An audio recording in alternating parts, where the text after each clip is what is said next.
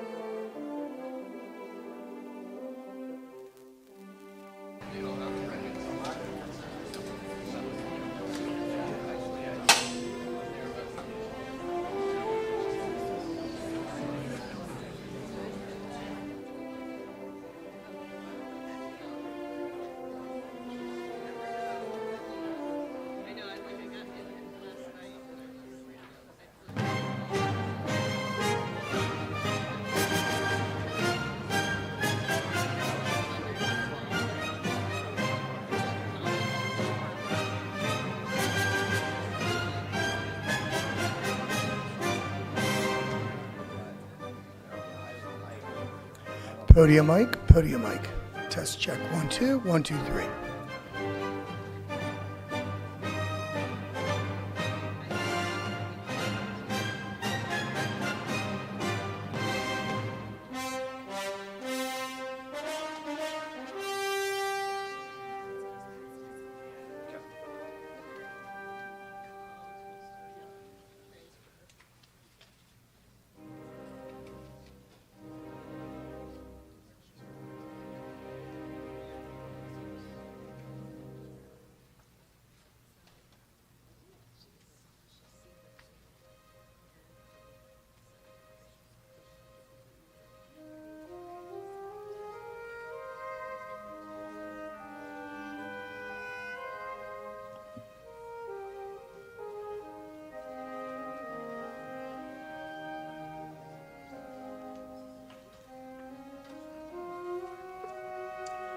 Good morning. I would like to call this meeting of the General and Plastic Surgery Devices panel to order. I'm Dr. Hobart Harris, chairperson of the panel. I'm also a general surgeon with a practice focused on complex abdominal wall reconstruction at the University of California in San Francisco. I note for the record that the members present constitute a quorum as required by 21 CFR Part 14. I would also like to add that the panel members participating in today's meeting have received training in FDA device law and regulations. For today's agenda, the panel will discuss, make recommendations, and vote on clinical information related to a de novo request for the ProSense Cryoablation system sponsored by IceCure Medical Limited. The discussion will focus on the sponsor's proposed indication, quote, for use in the treatment of patients with early-stage, low-risk breast cancer for the treatment of breast cancer with adjuvant endocrine therapy, end of quote. Before we begin, I would like to remind the public and panelists that this is a voting meeting and ask our distinguished committee members and FDA attending today's meeting to introduce themselves. I will call your name. Please state your area of expertise, your position, and affiliation. Beginning with Dr. Alam. My name is Murad Alam. I'm a voting member. I'm a dermatologist, professor, and vice chair of dermatology at Northwestern University. Thank you. Dr. DeLong. I'm Mike DeLong. I'm a reconstructive microsurgeon at UCLA with a large component of my practice being breast reconstruction. Dr. Park. Adrian Park, I'm the Chief Surgical Officer at Emeritus, and I'm a professor at Johns Hopkins. I'm a foregut surgeon, GI and foregut surgeon. Dr. Hunt. Kelly Hunt, I'm professor and chair of breast surgical oncology at the MD Anderson Cancer Center in Houston, Texas. Dr. Leach. Marilyn Leach. I'm a professor of surgery at UT Southwestern in Dallas. My practice is primarily in breast cancer, but also in melanoma and soft tissue sarcoma. Dr. Gierach. Gretchen Gierach. I'm a senior investigator and director of the Integrative Tumor Epidemiology Branch at the National Cancer Institute. Dr. Grimm. I'm Lars Grimm. I'm a breast radiologist at Duke University with expertise in the diagnosis and the detection of breast cancer. Dr. Halabi. Good morning, everyone. I'm Susan Halaby. I'm a professor and chief of Division of Biostatistics at Duke University, and my expertise is in clinical trials. Dr. Burstein.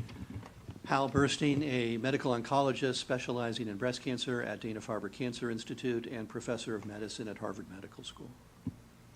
Dr. Armstrong. Deb Armstrong, I'm a medical oncologist at Johns Hopkins in Baltimore, a professor of oncology and gynecology and obstetrics. I specialize in women's malignancies, breast cancers, gynecologic cancers, and cancer genetics. I'm a former member and chair of the FDA Oncology Drugs Advisory Committee. Dr. Nguyen. Good morning, everyone. I'm Tony Nguyen. I'm a breast surgeon at section chief of breast surgery at Westchester Medical Center in Valhalla, New York. I treat breast cancer patients almost exclusively. Dr. Detlef. Good morning. My name is Christine Detloff. I'm Division Chief of Breast Imaging at Howard University Hospital, and I practice exclusively in breast imaging. Dr. Sandler. Morning. I'm Howard Sandler. I'm a radiation oncologist and the chair of radiation oncology at Cedars-Sinai Hospital in Los Angeles. Dr. Johnson. Anita Johnson, Chief of Surgery, City of Hope, Atlanta, breast surgical oncologist. Dr. Blakely. Andrew Blakely. I'm a assistant research physician at the National Cancer Institute, and I'm a surgical oncologist with specialties in peritoneal malignancies and soft tissue sarcoma. Dr. Milburn. Megan Milburn. I'm a breast surgical oncologist and program director of the Breast Surgical Oncology Fellowship at Anne Arundel Medical Center in Annapolis. Dr. Grantham. Good morning. I'm Micah Grantham. I'm a pathologist and assistant professor at Howard University Hospital and College of Medicine, specializing in breast gynecologic and perinatal pathology. Dr. Frankel. Hello, I'm Dr. Tara Frankel. I'm the head of medical and evidence at Bayer. I am the non-voting industry representative, and my expertise is in clinical development, including oncology and women's health. Ms. Pearson. Hi, everybody. I'm Cindy Pearson. I'm the consumer representative for this meeting. Before I retired, I was the executive director of the National Women's Health Network. Ms. Mason. Good morning. I'm Jenny Mason. I'm executive director of the Inflammatory Breast Cancer Research Foundation, and I'm serving as the patient representative today. Dr. Asher. Good morning. My name is Benita Asher. I am a general surgeon. I'm also the director of the Office of Surgical and Infection Control Devices at the U.S. Food and Drug Administration. And Dr. Morbido. Good morning. I'm Julie Morabito. I am a biomedical engineer and division director for the Division of General Surgery Devices at the FDA. Thank you. Ms. Candace Knowles, the designated federal officer for today's General and Plastic Surgery Devices panel, will make some introductory remarks. Thank you, Dr. Harris. Good morning. I will now read the Conflict of Interest Statement. The Food and Drug Administration, FDA, is convening today's meeting of the General and Plastic Surgery Devices panel of the Medical Devices Advisory Committee under the authority of the Federal Advisory Committee Act, FACA, of 1972. With the exception of the industry representative, all members and consultants of the panel are special government employees or regular federal employees from other agencies and are subject to federal conflict of interest laws and regulations. The following information on the status of this panel's compliance with federal ethics and conflict of interest laws covered by, but not limited to, those found at 18 U.S.C. Section 208 are being provided to participants in today's meeting and to the public. FDA has determined that members and consultants of this panel are in compliance with federal ethics and conflict of interest laws. Under 18 U.S.C. Section 208, Congress has authorized FDA to grant waivers to special government employees and regular federal employees who have financial conflicts when it is determined that the agency's need for a particular individual's services outweighs his or her potential financial conflict of interest. Related to the discussions of today's meeting, members and consultants of this panel who are special government employees or regular federal employees have been screened for potential financial conflicts of interest of their own, as well as those imputed to them, including those of their spouses or minor children, and for purposes of 18 U.S.C. Section 208, their employers. These interests may include investments, consulting, expert witness testimony, contracts, grants, credits, teaching, speaking, writing, patents and royalties, and primary employment. For today's agenda, the panel will discuss, make recommendations, and vote on clinical information related to a de novo request for the ProSense Cryoablation system sponsored by IceCure Medical Limited. The system proposed indication is for use in the treatment of patients with early-stage, low-risk breast cancer for the treatment of breast cancer with adjuvant endocrine therapy. Based on the agenda for today's meeting and all financial interests reported by the panel members and consultants, no conflict of interest waivers have been issued in accordance with 18 U.S.C. Section 208. Dr. Tara Frankel is serving as the industry representative, acting on behalf of all related industry. She is employed by Bayer Pharmaceuticals. We would like to remind members and consultants that if the discussions involve any other products or firms not already on the agenda for which an FDA participant has a personal or imputed financial interest, the participants need to exclude themselves from such involvement, and their exclusion will be noted for the record. FDA encourages all other participants to advise the panel of any financial relationships they may have with any firms at issue. A copy of this statement will be available for review and will be included as part of the official transcript. For the duration of the General and Plastic Surgery Devices panel meeting on November 7, 2024, Drs. Deborah Armstrong, Harold Burstein, and Susan Halabi have been appointed to serve as temporary voting members. Dr. Tara Frankel and Ms. Virginia Mason have been appointed to serve as temporary non-voting members. Dr. Frankel will serve as the industry representative, and Ms. Mason will serve as the patient representative for this meeting. For the record, Drs. Armstrong, Burstein, Halabi, and Ms. Mason serve as consultants, and Dr. Frankel serves as the industry representative to the Oncologic Drugs Advisory Committee at the Center for Drug Evaluation and Research, or CDER. These individuals, with the exception of Dr. Frankel, are special government employees who have undergone the customary conflict of interest review and have reviewed the materials to be considered at this meeting. The appointments were authorized by Emily Helms Williams, Director, Advisory Committee Oversight and Management Staff, on October 21st, 2024. Before I turn the meeting back over to Dr. Harris, I would like to make a few general announcements. In order to help the transcriber identify who is speaking, be sure to identify yourself each and every time that you speak. 36 public comments were received to the docket for this meeting, and the link was sent to the FDA review team and the panel for review. The press contact for today's meeting is Audra Harrison. Thank you very much. Dr. Harris? Thank you. We will now begin with the external speakers' presentations. Each speaker has been granted 20 minutes. The first speaker is Dr. Monica Morrow. Dr. Morrow, you may begin, please.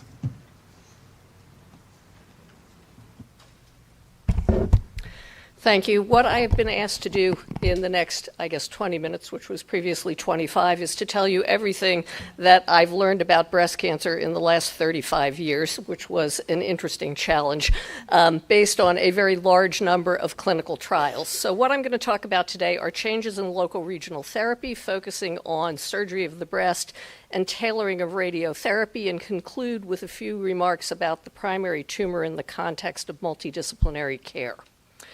So breast surgery has changed dramatically since the 1960s, the era of the routine radical mastectomy, to where we are today, where patients are offered a choice of total mastectomy, breast conservation, or mastectomy with reconstruction. And in thinking about where we have come, it's important to understand that our changing thoughts about what determines local control.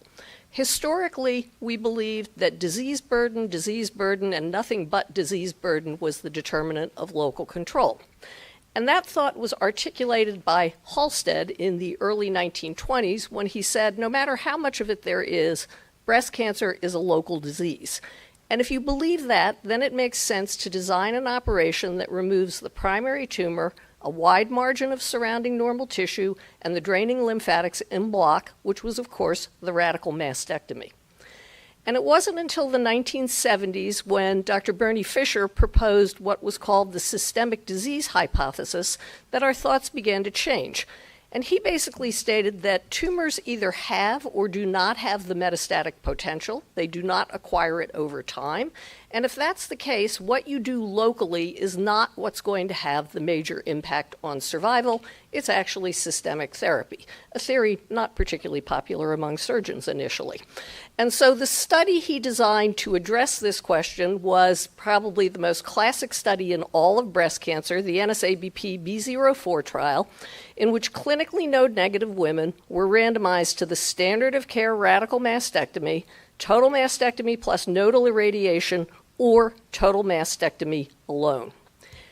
And if we look at the outcome of this study, which I don't know why that animation is up there now, but anyway, what you cannot see because it's hidden is that at 25 years, there were absolutely no differences in relapse-free survival among the three arms of that trial. There were no differences in distant recurrence among the three arms of that trial, but there was a higher rate of local recurrence in the mastectomy alone group who underwent delayed axillary dissection. And interestingly, although 40% of women randomized to the axillary dissection arm were found to have nodal metastases, only 18% actually experienced an axillary recurrence. So although this trial did not result in the abandonment of axillary dissection, because at that time nodal status was used to determine the need for chemotherapy, what it was a complete repudiation of the Halstedian hypothesis of breast cancer biology, which opened the door to the routine use of modified radical mastectomy, which then allowed immediate breast reconstruction, to trials of breast-conserving surgery and trials of adjuvant systemic therapy. So if we look at breast-conserving surgery, the most important study in this country was the NSABP B06 trial, in which women with tumors 4 centimeters or less in size were randomized to the standard of care total mastectomy, lumpectomy and radiotherapy, or lumpectomy alone. There were 2,100 women included in this trial. One important thing to note is that in-breast recurrence was not considered a disease-free survival event in this study, which is something different than the way we usually analyze these trials. And here you see the 20-year results for disease-free, distant disease-free, and overall survival. All the curves are overlapping. There was no difference in outcomes between these arms. What there was a difference in was in-breast recurrence. You see the lumpectomy plus radiotherapy arm in the pink here with a 20-year recurrence rate of just over 10% compared to about 40% in the no radiotherapy arm. Now, the idea of switching from mastectomy to lumpectomy and radiation was so heretical that it took 7 prospective randomized trials and 3,100 women to actually establish this as a standard of care. Shown here is the individual patient level meta-analysis done by the Oxford group. And again, you see that the survival curves for mastectomy in the pink, breast-conserving surgery plus radiation, are completely overlapping. There is no difference in outcome. This is probably the most inarguable thing in the local therapy of breast cancer. So with the acceptance of breast-conserving surgery, attention then focused on the radiotherapy aspect because that became a significant part of the morbidity of treatment for patients. And if you notice, I showed you this slide a minute ago, that although radiotherapy resulted in a 26% absolute reduction in in-breast recurrence, 74% of women in the lumpectomy alone group did not have a local recurrence. So why do we give radiotherapy after lumpectomy? Because we know that what appears to be clinically localized breast cancer is in fact microscopically multifocal. That was demonstrated in pathology studies such as this one by Roland Holland, in which he took 249 mastectomy specimens with clinically and mammographically localized tumors and performed serial subgross sectioning, so a much, much more detailed pathology exam than what is used in clinical practice, and mapped the distribution of tumor. And what he found was that in only 39% of cases was all the cancer confined to the known primary tumor site. In 20%, it was within 2 centimeters, and in 40%, it was up to 4 centimeters away from the tumor. So that prompted the idea maybe if you did a bigger lumpectomy than they did in the NSABP study, that you could get rid of radiotherapy. And that was the Milan 3 trial performed in Italy. Tumors less than 2.5 centimeters in size underwent a quadrantectomy and were randomized to radiotherapy versus not. And as you see on the graph, at a follow-up of just about 7 years, there was a 12% in-breast recurrence rate in the quadrantectomy group compared to only 3.3% in the quadrantectomy plus radiation group. Highly significant, although no difference in overall survival was observed. So this trial was considered a failure in terms of identifying a way to eliminate RT. So the next thing that happened was breast cancer started getting smaller because more women started having screening mammography, and tamoxifen was accepted as an adjuvant therapy for node-negative breast cancer. So the B21 trial asked the question, can we avoid RT in low-risk breast cancer patients receiving tamoxifen? So there were 1,009 women with tumors less than 1 centimeter in size who underwent lumpectomy and axillary dissection and were randomized to tamoxifen alone, radiotherapy alone, or radiotherapy plus tamoxifen. And at a median follow-up of just over 7 years, you see that the local recurrence rate in the tamoxifen-only arm was a whopping 16.5%. It was reduced to 9% with radiation, but the combination of radiotherapy plus tamoxifen reduced the local failure rate to only 2.8%. Now, the results of this study were surprisingly poor. One of the reasons they were so poor was because during this era, the relationship between estrogen receptor status and tamoxifen benefit was not fully recognized, and only 57% of patients in this trial were known to be ER positive. So the next group in which the elimination of radiotherapy was examined was women 70 and older with hormone receptor positive cancers, a group thought to have biologically indolent disease. again, all patients got 5 years of tamoxifen after lumpectomy and were randomized to radiotherapy versus not. Notice that the median age of patients in this study, CALGB 9343, was 75 years. And at 12 and a half years of follow-up, we see that the local recurrence rate with tamoxifen alone was 10% compared to 2% in the tamoxifen plus radiotherapy. However, if we look at breast cancer-specific survival, there was no difference between arms, and if we look at overall survival, as one would expect in an older population, there was a very high force of mortality from non-breast cancer causes. And so this study was the one that established the potential omission of radiotherapy into clinical practice guidelines for women who met these eligibility criteria. There was interest in expanding this to a broader group, so the Toronto, British Columbia trial randomized 769 women 50 and older, again with hormone receptor positive stage 1 and 2 breast cancers. Although they wanted to get a younger population, the median age of those randomized into the trial was 68 years. And again, at a follow-up of 5.6 years, you see that local recurrence without radiation was 7.7%, compared to 0.6% with radiation, and there was also a significant difference in disease-free survival favoring the radiotherapy group. So there have been a number of different trials, all involving the postmenopausal hormone receptor positive population with small breast cancers, asking the question, can you eliminate radiotherapy? They have all shown the same thing, namely that the rate of local recurrence in the breast is significantly reduced with radiotherapy, but in the individual studies, there was no survival benefit to radiotherapy. The early breast cancer trial is collaborative group meta-analysis. Again, the individual patient-level meta-analysis looked at 1,081 women in 17 trials, asking the question of radiotherapy versus not.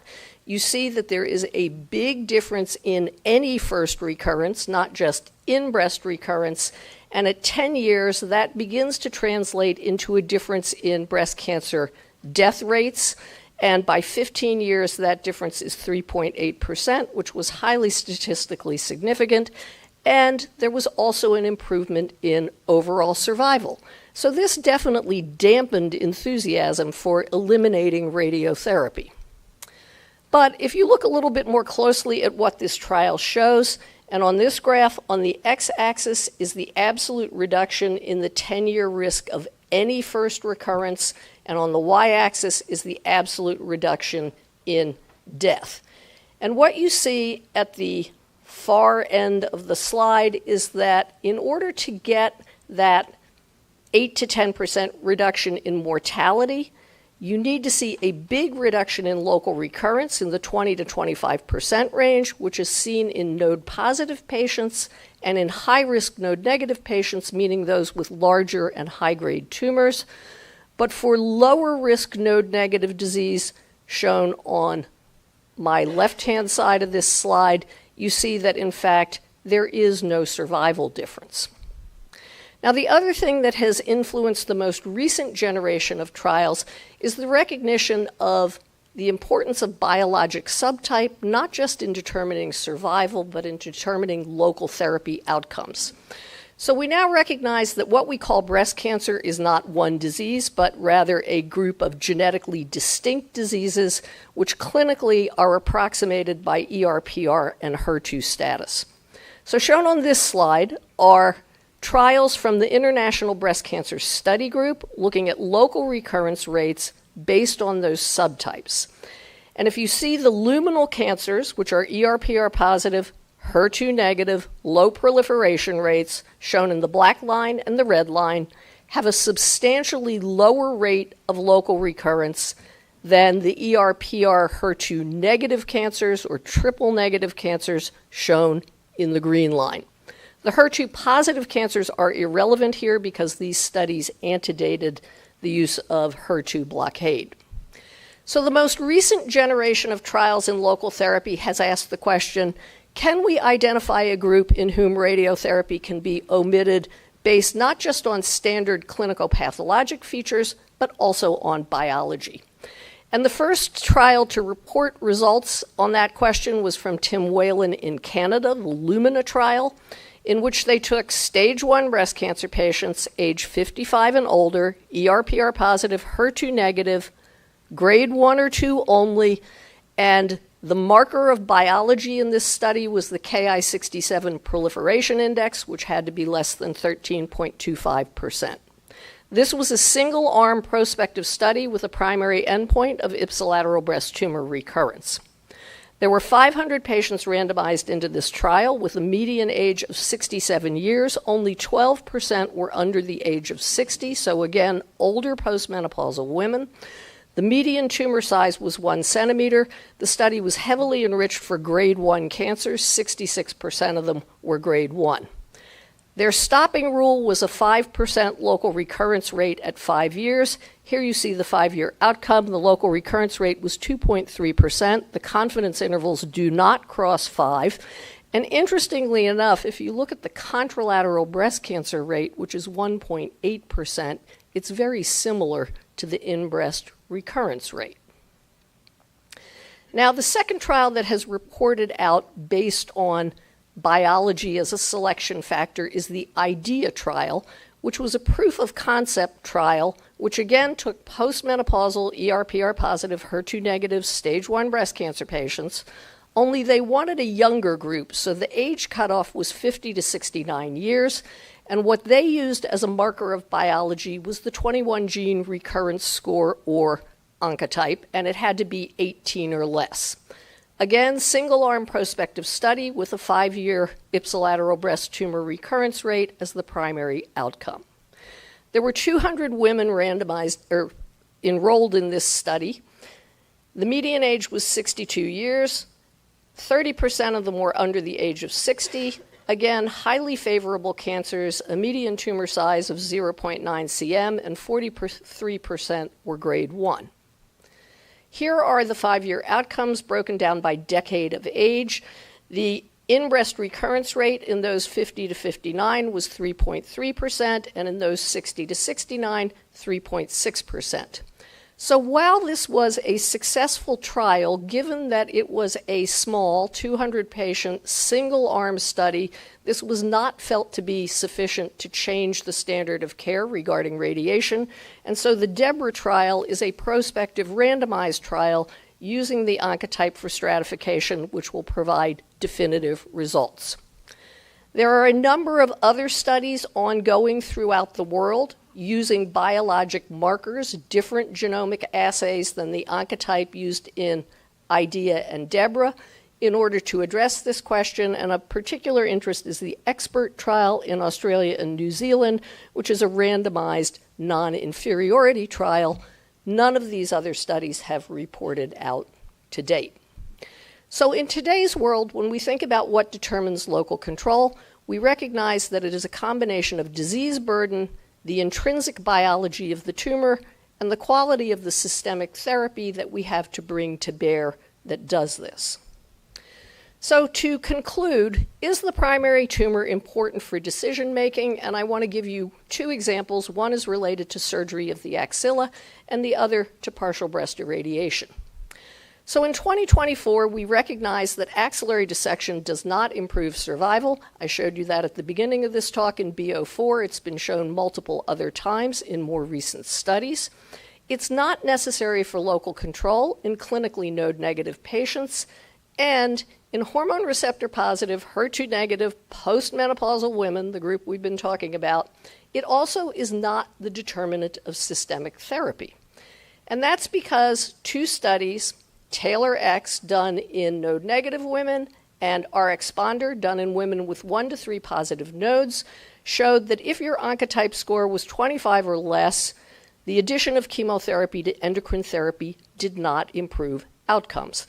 And that opened the door to eliminating axillary surgery in this group. The outcome of eliminating axillary surgery was addressed in the SOUND trial, in which clinical stage 1 breast cancer patients with a negative axillary ultrasound were randomized to no axillary surgery or sentinel node biopsy followed by axillary dissection. And only 9% of patients had macrometastases. 0.6% had involvement of more than 3 nodes, so heavy nodal burden is uncommon, and therefore it is not surprising that there were absolutely no difference in any of the outcomes measured in this trial, and axillary recurrence was less than 0.5% in both arms. So we incorporated this into our practice at Memorial relatively recently after it was published, and we said, okay, the data is for patients with tumors 2 centimeters or less in size, so if on final pathology the cancer is bigger than 3 centimeters, we will take them back to the operating room and do a sentinel node biopsy. And in the first 138 patients that we evaluated, we were able to avoid axillary surgery in 91%, which was a great improvement, but notice that 2% of them, in spite of excellent imaging, still had pathologic tumors that were greater than 3 centimeters in size. And then the final example is related to accelerated partial breast irradiation. Whole breast irradiation moved from a standard of 5 weeks to hypofractionated radiation to the whole breast for 3.5 weeks. And then the next question was, can we radiate only a part of the breast and do it in a shorter time course, often 5 days? So these are the randomized trials that asked this question. Again, ER positive, non-high grade, T1, postmenopausal women. Here are the results. If you focus your attention on the column called absolute difference, there was a less than 1% difference in local recurrence rate in any of these trials, and toxicity in the majority of them appeared to be lower in the partial breast irradiation group. So what are the criteria for giving partial breast irradiation? These are the criteria from the American Brachytherapy Society. You will notice that, again, tumor size is important, as is the presence of extensive lymphovascular invasion, which is something that is generally not determined by core biopsy. So in conclusion, changes in our understanding of what determines local control, the increased detection of smaller tumors through screening mammography, and improvements in systemic therapy have allowed the de-escalation of both surgery and radiotherapy, reducing the burden of treatment for patients. Even in the era of molecular medicine, there are primary tumor characteristics that remain important in treatment selection, but most importantly, because we have studied de-escalation in a single modality at a time, the question of how to determine what's the best thing to de-escalate requires understanding of the entire therapeutic pathway, toxicity trade-offs, and patient preference. Thank you. Thank you, Dr. Morrow. Our next speaker is Dr. Morgenthaler.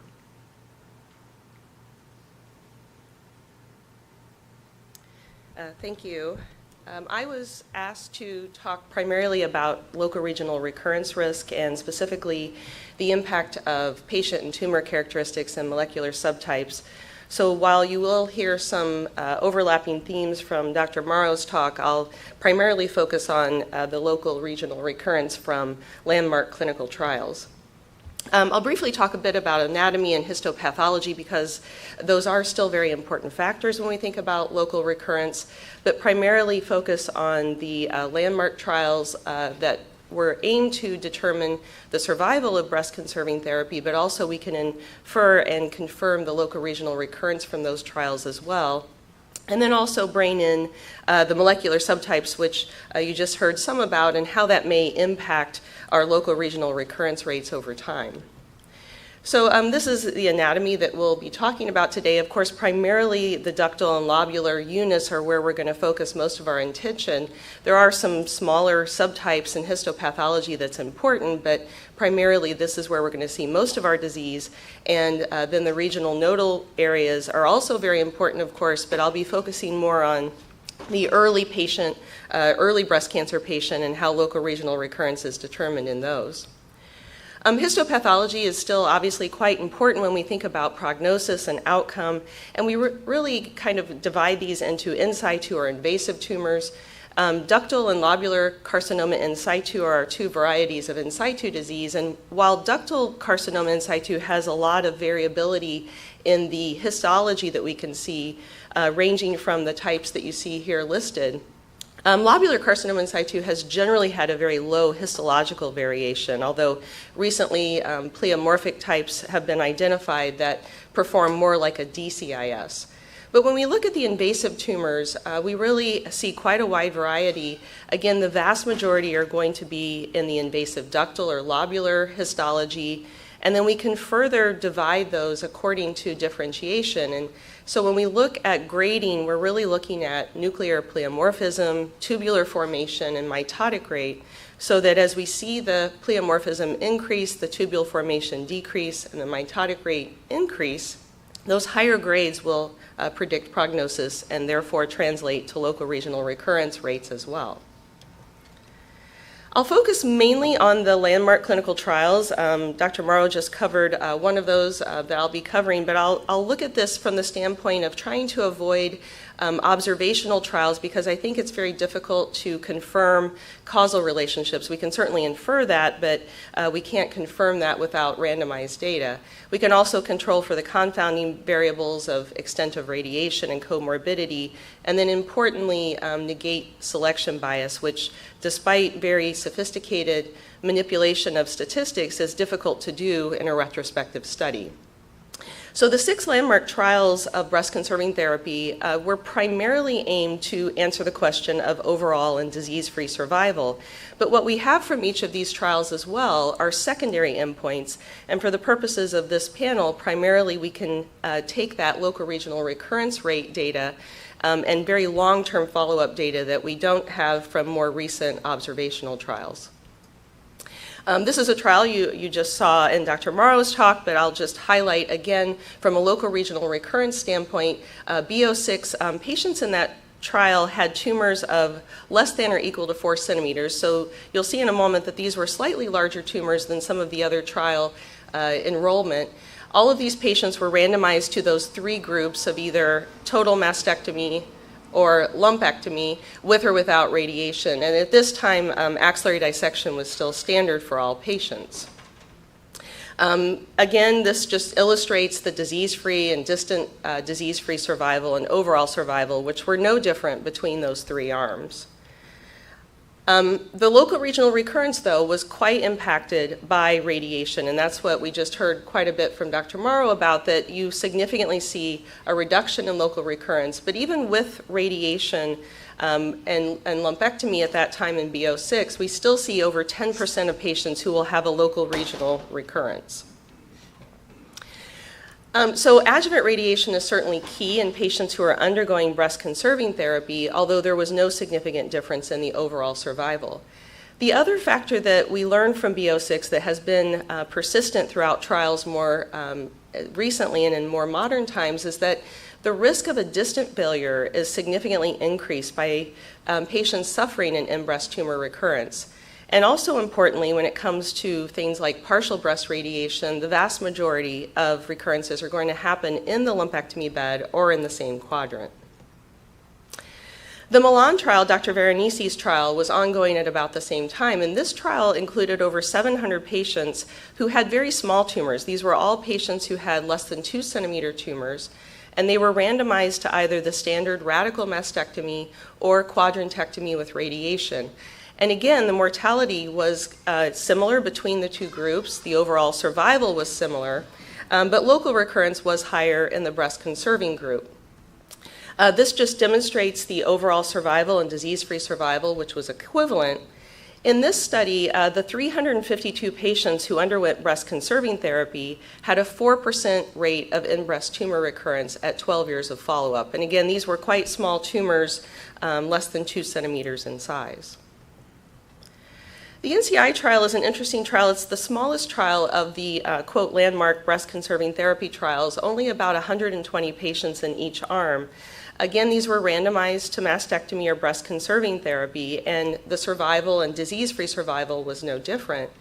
But they actually have very detailed information about the site of local recurrence, whether it was isolated to the chest wall or the breast, regional.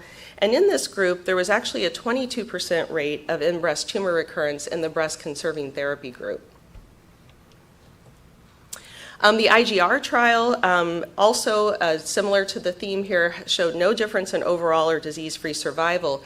But when you look at local regional recurrences and data out to 10 years, patients who have a mastectomy, first of all, will suffer some in-breast or in-chest wall tumor recurrences, but the group who had breast-conserving therapy had about a 5% rate of breast-conserving therapy. And again, these were tumors that were smaller on enrollment.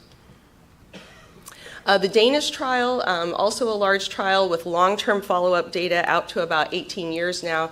The 6-year in-breast tumor recurrence rate for those patients who were undergoing breast-conserving therapy was 7%. And then finally, the ERRTC trial, the 10801 trial, was a large trial of over 900 patients randomized to breast-conserving therapy versus mastectomy. You can see the follow-up of over 400 patients in each group with similar outcomes according to overall survival and disease-free survival. These are the survival curves and the local recurrence curves. And what's interesting here is if you look at tumor size, at 8 years of follow-up, patients who had less than or equal to 2 centimeter tumors at enrollment had a 7% in-breast tumor recurrence rate, whereas those who had 2 to 5 centimeter tumors had a 16% in-breast tumor recurrence rate. So, of course, tumor size is still a very important factor when we're considering in-breast tumor recurrence and local regional recurrence. I'll just mention one trial looking at very early breast cancer, ductal carcinoma in situ, the NSABP B17. This trial was really aimed at investigating the role of radiation for these very early cancers, but there's also very good local recurrence data. All patients received a standard dose of 50 grays, and 9% of them did receive a boost to the partial mastectomy bed. If you look at 8-year follow-up data, you can see that radiation therapy across the board in all of these patients did reduce the risk of local regional recurrence, but had no impact on overall survival. And in those who did receive radiation, there was about an 8% non-invasive in-breast tumor recurrence and 7.7% invasive in-breast tumor recurrence. Well, when you look at patient and tumor factors and local regional recurrence, there are certainly factors that come up as very important over time. This was a study that Irene Wapner published looking at 5 major NSABP trials and looking at patient and tumor factors that impacted long-term local regional recurrence. And you can see that younger age has a higher rate of recurrence, positive nodes, clinical or pathologic tumor size as it increases, the in-breast tumor recurrence increases, and then patients who have either estrogen or progesterone negative tumors. And what that translates to is a decrease in the overall survival and disease-free survival for these patients. So local recurrence is a very important factor over time in predicting the outcome for these patients who do suffer a local regional recurrence. We also know that local regional recurrence is an independent prognostic factor even after a very long time period from the initial treatment. This was a study of over 7,700 patients with over 10 years of median follow-up, and what you see is that the vast majority of recurrences do happen in the first 5 years. About 7% of those patients recurred within 5 years, but 4% of patients had a recurrence at the 5 to 10 year mark, and even beyond 10 years, about 0.8% will suffer an in-breast tumor recurrence. Patient factors that impact that, again, are young age, a higher tumor stage, nodal positivity, and the receipt of adjuvant chemotherapy.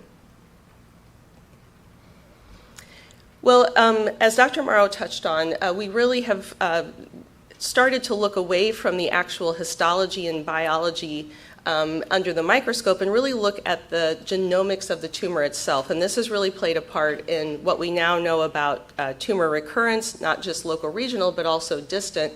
And this was the study published in Nature by Chuck Peru back in 2000 that really established the molecular intrinsic subtypes that we now use today to determine prognostic significance for our patients. There are 5 main intrinsic molecular subtypes. Luminal A is the most common and has the most prevalence, And these patients do the best, which we'll see in a moment, and you've already seen in some of the slides previously shown. This is represented by low levels of Ki67, which really control the cell growth, and the targeted therapy is primarily endocrine therapy. The normal-like breast cancer type is the least common, and these patients are represented by hormone receptor positivity, HER2 negative, but these patients also have low levels of Ki67, but have a slightly worse prognosis than the luminal A. Again, endocrine therapy is the primary targeted therapy. Luminal B makes up about 20% of the population. These patients are also hormone receptor positive, but they're identified as having high levels of Ki67 and a faster cell growth. And again, endocrine therapy is a primary targeted therapy, but most of these patients, when they have genomic testing, will benefit from adjuvant chemotherapy as well. The HER2 enriched population makes up about 10 to 15%. This is identified as amplification or overexpression of the HER2 receptor. These patients have higher or faster growth than the luminal subtypes, and the targeted therapy is primarily trastuzumab or similar HER2 targeted therapies. And then finally, the triple negative are the most aggressive, making up about 15 to 20%. These tend to occur more commonly in younger women, younger African American women, and also have the highest association with genetic mutations such as BRCA1. So when you look at local regional recurrence and distant recurrence according to molecular subtypes, there are patterns that you start to see according to the biology of the tumor. Patients who have HER2 positive disease tend to recur locoregionally quicker than those who have triple negative or luminal types. Whereas in distant recurrence, you see that the triple negative has a quicker rate of recurrence compared to the other subtypes. And we also know that the local regional in-breast tumor recurrence varies according to biology and subtype as well.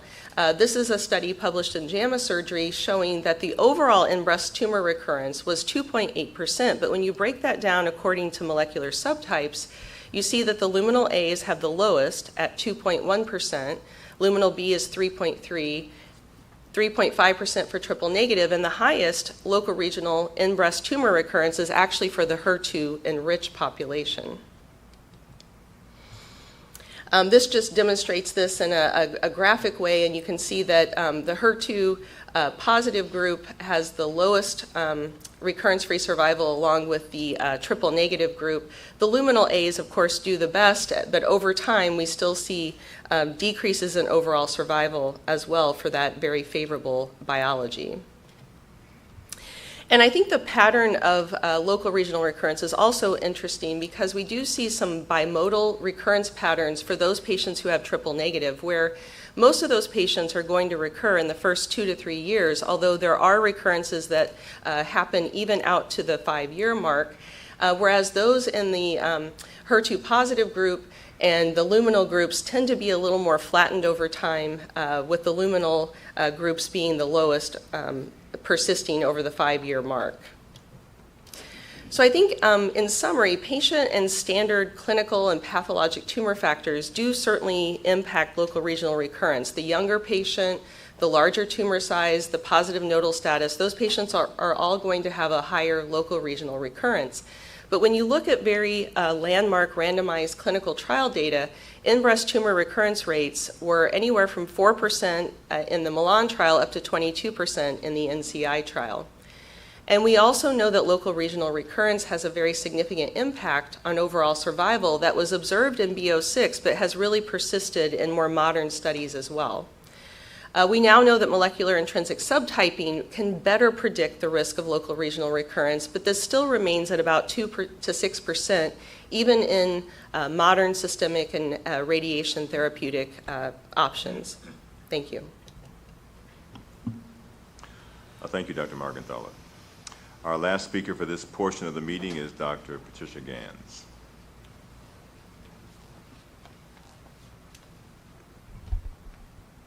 Thank you. I was asked to talk about patient outcomes associated with breast cancer treatment and recurrence, and I'm going to focus on quality of life and these pros, as well as the issues related to recurrence.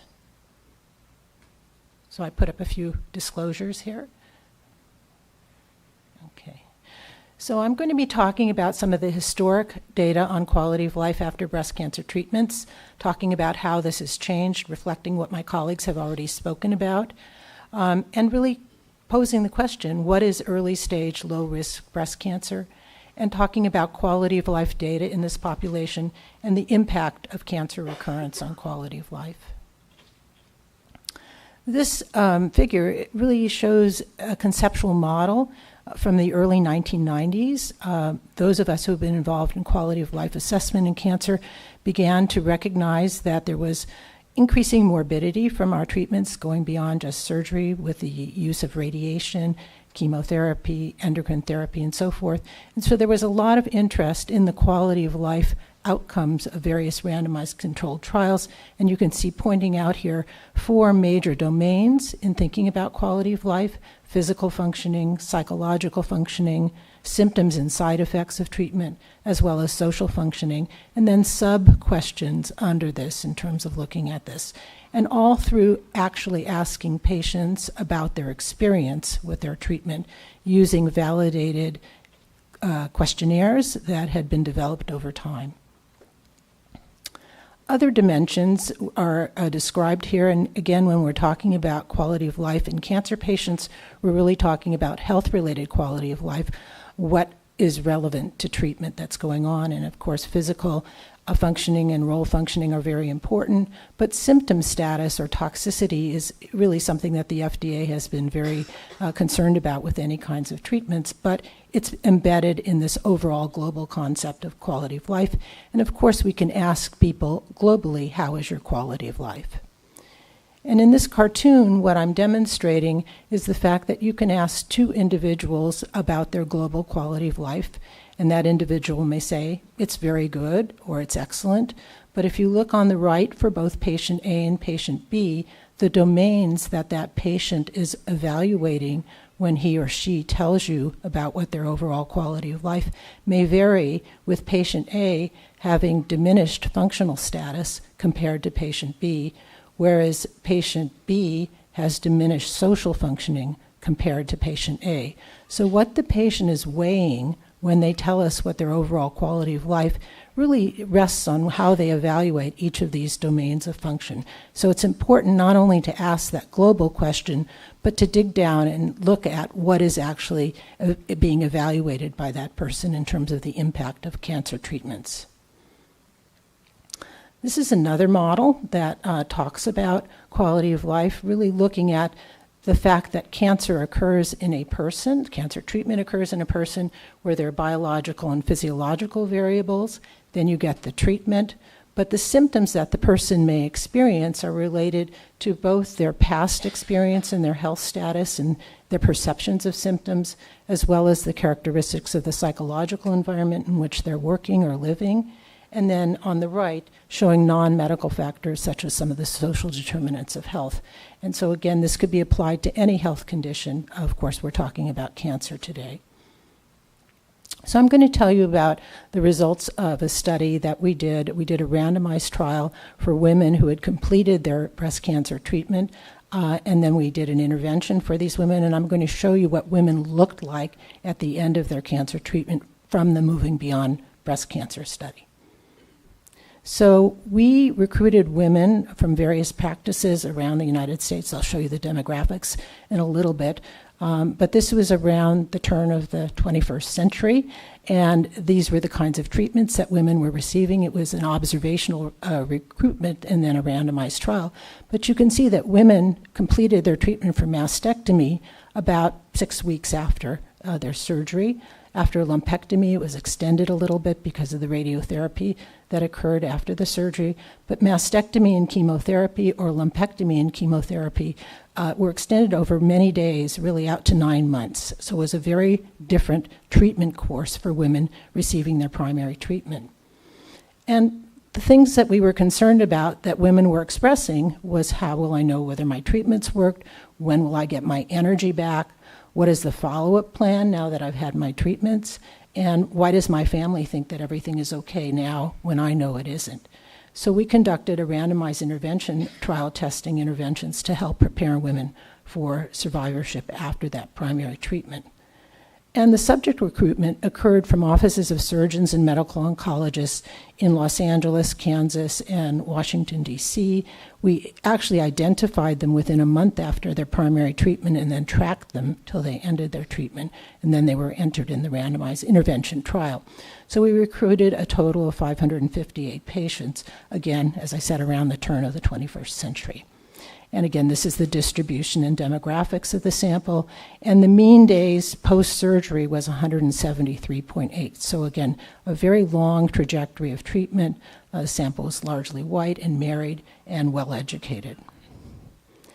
So what I want to point out in this particular slide, and I'll orient you for a minute, this is the SF36, which is a standardized measure of quality of life in 8 domains.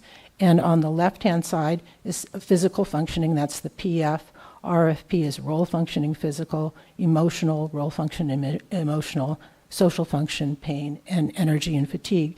And on the red arrow that you can see here without my animation, you can see that there's statistically significant differences in both physical functioning and role functioning physical, dependent on the type of surgery that the woman had.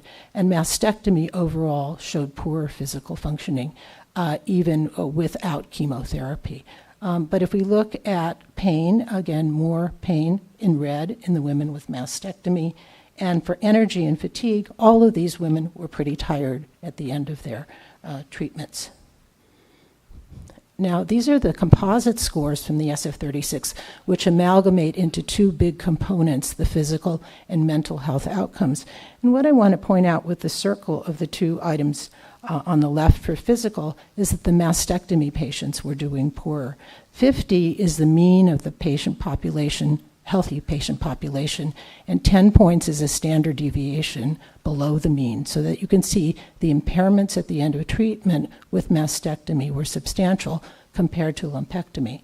In contrast, for the mental health component of quality of life, there's really not much difference between lumpectomy and mastectomy. So women are relatively resilient, even going through these difficult treatments, and again, in terms of their mental health function, very close to the normal population. So other findings at the end of primary treatment that concern women are greater sexual problems and impact on sex life from chemotherapy. More than 50% of the women reported being unhappy with their body appearance, hot flashes, aches and pains, forgetfulness, breast sensitivity, joint pains, and muscle stiffness. And again, these symptoms contributed in multivariate analysis to decreased physical and mental health. So fast forward, how have things changed in the past 20 years? And you've heard about that from my colleagues in terms of the diminishment of the extent of surgery and radiation. Now, today, more than half of breast cancers are stage 0 or 1, are screen detected, and require minimal treatment. Large tumors with more aggressive biological features require extended complex treatments up to 18 months, and anyone who's getting ongoing HER2-directed therapy or other treatments after neoadjuvant therapy may have a very prolonged course. Adjuvant endocrine therapy is now given for 5 to 10 years, including ovarian function suppression therapy for women who are younger. And quality of life domains, again, are important to evaluate in these women. And in general, in the randomized controlled trials where I've measured quality of life, these domains do return to normal at about a year after the end of treatment, but we have persistence of symptoms from our multidisciplinary treatment, such as fatigue, neuropathy, pain, cognitive complaints, depression, anxiety, and vasomotor symptoms, many of these which are endured by about 25% of patients. So in trying to ask, what is early stage low risk breast cancer, I don't think there's really a textbook definition of this, and as you've seen from all the trials that were presented to you, they vary in terms of the eligibility. Some clinical considerations that we think about are the size of the tumor, whether it's low grade, whether it's hormone receptor positive, HER2 negative, and you've heard about the various genomic classifications. And again, because I've been involved in NRG oncology and NSABP, I'd like to show you how this has been conceptualized in recent clinical trials. So this was the partial breast irradiation trial that Dr. Morrow referred to, the B39 trial. And I just wanted to show the eligibility for this trial, which again was conceived about 20 years ago or a little bit less than that. The eligibility for this trial were early stage patients with 0, 1, or 2 stage, no evidence of distant metastases, but up to 3 axillary nodes could be positive. The tumor had to be less than or equal to 3 centimeters in size, and you had to have a lumpectomy with negative margins, so no tumor on each specimen. And these were randomized 1-to-1 to partial breast irradiation or standard radiation to the whole breast. And I'd like to show you some of the quality of life data from this because that was my remit in this presentation. These are some of the data that we just recently published in JNCI from the trial. At baseline, we have women coming into the trial who had just had their lumpectomy before they had any radiation. And I'm showing you here the patients who had not received chemotherapy because we had both patients receiving chemotherapy or not in this particular trial. And at baseline, fatigue is measured by the SF-36 vitality scale. It was just a little bit diminished after having a lumpectomy.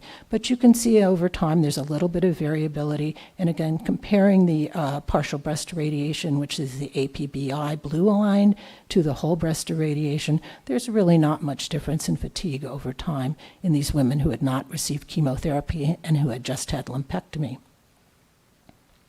In the women who had received chemotherapy, there's a bit more fatigue that's resulting from the chemotherapy, and you can see how it's different for patients. But even though there's that dip in energy and vitality, by 3 years there's recovery in terms of fatigue. And now I'd like to talk about some of the local changes in the breast because cosmesis was an important outcome in this trial, comparing the 2 radiation techniques. And again, what we see here is with the whole breast irradiation in the no chemo patients, those patients had more skin changes on a scale that we had developed for the trial.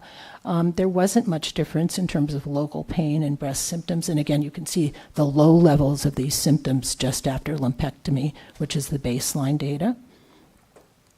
And now to talk about the DEBRA trial, which was mentioned. This is the de-escalation trial, which is the sequel now to this particular trial. And the NRG Oncology has given me permission to present some of the data today. But this is a contemporary definition of low-risk features. And for this de-escalation trial, patients have to have T1N0, so we're not taking node-positive patients into this trial. The tumor has to be 2 centimeters in size or less. DCIS is not included, and they have to be hormone receptor positive, HER2 negative, and we are using the Oncotype score, the 21-gene classifier, to determine the risk status. So this is a very contemporary trial using these characteristics. And patients are randomized either to receive a standard of care radiation therapy with endocrine therapy or no radiation. So the objectives in terms of the trial are asking whether omission of radiation with endocrine therapy alone is non-inferior to treatment with radiation and endocrine therapy.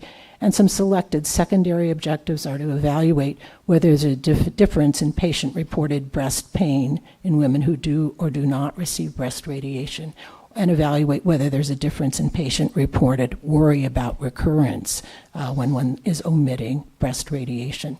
And we have a number of quality of life assessments and breast-related symptoms. And I'm going to show you some of the baseline data just after lumpectomy of the women who have entered the DEBRA trial, and it is the first 310 patients that were enrolled in the quality of life trial. You can see that this is a younger group of patients. 62 is the median, at least in the quality of life section that we have, and you can see the distribution of the tumor size. So there is variation, but many are very small tumors. So these are unpublished data that should not be cited, but looking at the general question, how would you rate your overall health for these women? What you can see is 14%, this is after just lumpectomy alone, the baseline, are rating their health as excellent, and this is another group very good. So overall, these women are doing quite well. 38% say good, and then we have a number who say fair and poor. But overall, their physical health is reasonably good in terms of overall health perceptions. In contrast, when you ask the question, what would you say your quality of life is, they actually rate it higher. And this is quite common when we look at these two questions. When we ask people to reevaluate their health, they're usually thinking about their physical function and symptoms. When we ask about overall quality of life, there's more of an emotional component. And so psychologically, these women were actually doing very well after their lumpectomy entering this trial. Now I want to show some of the cosmesis effects, and we used a scale called the BCTOS, which was developed specifically for women with lumpectomy who were getting radiation, and really looking at cosmesis, comparing the treated breast compared to the untreated breast. And so women in this questionnaire are asked to compare the treated to the untreated, and we see for the item on breast texture, 44% found that there was no difference compared to their other untreated breast, and 44% noted slight difference, and some had moderate and large differences. As far as scar tissue, in terms of that, at this again, early follow-up after their surgery, 18% said no difference, so there's more concern about scar tissue, with 61% saying slight difference and 20% saying moderate difference. If we look at breast pain, again about a month or so after primary lumpectomy surgery, no difference in 49%, 45% say slight difference. In terms of breast tenderness, that's more of a problem, with 55% saying more tenderness compared to the other breast. So we can see that there are subtle differences in the experience after primary lumpectomy for patients, but fairly modest in terms of its impact on quality of life and symptoms. So what happens then when cancer recurs? And again, in breast cancer, as we've had presented to us, the recurrence can be isolated to the breast or chest wall. It can occur in distant metastatic sites or both local and distant metastatic sites.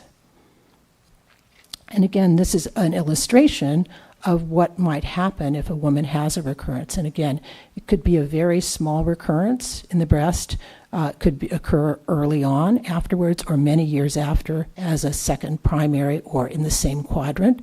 And then if the woman has had partial breast irradiation, it may be possible to consider another excision and further radiation, but often that's not possible, and so a woman then will have to have a mastectomy in order to treat that local recurrence, and then go on, depending on the characteristics of the tumor, to have further treatment with systemic therapy, with endocrine therapy or chemotherapy, or both.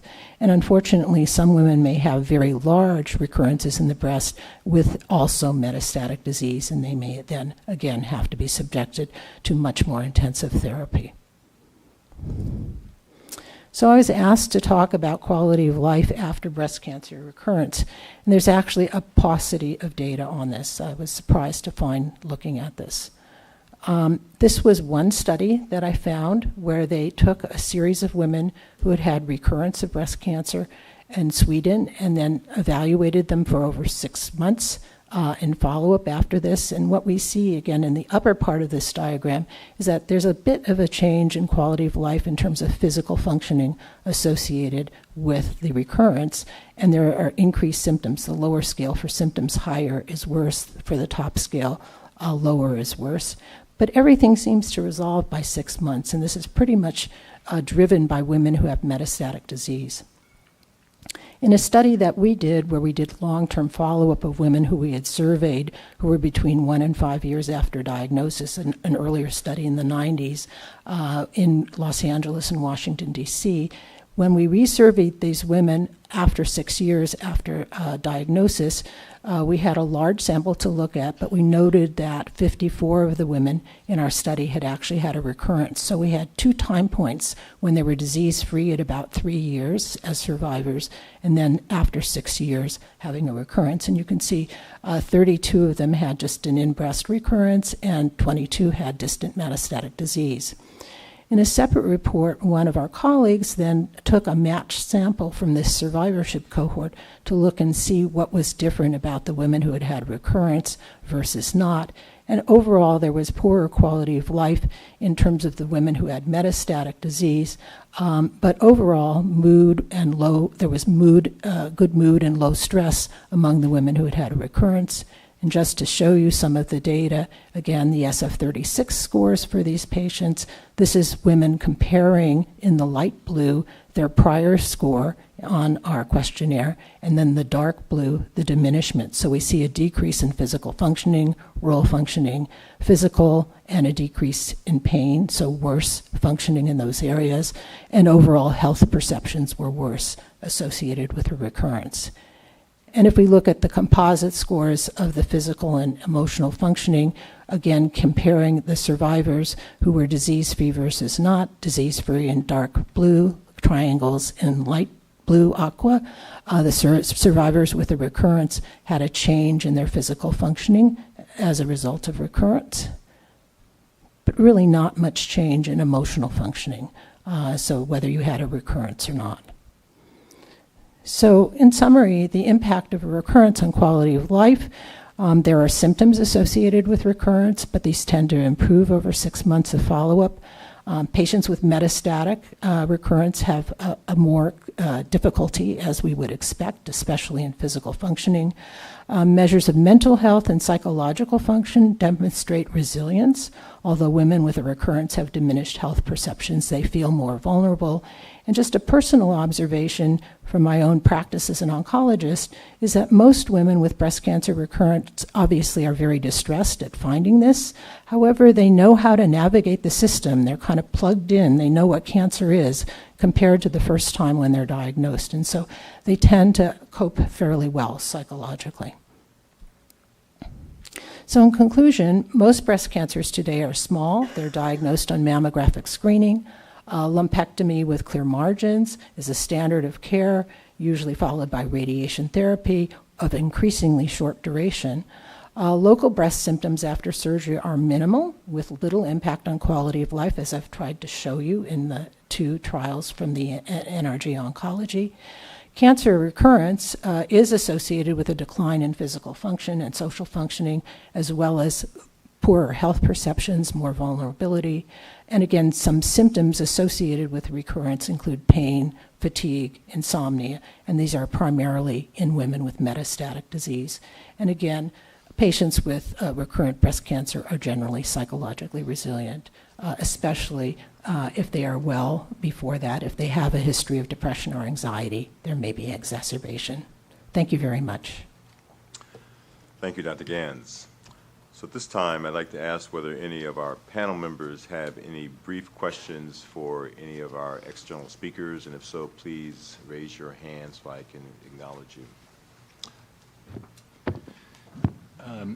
Dr. Morrow, could I ask you a question, please? It has to do with the use of genomic markers like the Oncotype test, for example. It seems like that might be an important part going forward for selection of when to omit radiotherapy and helping to define the low-risk population. Is Oncotype or other tests, similar tests, is that adequately assessed on a core biopsy versus a lumpectomy specimen?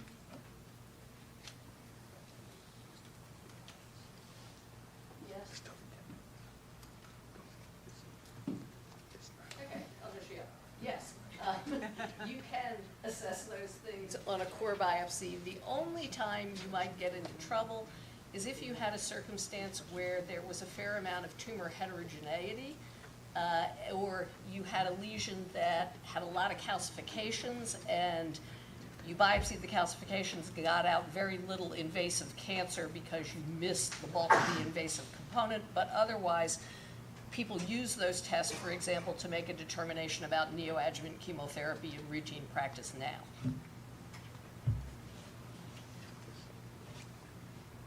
I also have a question, I think, for Dr. Morrow. I think you referred to a case where they did some step sectioning or some other pathological analysis to show that there are tumor cells 2 and 4 centimeters away from where they seem to end.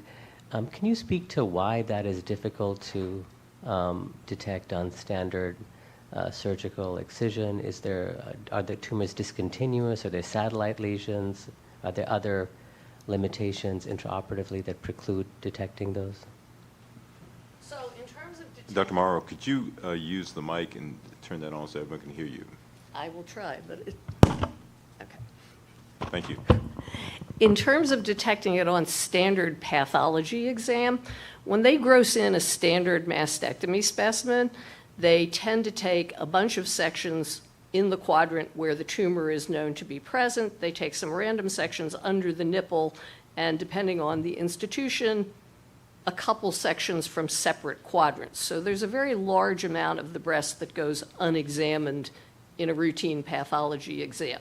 This, because it was a research study, as I said, they took many sections. It took them a month to process each specimen, which tells you why they don't do that in standard clinical practice. And because this is low-volume disease, primarily DCIS, but in some cases invasive cancer, which is indeed discontinuous and separate from the primary tumor. It's not like you're seeing a string coming off the primary tumor for a distance of 4 centimeters, because that you can usually see on imaging. This is very low-volume microscopic disease, which doesn't necessarily show up on imaging, even on MRI.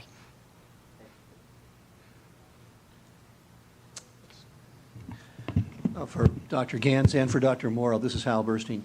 Could you briefly comment in the modern era on the cosmetic outcomes for women who are undergoing breast-conserving surgery for stage 1 breast cancers in particular, and as it relates to possible quality of life or cosmesis? And secondly, just for even an older patient, how easy is it to get regular surgery for a stage 1 breast cancer? Patients go home the same day, or that kind of logistics?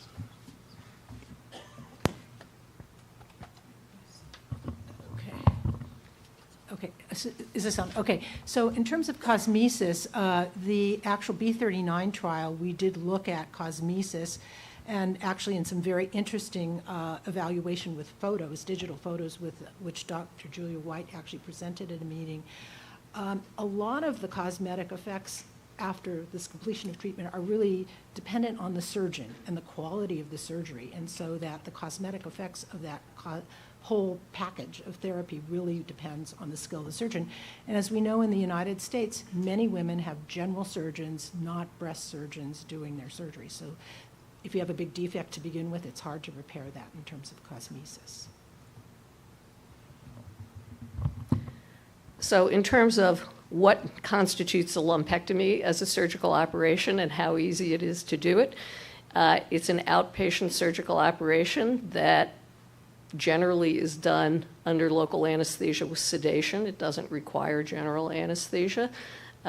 It takes, depending on how easy it is or isn't, somewhere from 30 minutes to an hour to do.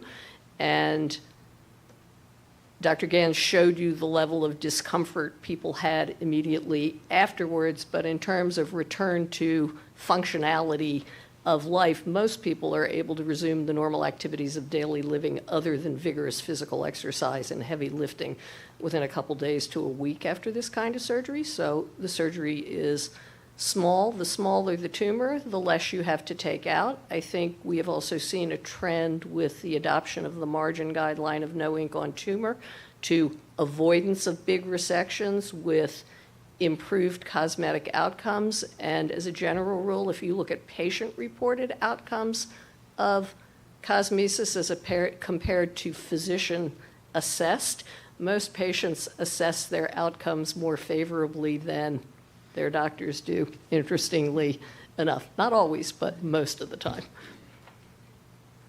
Dr. Armstrong. Just a follow-up question on that, and as it regards both the patient-reported body image issues and cosmesis in patients after radiation therapy. I think we all have seen patients who really have a horrible cosmetic effect after that, and we can't predict who that will be, and I wonder if you have numbers on that as well. So when we used to do routine axillary dissection, patients who got whole breast irradiation got a whole lot more breast edema because of the impairment of lymphatic drainage. With the routine use of sentinel node biopsy, that has really become much, much less.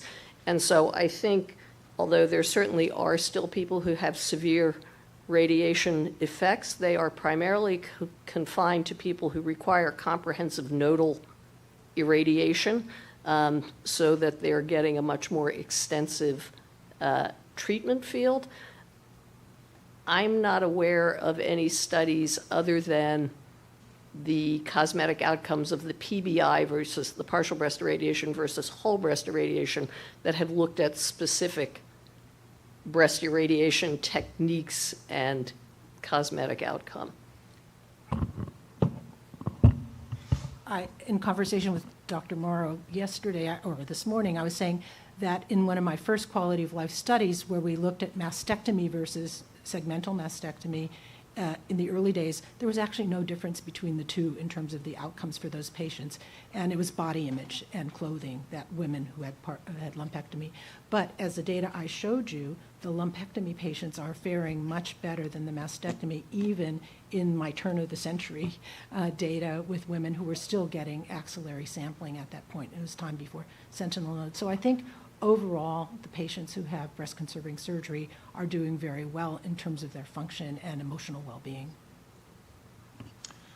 For the sake of our panelists, just please state your name before you ask your question for our transcriptionists. Thank you. Hi. Hi, Kelly Hunt. For Dr. Morrow, I know you've done a lot of work on standardization of margins for both in situ and invasive cancer. And I wonder if you can just comment, I know you've done work on looking at trends of the need for reoperation after lumpectomy and how that might impact patients as well. Thank you, Dr. Hunt. So the NSABP did all its trials with a margin of no tumor touching the ink, meaning a minimally negative margin.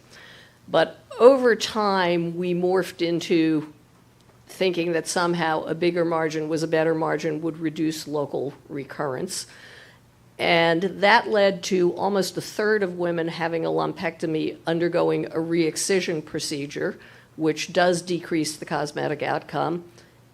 They don't like it, and it costs a lot of money to the healthcare system. So the Society of Surgical Oncology and ASTRO, the radiation group, had a joint consensus panel based on a study-level meta-analysis of the literature and published data looking at whether there was any evidence that a bigger margin was a better margin. We concluded that there was not, that no tumor on ink should be the standard margin.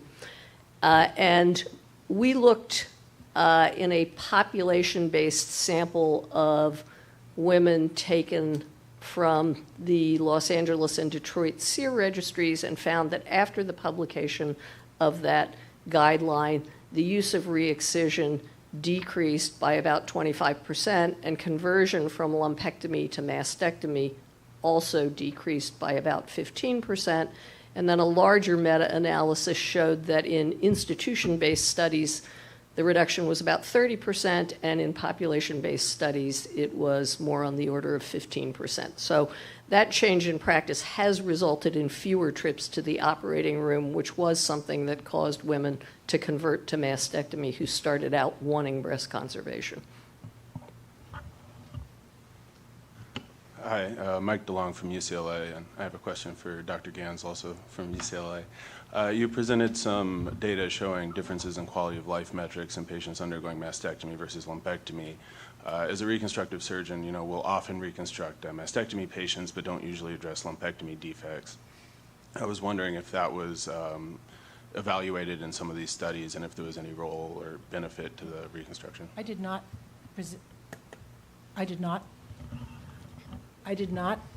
present the data on this, but in that large survivorship study that we did in Washington and Los Angeles, we actually looked at women who were being reconstructed. And again, this was in the 1990s, mid-1990s. So the immediate reconstruction was not being done. It was usually, maybe some women had expanders put in, and there was intermediate quality of life and sexual functioning benefits from that. So I agree. And we know that, again, surgeons often will fill in, even in the big lumpectomies, they will do cosmetic surgery at the time of surgery.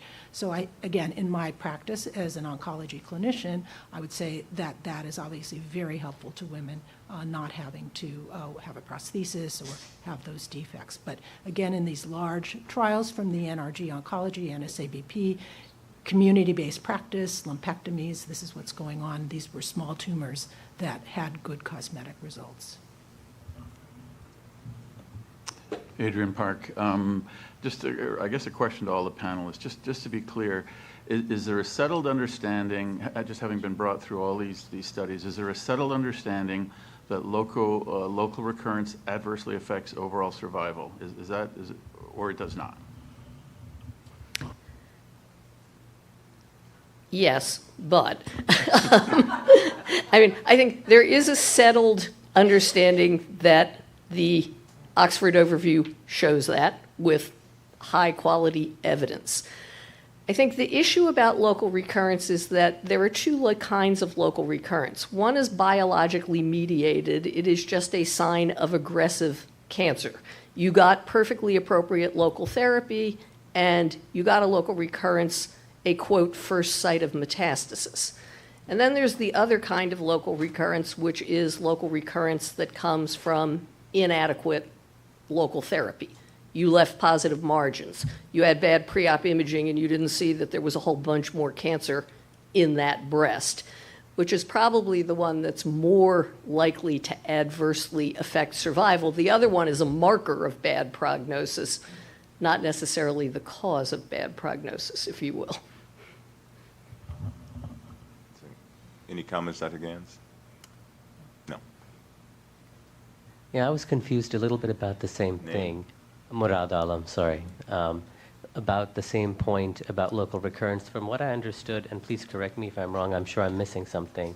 Dr. Morrow, the upshot of your talk that I got was that more extensive local surgery or less extensive local surgery, neither of those impact overall survival, all things equal. And then in the subsequent talk, Dr. Morgenthaler's talk, it seemed that less extensive local surgery did result in greater likelihood of local recurrence, which in turn impacted overall survival adversely. I'm sure I'm missing something. Maybe you could clarify. I will start and then let her answer. So the original studies of breast-conserving surgery were done a very long time ago now. Imaging is not what it was today. Pathology is not what it was today. And a very small minority of those patients got adjuvant systemic therapy because they were node negative. And all of those are things that influence local control. So in those trials, local recurrence, with the exception of the Milan 1 trial, was higher in the lumpectomy arm, although that NCI study with the giant local recurrence rate allowed positive margins, so it's not entirely relevant. Local recurrence was higher then than it was after mastectomy, but in spite of that, there was no survival difference then, probably because there wasn't very good systemic therapy. Local recurrence today is much, much, much less frequent than it was in those trials. So for hormone receptor positive women, it's in the range of 3 to 5% at 15 to 20 years. And now local recurrence after mastectomy and lumpectomy is pretty well equivalent in most cases.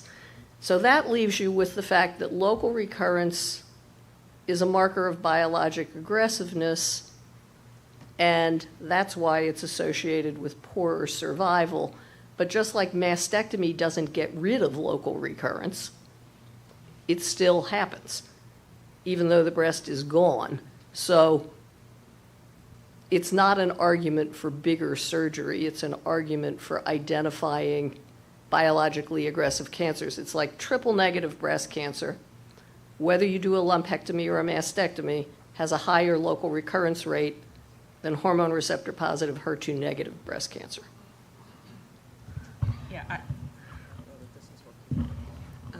Yeah, I would just reiterate, I think that those landmark trials give us a lot of information about local recurrence, but ultimately the survival was no different because we didn't have the adjuvant chemotherapy and radiation that we have now. But the molecular intrinsic subtypes are really the key to understanding not only distant recurrence, and that's how we make our basis, of course, for adjuvant therapy, but also the local regional recurrence. And despite having a predominance of luminal A tumors, we still see that those patients are going to have somewhere in the range of 2 to 5% recurrence over the 5 to 15 years that you follow them.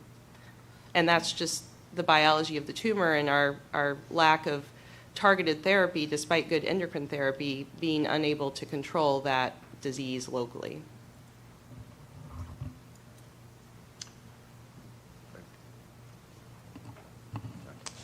Andrew Blakely. I had a question as far as in managing these local recurrences. So for somebody who, say, fit the criteria for CALGB, underwent lumpectomy and adjuvant endocrine therapy, and they have a local recurrence, what are the principles of management for that patient? Do they go on total mastectomy, or are there other management strategies that you generally recommend?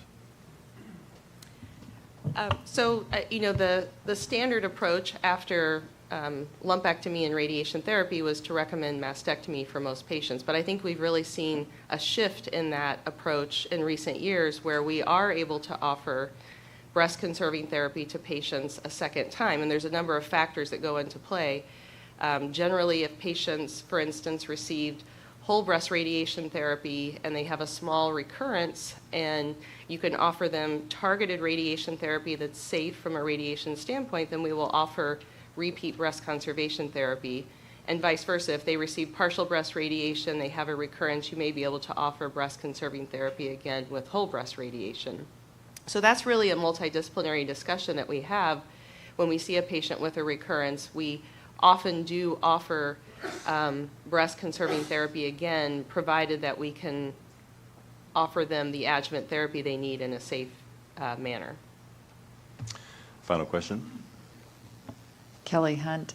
Dr. Gans, can you comment from your studies about adherence to endocrine therapy in patients with hormone receptor positive breast cancer? I was just reflecting on it in this discussion. Unfortunately, many women are non-adherent to their endocrine therapy, and in fact, some of the recurrences that I've seen occurred in women in their 40s, as an example, who did not want to take their endocrine therapy for whatever reason, and then, again, you'll have the recurrence. So it's the combination, particularly in these tumors that are hormone receptor positive, not the aggressive ones. If they do not adhere to their treatment, that can be an issue. And again, premenopausal women, it's a particular issue because they may still continue to menstruate as well. That may be stimulating hormonal recurrence. So, and then some of the recurrences that I have seen clinically are just because the woman has lived a long time after her initial cancer diagnosis, she gets a second cancer that's often biologically very similar, and you have to think maybe those were still occult cells in the same family, if you will, that have now grown up, 10, 15 years later. So it may not be local recurrence in terms of its proximity, maybe in the same quadrant, but she's still at risk for the cancer, and then we have to treat her again.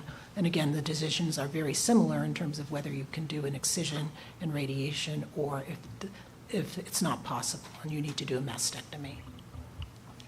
I would just add to that, we looked at our own institutional experience in the women over 70 who were not getting radiotherapy and were getting endocrine therapy, because we found along the way a lot of them came in and said, oh, I'm not taking it, and then they had a recurrence to see what that relationship was. And if you took less than 80% of your 5-year dose as measured by prescription refills, the 5-year rate of in-breast recurrence was 20%, compared to 5% in people who were taking it in the absence of radiotherapy. So that is an important consideration. Just a quick follow-up, Cindy Name, Pearson. please. Cindy Pearson. Do you know offhand how many women were in that retrospective review? Because it's very interesting. I should, because it's my paper, but I think there were around 250 or 300, but don't hold me to it. Thank you. I just also wanted to comment that even in the NSABP NRG trials that have been done, when you look at the end of 5 years of therapy, you know, there may be 30, 40% non-adherence. So even in our best data in volunteers and clinical trials, non-adherence to endocrine therapy is common. Well, thank you. I'd like to extend a personal thanks to each of our external speakers for your tremendous contributions to our panel meeting. This time, big word? Sure. I'm sorry, one more question came to mind for Dr. Morgenthaler. In contemporary biologically sorted cancers, it looks to me like the risk of local recurrence for luminal A tumors is actually very steady over a decade, really. Would you comment on the adequacy of a 5-year endpoint as opposed to longer follow-up for appreciating the magnitude of local regional recurrence risk? Yeah, you're absolutely right that the triple negative and the HER2 positive, generally we're going to see those recurrences in the first 5 years. There are late recurrences, but much less common in those tumors, whereas the luminal A patients, those are the ones that you can see recurrences greater than 10 years out. So I think that does bring up a good point about the adequacy of 5 years of endocrine therapy versus 10, and we do have data that does show an advantage to extending endocrine therapy, but that was primarily in the younger population or premenopausal population. So I think that, you know, looking at 5-year data is still our benchmark for all patients, including luminal A, but certainly for the luminal A patients, you can't stop at 5 years. The 10-year and 15-year data is still very important on a local regional recurrence standpoint. Perfect. Well, thank you. At this time, we're going to take a brief 10-minute break.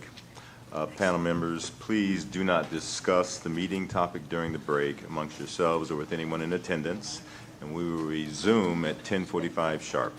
Thank you.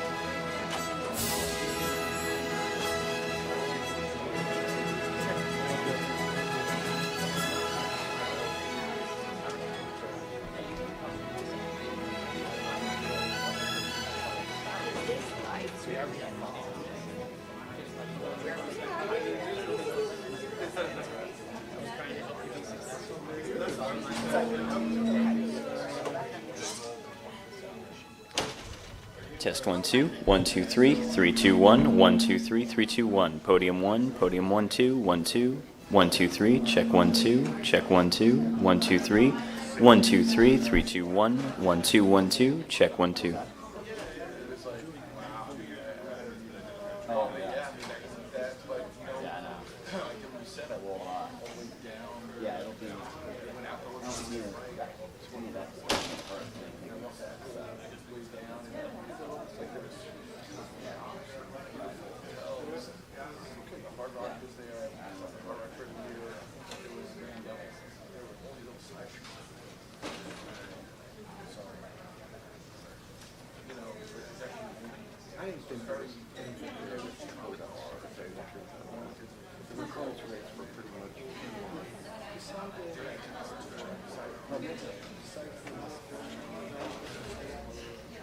Yeah, but you know, nobody in the FDA ever goes to the 15 It wouldn't be an area at all. So you're FDA's never questioned it. Follow up. They always accept it. That's pretty good.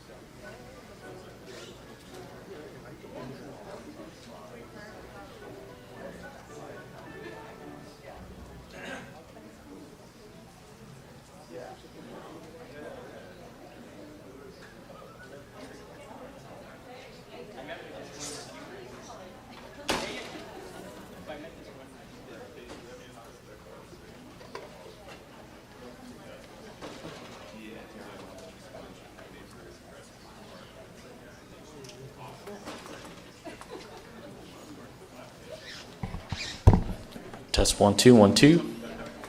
Test test test. 1 2 1 2.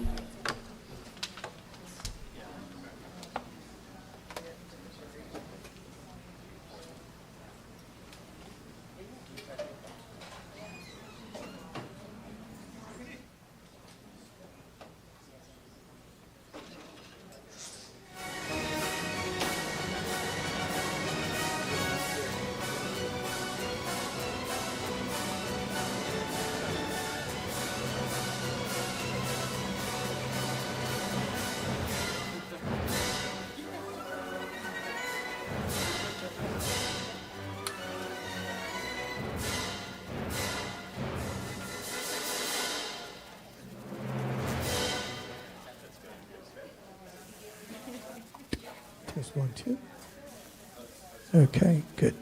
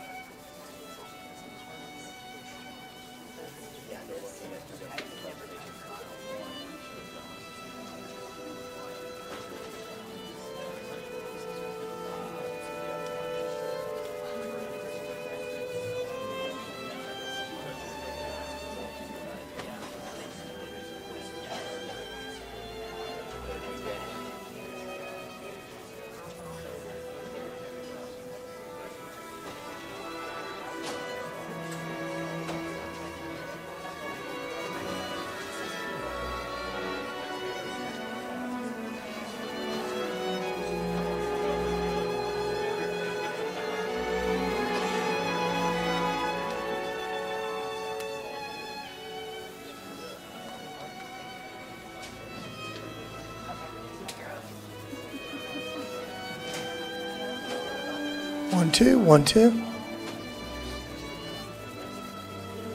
1, 2, 1, 2. 1, 2, 1, 2. If everyone could take their seats.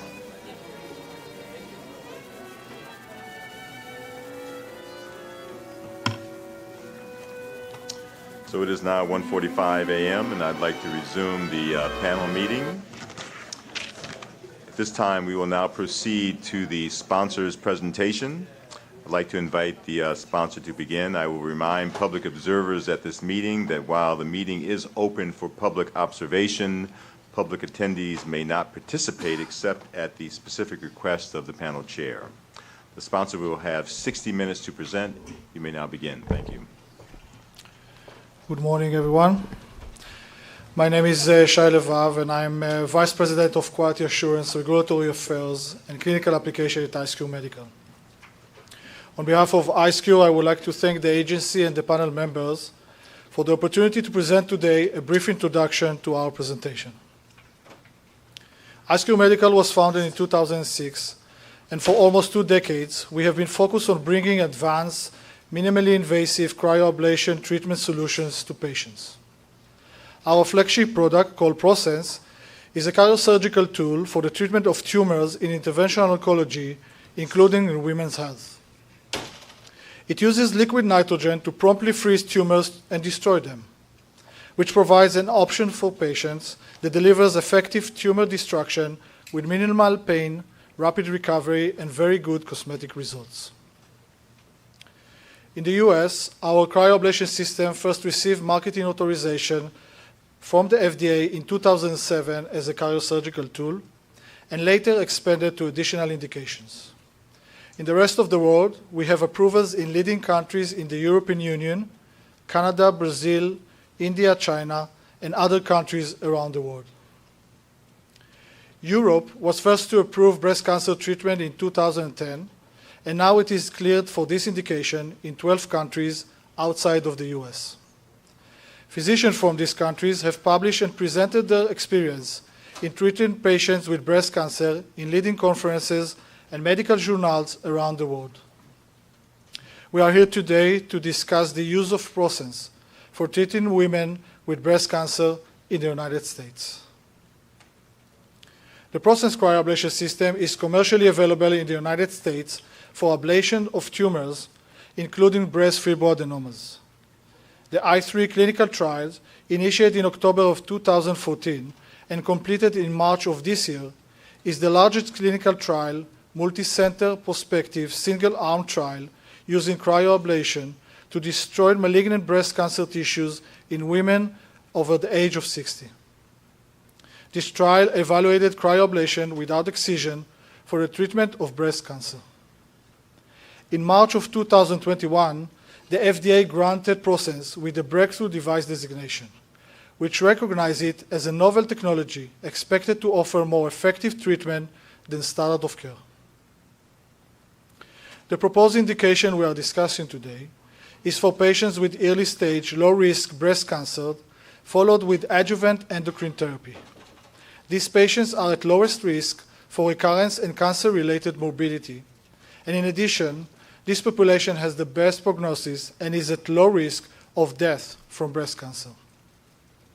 The approval of ProSense cryoablation for the treatment of early-stage, low-risk breast cancer would give women an important minimally invasive alternative to the current standard of care.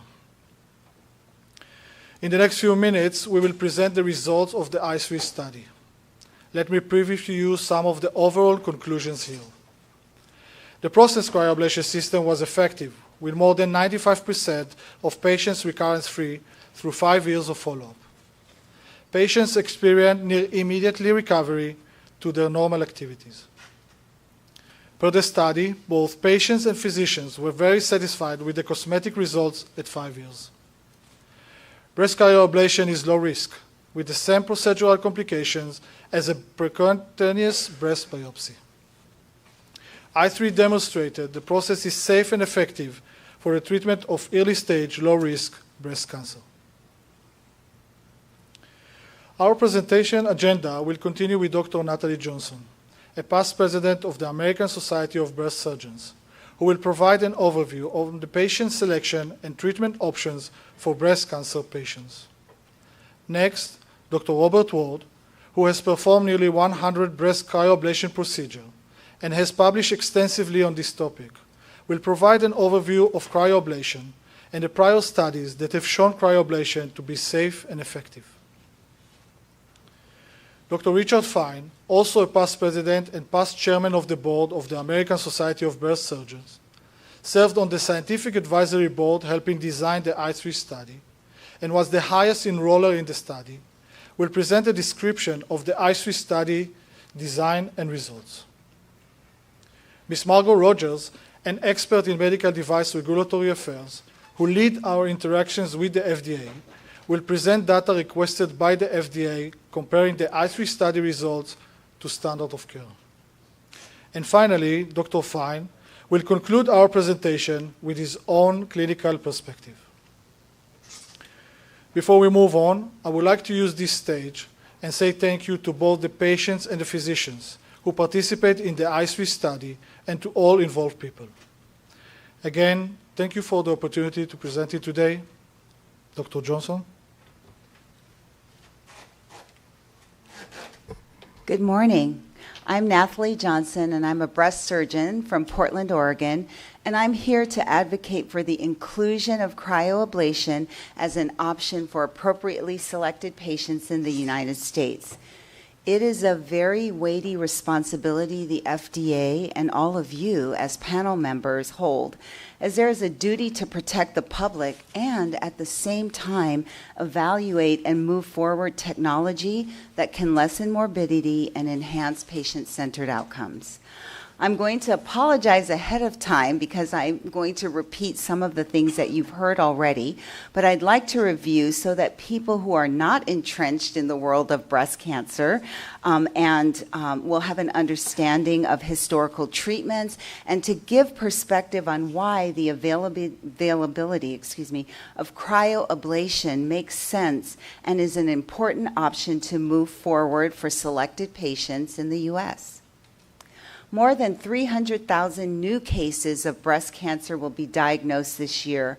As we've heard, breast cancer is a spectrum of many subtypes and distinct biologic features and behaviors. Biologic features determine expected response to various treatment modalities and clinical outcomes. Specifically, in reference to cryoablation, the group of patients most appropriate to consider for this treatment options are patients with early-stage tumors and good biology. Stage 1 breast cancer is defined by a tumor size 2 centimeters or less with negative margins, negative lymph nodes, and no evidence of metastatic disease. Limiting cryo to tumors 1.7 centimeters or less would make eligible patients solidly in early stage 1. A favorable or good breast cancer is a tumor that is grade 1 or 2, strongly estrogen and progesterone receptor positive and HER2 negative. These tumors have a good prognosis and are clinically referred to as luminal A or low-risk subtype. These are tumors that we know are very endocrine sensitive and have the best outcomes with adjunctive endocrine therapy. This very low-risk category on the blue side of the slide is the very category we are proposing as an ideal group for cryotherapy. Put simply, patients with very early breast cancer and low-risk biology are the patient group that could be safely offered de-escalated therapy. Pictured here are the criteria selection proposed as suitable for cryoablation. Note these 3 criteria are defined to select clinically low-risk patients. Nottingham grade 1 or 2 captures mitotic rate as part of the scoring system and serves as a surrogate way of capturing Ki-67. We've heard, but I'd like to call out again the history of breast cancer surgical management and how far we've come. This is a radical mastectomy that was done with the belief that larger surgery to have huge margins on a tumor was necessary. It removed the muscle and all the axillary nodes. It was deforming, and we realized that it did not improve survival. We moved to the modified radical mastectomy, which reduced surgical resection to the breast and all the axillary nodes with lesser margins, and there was no change in survival. During this time, we had great advancement in drug therapies and began to see increased survival from breast cancer, which ushered in the idea that systemic therapy, not extensive surgery, is what made a difference in survival. And we asked the question, do we always need to remove the breast? This moved us into the era of breast conservation or lumpectomy. Guess what? There was no difference in survival for patients who kept their breast.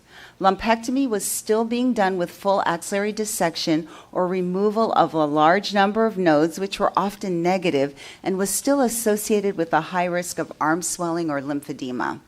We also resected to 1 centimeter margins, which resulted in more breast deformity.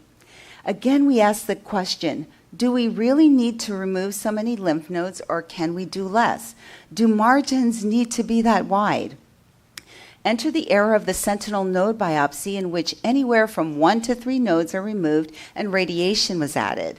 Again, not being as aggressive with node removal, even in some patients with positive nodes, has not resulted in a change or difference in overall survival, but has significantly reduced the incidence of lymphedema. As you heard earlier, we are now moving towards no lymph node removal at all in selected patients. What we have learned with lumpectomy for invasive cancer is that no tumor on ink results in the same local control as a 2 millimeter margin, even with aggressive biology, as local control is predicated more on response to added systemic therapy and radiation. So we've continued to de-escalate surgical intervention and wide resection. As you see pictured, the radiated breast has significant loss of volume. The next question asked was, does every patient need radiation added in the era where we understand that strongly hormone receptor positive tumors will do well with endocrine therapy?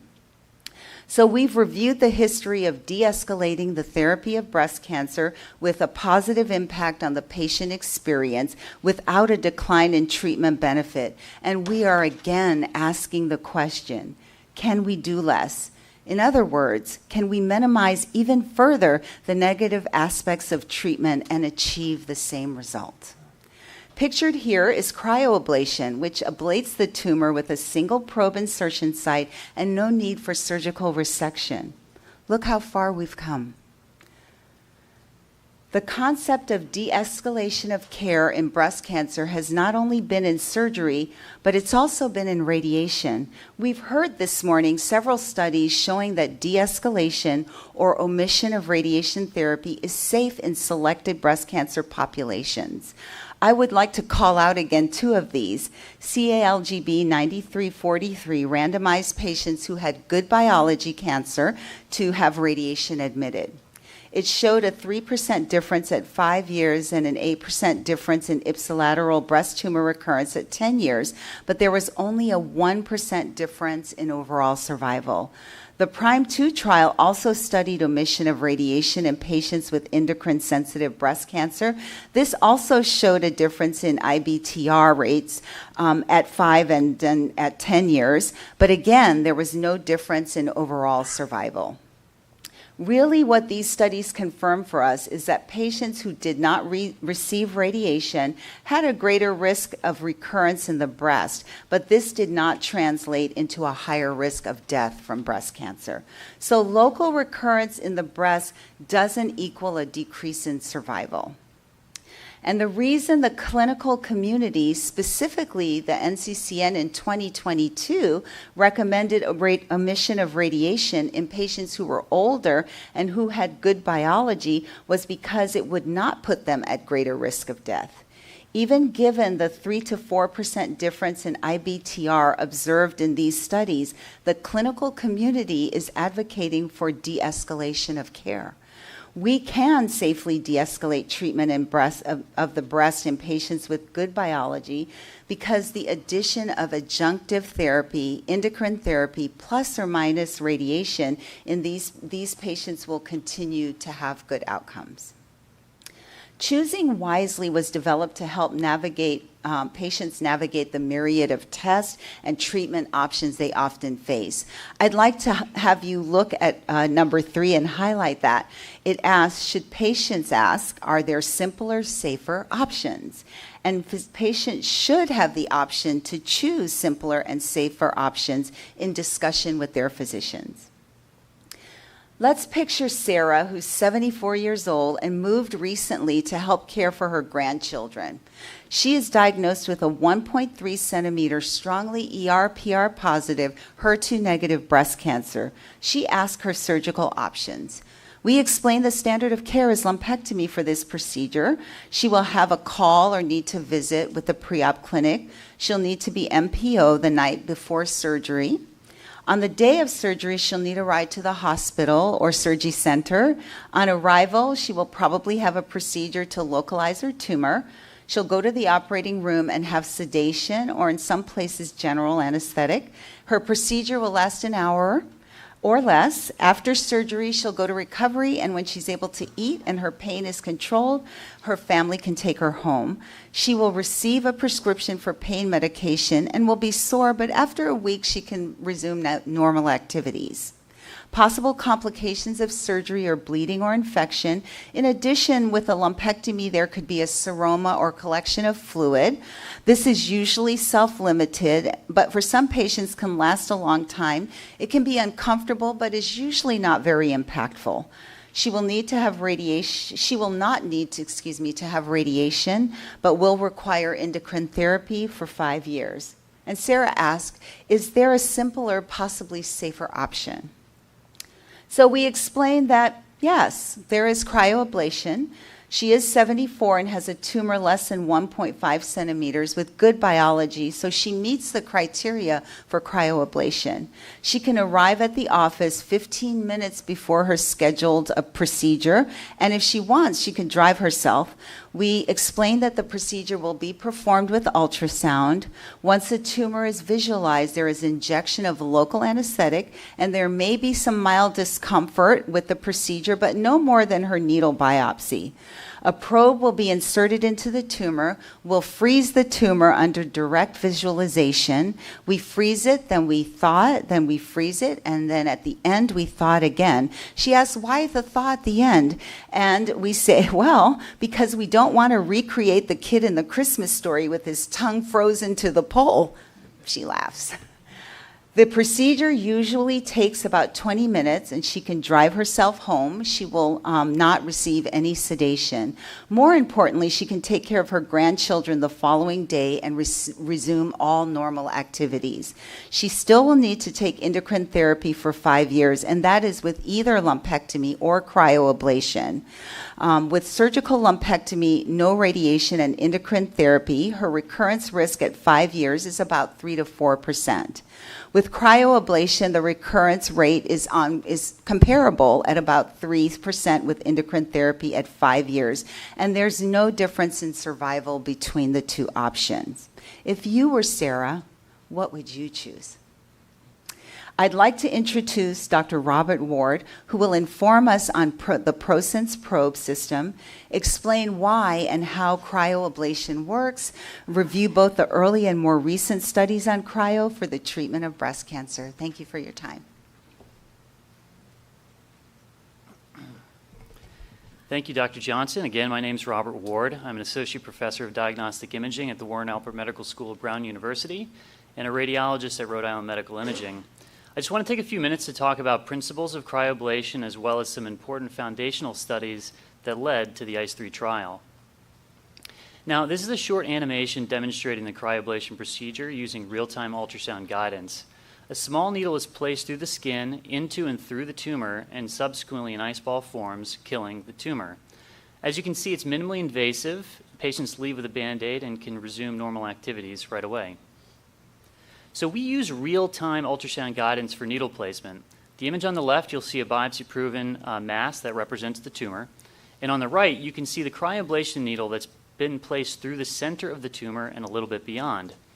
The device is actually very helpful in the sense that it tells you exactly how far beyond the lesion you need to place the needle tip in order to center the lesion within the growing ice. In the image on the left, you'll see me holding an ultrasound probe as well as the cryoablation probe with the ultrasound screen in the background. On the image on the right, you'll see that the ice has formed, creating anechoic shadow, which obscures the visual of the needle as well as the tumor, which is approximated in orange. And so we monitor this in real time throughout the entire procedure, and periodically we'll take measurements in long and short axis to make sure that we're achieving an appropriate margin. So what you see on ultrasound is the ice front, which is 0 degrees centigrade, and we know that that is not lethally cold. The lethal cold isotherm resides within about 5 millimeters of that ultrasound visible ice, and temperatures in that area are negative 20 degrees and lower, negative 20 degrees centigrade and lower. And as you can see at the very center of the ice, right next to the needle shaft, the cooling zone is as low as negative 170 degrees centigrade. And again, throughout the course of the procedure, we will take measurements, again ensuring that we have a 5 to 10 millimeter margin of ice all the way around the center of the targeted tumor. I want to take a couple of minutes just to show you some imaging follow-up after ablation. In the left-hand image, you'll see a biopsy-proven cancer that's well visualized on ultrasound. It was targeted and treated. Then 6 months later, you'll see a very well-defined ablation zone that's circled in blue. In fact, we can use other landmarks, such as the biopsy clip, which is that little echogenic line in the very center of the ablation zone, and that helps to ensure that the area was targeted appropriately.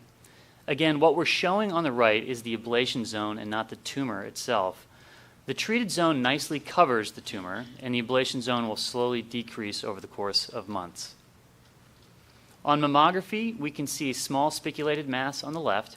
That was subsequently biopsied with placement of a ribbon clip, which is an important anatomic landmark marked by the orange arrow. And then 6 months post-ablation, you can see that same ribbon clip in place, again denoting where the tumor was. Again, an important anatomic landmark. And you can really see clearly the well-defined ablation zone surrounding the ribbon clip, ensuring that we were well targeted, giving us great confidence that the area has been adequately treated. On MRI, you can see an irregular enhancing mass in the pre-ablation image on the left, and 6 months post-ablation, you can see there's absolutely no enhancement whatsoever, again giving us great confidence that the area has been completely treated. Now, there's been a wealth of publications and literature on the use of cryoablation for the treatment of breast cancer starting in 1985 and accelerating through the 2000s. First, I want to pick out a couple of earlier studies that paved the way for future larger studies. In 2004, Dr. Rubidoux and colleagues looked at 9 patients treated with cryoablation. These then underwent surgical excision. They found there was no residual invasive cancer in tumors 1.7 centimeters and smaller. Dr. Littrup and colleagues in 2009 did a study on 11 patients treated with ultrasound-guided cryoablation using CT guidance for assistance. These patients were treated with cryoablation and followed with imaging without surgical excision. They also demonstrated 100% procedural success when mean tumor size of 1.7 centimeters and less. There were no significant complications, and they safely achieved a 1 centimeter visible ice margin beyond tumor margins with minimal discomfort, good cosmesis, and no short-term recurrences. Now, Menenti in 2013 did a study comparing radiofrequency ablation to cryoablation for the treatment of early breast cancer. What they found in 40 patients in each arm was that there were good clinical outcomes and cosmetic results, but cryotherapy was preferred because of the analgesic effect of freezing with a better patient experience. And notably, other ablative modalities typically require sedation of some form, whereas cryoablation only requires local anesthesia. Next, I want to take a closer look at the ACOSOG Z1072 trial that was published in 2016, and it was that study that really led to the development of the ICE3 trial. Published in the Annals of Surgical Oncology, the Z1072 researchers treated patients with early-stage breast cancer with cryoablation, and then those patients went on to surgical excision. And it's that surgical excision that confirmed the efficacy of cryoablation in fully ablating those tumors. What they found was for tumors less than 1 centimeter in size, there was 100% cryoablation success. And excluding multifocal disease, there was 92% success in tumors up to 2 centimeters in size. There were no cases of ineffective ablation defined as viable cancer left within the cryoablation zone. Now, this supports the effectiveness of cryoablation, as viable cancer left in the cryoablation zone would imply an inability to form a lethal zone. Overall, these studies have shown how the literature has evolved, natural progression over time, and the data provide key evidence for appropriate patient selection for the indication that's being sought today. In selecting the same type of patients for treatment with cryoablation today and following them with imaging, we can be confident that we are treating it completely without the need for a surgical specimen that comes along with lumpectomy. Now, before I turn it over to Dr. Fine, I want to briefly look at Kahn's study from 2022 that looked at quality of life head-to-head with lumpectomy. And these researchers found that cryoablation was significantly associated with overall better psychosocial well-being, including better physical, sexual, and cosmetic outcomes compared to lumpectomy. And now the ICE3 study, the topic of today's meeting. You'll see the ICE3 3-year interim results were published in 2021, and the 5-year results were published just this year in 2024, both in the Annals of Surgical Oncology. And for that, I'm going to turn it over to Dr. Fine. Thank you. Thank you, Dr. Ward. Good morning. I'm Richard Fine. I'm a breast surgeon, and I'm the director of the Margaret West Comprehensive Breast Center in Germantown, Tennessee. ICE3 was an IRB-approved, prospective, multi-center, non-randomized trial that enrolled patients at 19 different sites. IceCure submitted this trial to the IRB, and because this product was already on the market for tumor ablation indications, they determined that this trial was non-significant risk and did not require an FDA IDE. The ICE3 study population included women with early-stage, low-risk breast cancer, as we've previously described. These patients were all treated with cryoablation without excision in a procedure performed under ultrasound guidance for precisely engulfing the tumor with an ice ball. Patients were then followed for 5 years with evaluation at 6 months, 12 months, and then annually through 5 years. Standard of care mammography was performed at each follow-up visit, along with clinical assessments that included patient history and physical examination, patient and physician satisfaction surveys regarding cosmesis, and safety assessments. Mammography at 6 months and annually thereafter is the same follow-up protocol that is typically used for lumpectomy. The key outcome of the study was ipsilateral breast tumor recurrence, evaluated 5 years post-cryoablation treatment. As a member of the original scientific advisory board, I was part of designing the study, and there were a number of important considerations we took into account in the design. ICE3 was a single-arm study because in a study comparing lumpectomy and cryoablation, it is not possible to blind patients to treatment assignment because of the significant differences between the procedures. In addition, there were inherent difficulties in conducting a randomized control study because the treatment providers are from different specialties. This was being performed by surgeons and radiologists. That would leave us with the options of a concurrently control or a historical control study. As the standard of care lumpectomy is well understood, local recurrence is well-recognized objective endpoint, and lumpectomy outcomes are widely published in the literature. Published outcomes are available on thousands of patients, creating the possibility of a robust performance goal comparator. Statistical calculation of sample size was based on the expectations of success seen with prior work.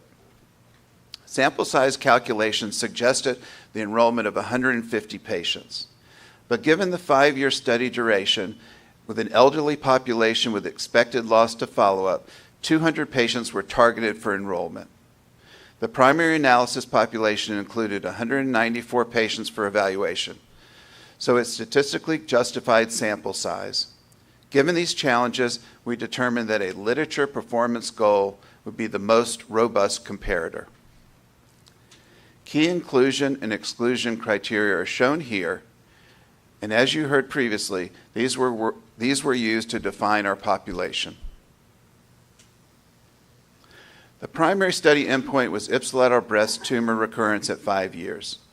Local recurrence was defined as evidence of invasive or in situ breast cancer in the ipsilateral breast or chest wall, including new second primary cancers confirmed by positive cytology or biopsy.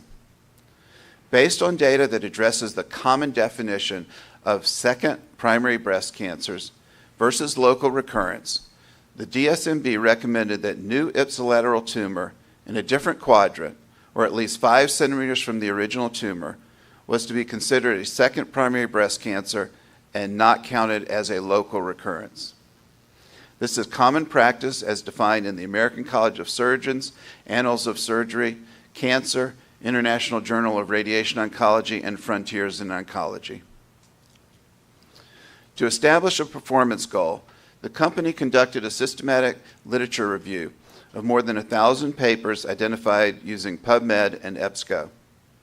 This resulted in 4 papers that were selected that reported ipsilateral breast tumor recurrence following breast-conserving surgery at 2 to 5 years post-op. The clinical community expects anywhere from a 0.5 to 1% rate per year up to a 5% rate at 5 years, and this is supported by the literature. Based on the clinical community's acceptance of a difference in recurrence rate in the de-escalation and omission of radiotherapy, a reference margin of 5% was deemed appropriate. When we add the reference margin to the reference rate, this resulted in a performance goal where the upper bound of the 95% confidence interval must be less than 10%. To achieve success, the recurrence rate would have to be around 5%. If we could go back in time, we would approach the FDA, and I expect, based on the information available in 2014, that we'd have come to an agreement on a similar endpoint. We also evaluated regional recurrence, distant metastases, disease-free survival, overall survival, and breast cancer survival. I'll point out that the protocol included death in second primary non-breast cancers in the disease-free survival, but it is most often excluded in the literature and the NCI definition. We are presenting the NCI definition here, disease-free survival without death or second primary non-breast cancers. Overall survival includes all deaths. Breast cancer survival includes deaths known to be due to breast cancer and those with an unknown cause. But again, ipsilateral breast tumor recurrence was the focus of the study and is the focus of the presentation. In addition to the survival analyses, we also looked at patient and physician satisfaction with breast cosmetic outcome. We looked at safety, including all adverse events related to the study, the device, or the procedure. We also looked at time to recovery and resumption of normal activity, as these are all quality of life measures that are very important to patients. While the FDA did not present this information, we believe quality of life is important to understand the complete impact of this treatment alternative. Now let's take a look at the results. There were 212 patients that were screened, and there were 3 screen failures and 3 patients who withdrew prior to the procedure. 206 patients underwent the cryoablation procedure with a ProSense system. The DSMB systematically looked at the pre-procedural patient and tumor characteristics as well as treatment details for all patients. 12 patients were excluded, 9 due to inclusion or exclusion deviations, and 3 for incomplete cryoablation treatment with extremely short freeze times of 1 to 2 minutes, much shorter than the protocol calls for. Most of the inclusion deviations were for multifocal disease and tumors that were greater than 1.5 centimeters, which fell outside of the inclusion criteria. These patients are known to be at greater risk of recurrence, and these are not patients we are focusing on with this treatment indication. The primary analysis population for this study includes the remaining 194 patients. Patients were approximately 75 years old with a mean BMI of 28.8. All patients in the study were female, and most in the study were Caucasian. All patients were estrogen receptor positive. Most patients, 93%, were progesterone receptor positive. All patients were HER2 negative. And all patients were histologic Nottingham grade 1 or 2.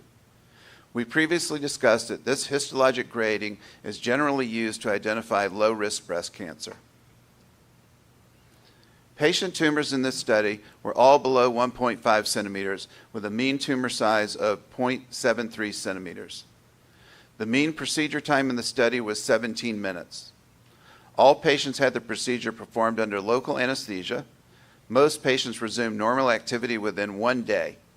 Patients tolerated the procedure very well.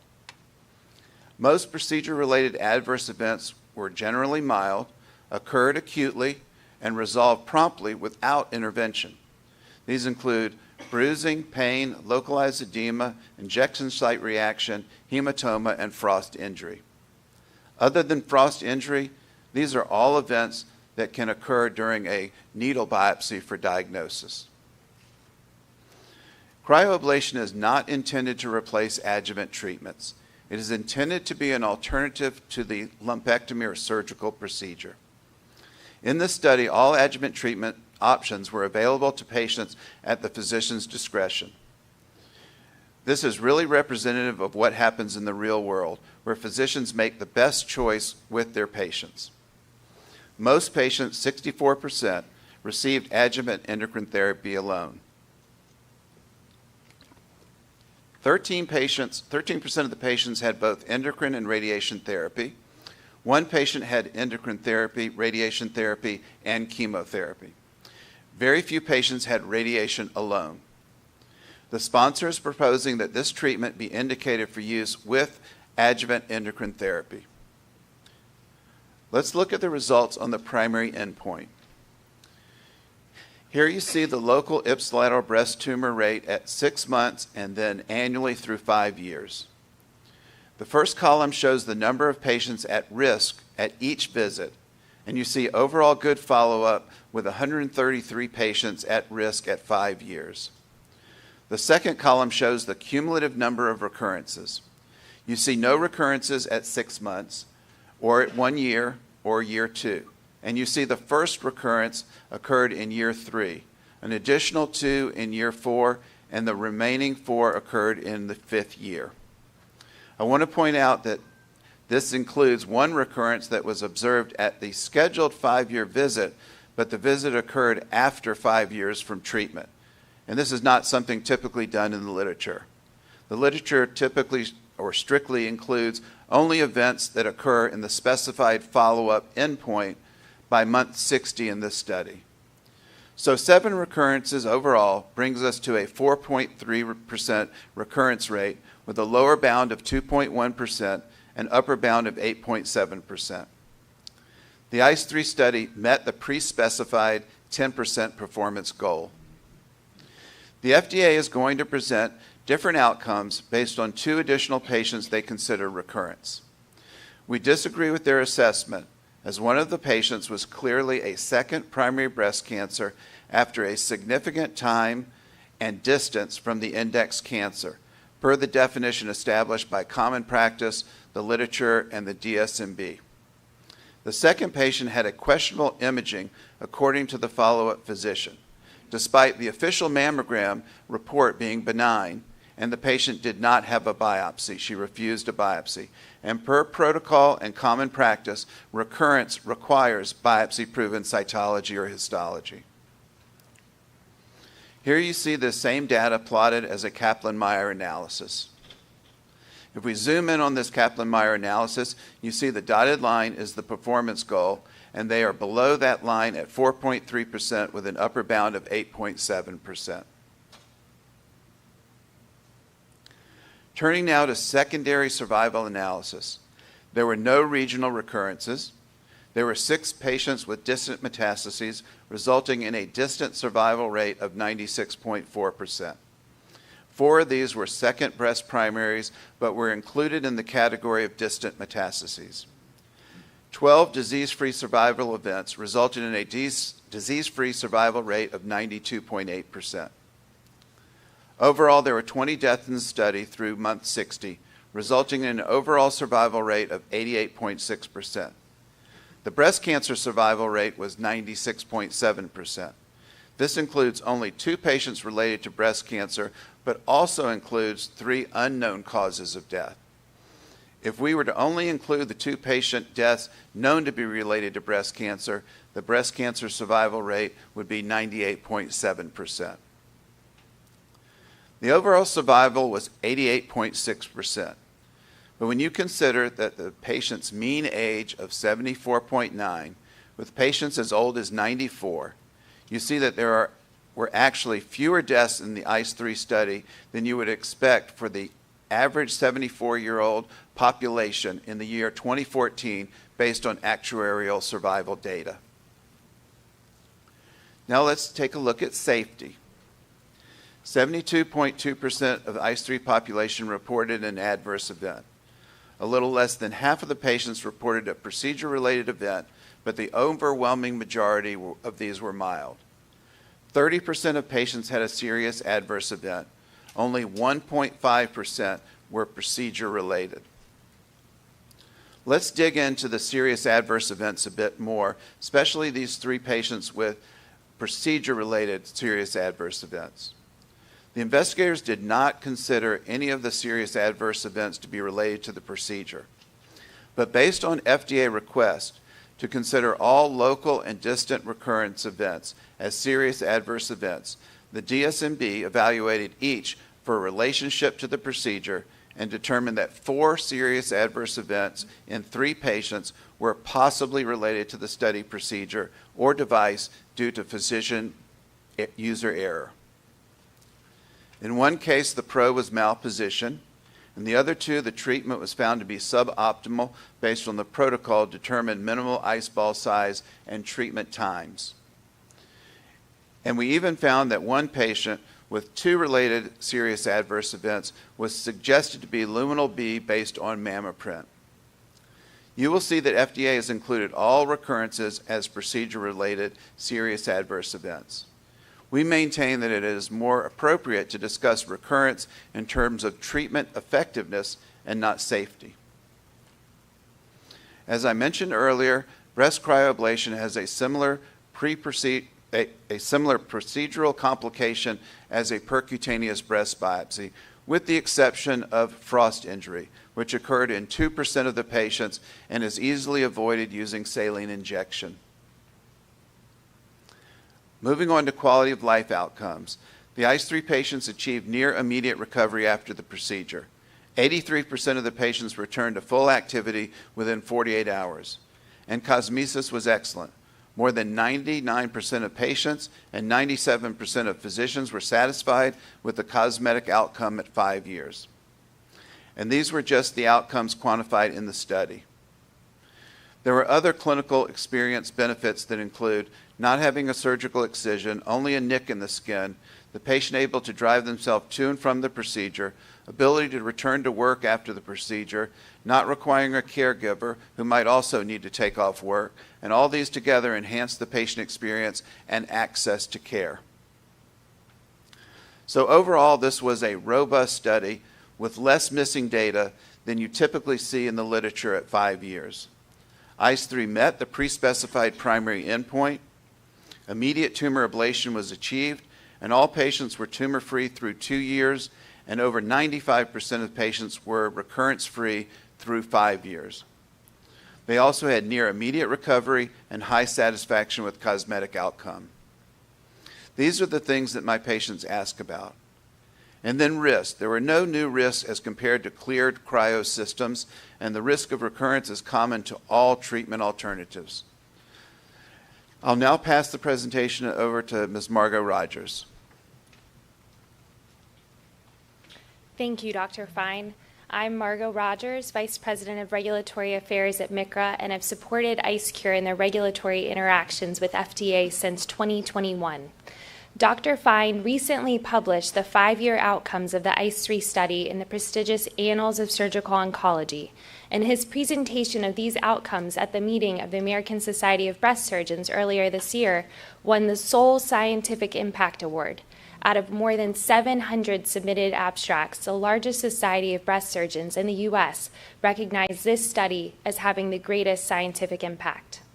I would like to walk you through our interactions with FDA regarding this study, and specifically the many FDA-requested post hoc analyses. As Dr. Fine described, ICE3 was designed with a literature-based performance goal.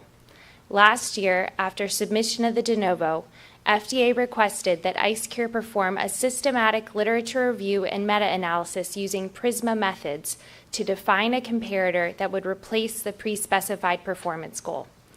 In response to this request, IceCure designed a thorough literature review protocol to evaluate 5-year IBTR following lumpectomy without radiation and with criteria that mimicked the inclusion-exclusion criteria of ICE3. We anticipated that literature populations wouldn't be as stringent as a prospective multi-center study, so we pre-specified exclusion of unlike populations and down-weighted outcomes from studies that were similar but not exactly like ICE3. IceCure submitted the PRISMA protocol, including these search criteria, to FDA for review. The company's literature search returned around 800 citations. These were then screened based on the stringent search criteria included in the PRISMA protocol and identified 11 unique articles for data extraction. IBTR rates of the 13 cohorts from the 11 selected articles are shown here on the right. For comparison, the ICE3 primary analysis set results are shown in blue on this graph. And you see that ICE3 is in the middle of the PRISMA articles. The systematic review resulted in an estimated 5-year recurrence rate of 3.52%.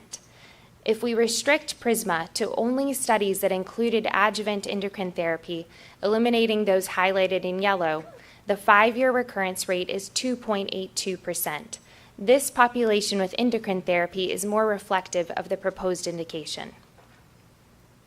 When we compare it to the ICE3 study outcomes, we see similar rates of recurrence at 5 years in both the overall ICE3 population and the indicated ICE3 population. During the review of our de novo submission, outcomes were published from the Lumina study. FDA suggested that this study alone would be a suitable comparator for the ICE3 study, and we too find this to be a very important publication, but with a few key differences between the study populations, differences that could be expected to result in a lower IBTR rate for the Lumina population. All patients in Lumina were selected post-treatment based on good surgical outcomes with lumpectomy, and all were treated with adjuvant endocrine therapy, while in ICE3, use of adjuvant endocrine therapy was left to investigator discretion. So to allow for a more direct comparison, IceCure identified an ICE3 subpopulation of 124 patients who received adjuvant endocrine therapy and did not receive radiation. Here are the outcomes of that ICE3 subpopulation in blue compared to Lumina in purple. As might be expected, results are improved from the overall ICE3 population and compare favorably to Lumina. FDA asked IceCure to further restrict this population based on biological characteristics, including elimination of subjects who did not get Ki-67 grading or who had Ki-67 greater than 14%. This resulted in a subgroup of 56 patients. Outcomes in this subgroup are improved and also compare favorably to Lumina with overlapping rates. FDA then requested a further restriction to exclude patients who do not have Nottingham component scores recorded or whose nuclear grade was 3. This was not required in the Lumina study, but IceCure provided this analysis. This subpopulation includes 48 patients. Again, the outcomes are improved from the overall ICE3 population and compare favorably to the Lumina outcomes. Both the ICE3 study design and IceCure's original proposed indication left adjuvant treatment up to the discretion of the treating physician. During the course of this comparison to Lumina, FDA suggested that IceCure revise their indications to require use of adjuvant endocrine therapy, and the proposed indication was updated accordingly. FDA asked IceCure to provide outcomes on a subpopulation of patients who were aligned with the updated proposed indication. This resulted in a subpopulation of 147 patients. Here are the results of the indicated population of 147. As would be expected with use of any adjuvant treatment, the outcomes are improved compared to the overall ICE3 population. These outcomes also compare favorably to IceCure's PRISMA analysis of lumpectomy with endocrine therapy. The agency asked IceCure to further restrict this subpopulation to exclude patients who do not have Nottingham component scores recorded or their nuclear grade was a 3. This is not required in the proposed indications, but this is what FDA is referring to as the indicated subpopulation of 120 patients in their materials. Again, the outcomes are improved compared to the overall ICE3 population, and again, compare favorably to literature comparators. And most recently, FDA has performed their own PRISMA literature review to compare to the ICE3 outcomes. FDA's PRISMA literature review identified 25 articles for inclusion, with IBTR rates ranging from 0 to 12%. From that pool of 25 selected articles, they selected 5 to be used in a meta-analysis. These articles had IBTR rates ranging from 0 to 2.3%. 2 of these 5 articles had small populations of under 25 subjects, and these are the ones reporting recurrence rates of 0%. We were surprised to see FDA's meta-analysis resulted in an overall IBTR rate of 0.61%, and even more surprised to see that their subpopulation treated with radiotherapy had a higher rate of recurrence than those without. This left us with questions regarding how articles were selected for inclusion, why IceCure identified articles were excluded, and how articles were weighted to derive such a low rate of recurrence. So we investigated this further and found that the majority of FDA-selected articles reported outcomes of lumpectomy with adjuvant radiotherapy. Unlike IceCure, who focused on the outcomes from larger studies, the FDA had no sample size-related criteria, which resulted in the inclusion of very small studies. As I noted previously, IceCure anticipated that there would be differences in literature populations and pre-specified a method for downweighting based on population alignment. FDA used a method called inverse variance weighting, which upweighted studies that did not report recurrence. Both IceCure and FDA evaluated articles for risk of bias. While all IceCure included studies were rated as having a low risk of bias, 2 of the 5 FDA included studies were rated with serious risk of bias. Let's take a closer look at the 5 studies included in the FDA analysis. Here are the 6 cohorts FDA included from the 5 selected studies. The first thing I want to point out is that FDA chose to include only one of the 2 randomized study arms from Kunkler, the PRIME2 study. The study arm they selected had adjuvant radiotherapy. The other arm without adjuvant radiotherapy had a recurrence rate of 4.1%. This is considerably higher than FDA's meta-analysis rate. It seems that both randomized study arms should have been included. I would also like to point out the range of rates of the individual studies, with studies with lowest sample size reporting rates of 0%, and then you see the much larger studies reporting higher rates of recurrence. It is again surprising to see FDA's meta-analysis resulted in an overall IBTR rate of 0.61%, given the higher rates of 4 of the 6 cohorts, especially given that these are the larger cohorts. So we looked into FDA's specific methods of generating that rate.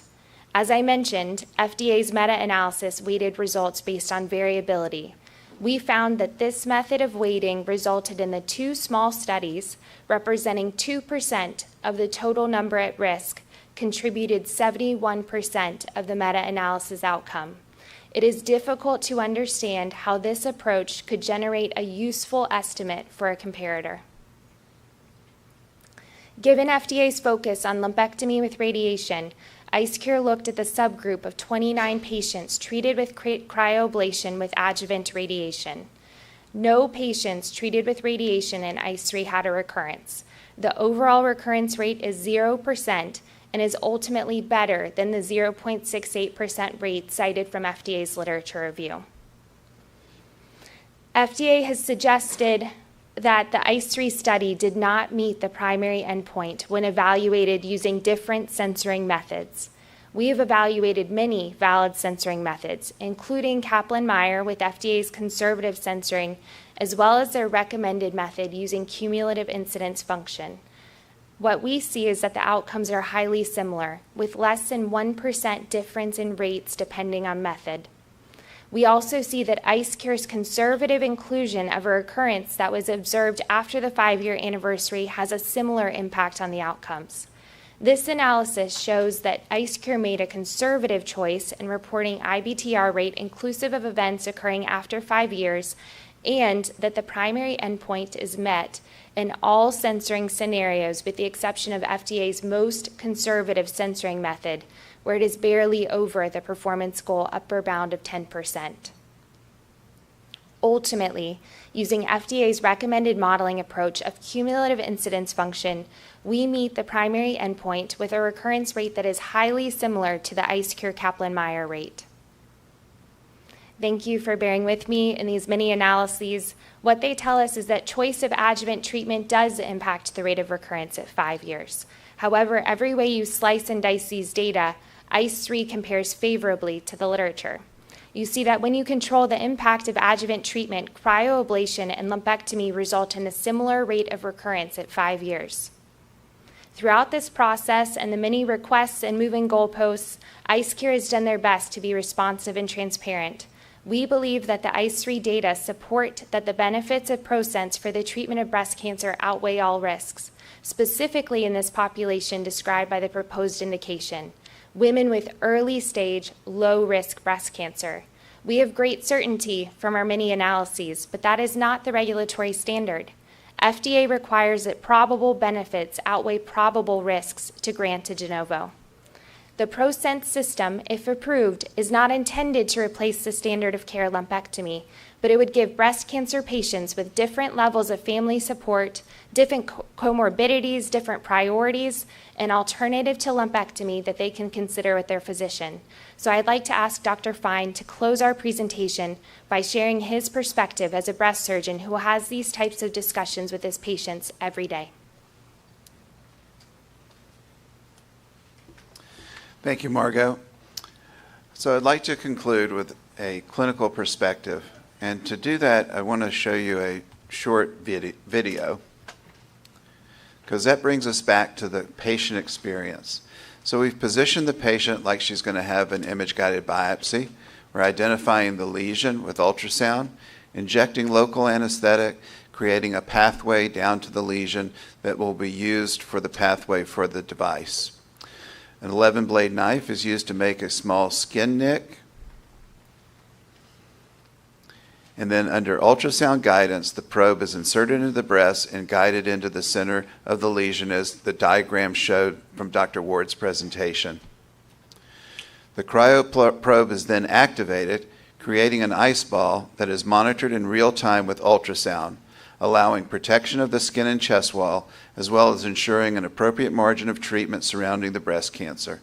Once the full treatment consisting of freeze-thaw-freeze, the probe is warmed and withdrawn from the breast. The patient rests comfortably with minimal discomfort. The ice ball provides an anesthetic effect, making the procedure extremely well tolerated.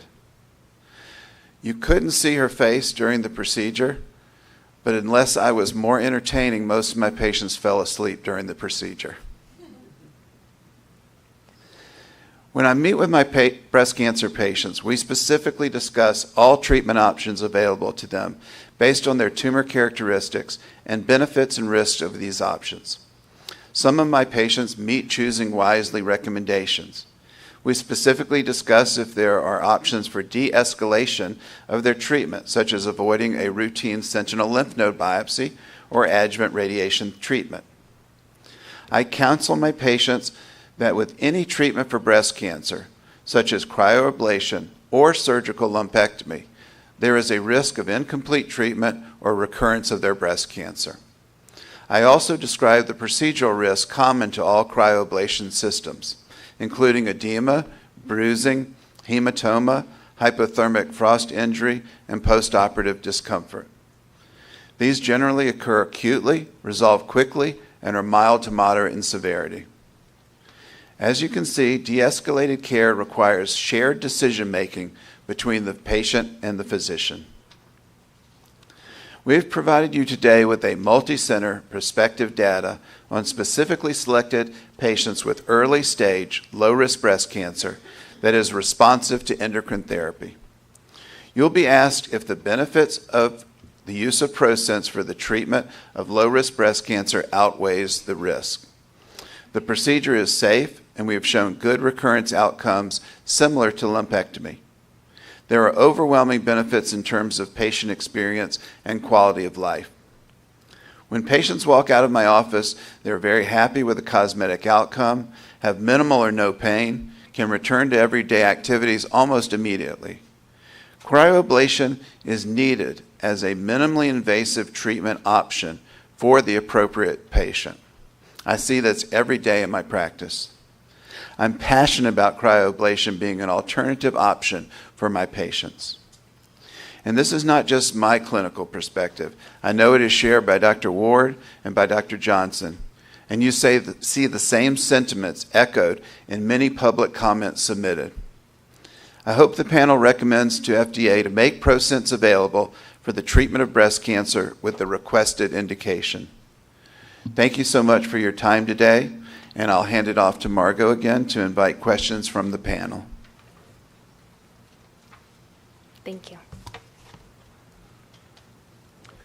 I'd like to thank the sponsor for their presentation, and I'd like to see if any of the panel members have any brief clarifying questions for the sponsor. If so, please signal with your raise of your hand, and remember to give your name before you ask your question. Oh, yes.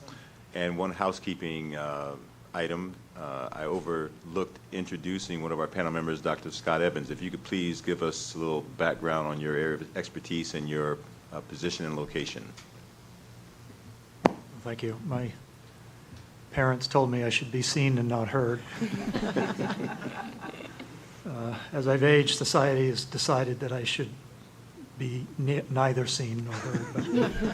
But, I'm Scott Evans. I'm Director of the Biostatistics Center and Professor and Chair of the Department of Biostatistics and Bioinformatics at George Washington University. My expertise is in clinical trials. Thanks. Thank you, and forgive my oversight. Okay, any questions, clarifying questions from the panel? Begin with Dr. Gurick. Yes, my question is about the mode of detection for the recurrences in the trial. So I saw that MRI was optional, and in seeing the follow-up imaging mammography that was shown, there's definitely a field effect post procedure. And you mentioned that it dissipates over time, but I was curious how that impacts follow-up imaging and detection of recurrence, and also whether what that field effect is doing histologically. Do you think that there's some biologic effect that could also be impacting recurrence that's associated with the cryoablation? Sure. Thanks. Well, Dr. Ward comes up. So this study had regular mammography, 6 months annual thereafter. Yes, with optional MRI. So the imaging follow-up after cryoablation is really no different than what we would do clinically for a patient that's had a lumpectomy. In fact, the interpretation of the imaging is very similar to that of lumpectomy. With lumpectomy, we can pull up slide 1 just for everyone to see. Lumpectomy typically results in some degree of architectural distortion, which can actually mimic the appearance of cancer. But, with any well-trained breast radiologist, you can most of the time distinguish between anything that's considered suspicious versus not. So there's really no difference in imaging follow-up. Whether we do contrast-enhanced imaging for patients before and after depends a lot on just the individual patient itself. But in the patient population that we're seeking for the indication, it's typically mammography and ultrasound. Does that answer your question? I had asked what the mode of detection was for the 7 recurrences that were detected over the course of the follow-up. Mode of detection of the 7 recurrences. So was it in the MRI optional group that those recurrences were detected, or No, they what's were the detected. distribution? They were detected with change in mammography, and then diagnostic ultrasound added after there was a suspicion of mammography. And then the most important thing is a image-guided biopsy to confirm whether it's just scar tissue, fat necrosis, or recurrent cancer. Thanks. Dr. Armstrong. Yeah, Deb Armstrong. According to your presentation, this procedure has been approved as early as 2010 in multiple countries outside the U.S. And my question for you is, how many patients who meet your proposal criteria in those several countries where it's been approved for over a decade have received this treatment? And do you have phase 4 data on the outcomes for those patients with now much longer follow-up? We do have data on, we have, I believe, 16 publications. If we could show slide 1. So this, as you mentioned, is used outside of the U.S. We have published data or clinical study data on use in over 1,600 procedures for treatment of breast cancer. And then of these, 10 studies reported recurrence outcomes, and they reported overall a recurrence rate of 1.61%. Does that address your question? Okay. Dr. Halabi, you had a question? Thank you, Susan Halabi. I have actually several questions, and one of them I should have posed that during the discussion up front. But one thing I'm struggling with is what's the rationale for using all these time to event endpoints at 5 years? It seems to me, based on the data from CALGB 9343, that the median follow-up is 12.6 years. So I'm wondering if this endpoint, not only your primary endpoint, but the other secondary endpoints, really reflect benefit of ProSense. So could you provide, and maybe this is an unfair question Sure. to you. And I think Dr. Morgan-Taylor also spoke to 5 years really being the primary time that we're evaluating in this space. I'm not sure if Dr. Johnson or Dr. Fine. Yes, thank you. So we usually do use 5 years as a primary measurement. So CALGB 9343 actually published at 5 years, and then they did an update.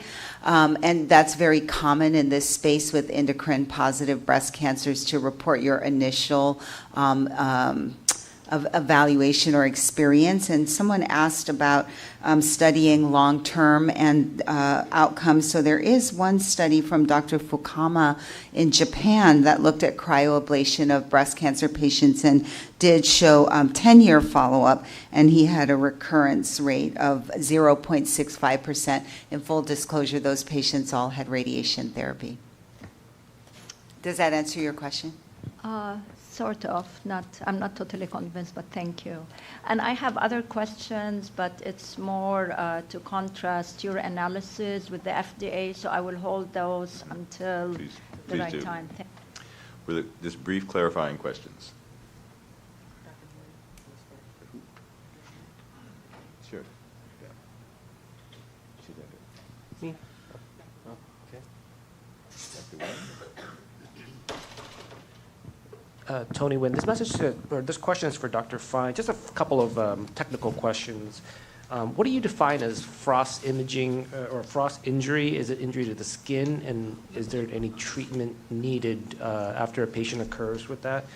And then second question is, what's the learning curve for someone who's never done a cryo procedure before? I think I was supposed to say my name each time I come up to speak, Richard Fine. First question, frost injury. It's very easily identified, just like any frost injury. It's very mild. It occurred in only 2% of the patients. It's very easily mitigated. You can use, during the course of the procedure, under real-time ultrasound, injection of additional local or saline to move the skin away from the top of the ice ball. And the same thing, you can put it underneath to move the ice ball away from the chest wall.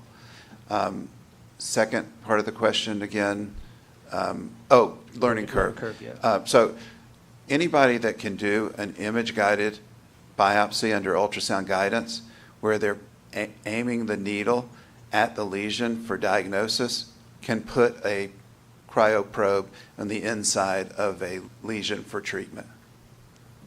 Yeah. Thank you. And what in regards to the question about being close to the skin, so this procedure would not be suitable for tumors that are like what, less than a centimeter from the skin or 2 centimeters from the skin? We looked at doing it up to 5 millimeters from the skin just because we had the ability to inject saline and move the skin further away from the ice ball. Great, thank you. Yes.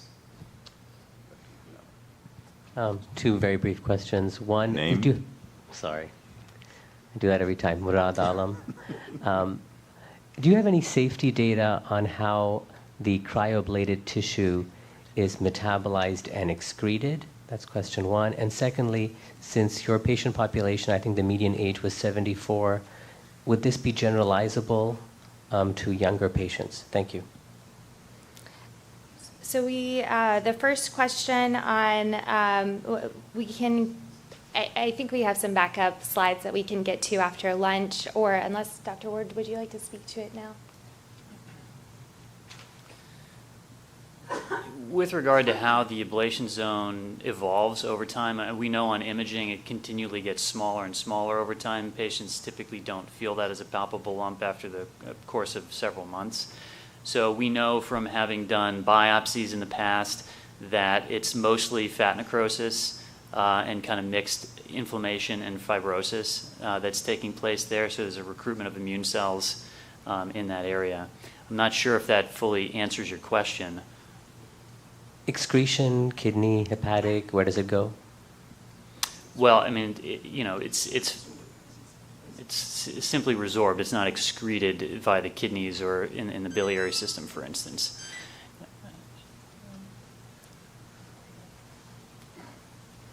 Richard Fine. I wanted to address the age question. So when we looked at comparing to Lumina, which was a younger population, started at age 55, and we also looked at the number of patients that we had under the age of 65. There were no differences. In fact, risk of recurrence was lower in the younger patient population than it was in the older patient population.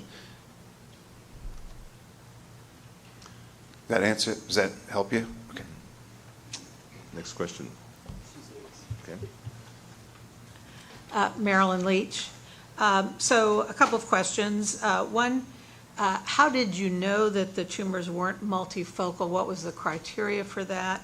And then for the people who did get radiation, what was the rationale for that? What was the documented rationale for that? And then the third was, mentioned a little bit, but how often do the patients feel something after the cryoablation, and how long does it last? Richard Fine. I'll try and answer those. Just give them to me in order. Multifocality. Okay. So we did not want to do patients that had any microcalcifications associated with the lesion or the surrounding tissue. That was one thing. It was left to the discretion whether they wanted to do an MRI. If the patient had more dense breast tissue, the MRI was usually done to rule out multifocal disease. And the core biopsy was assessed to make sure there was not any more than 25% evidence of DCIS in the core biopsies. Second question?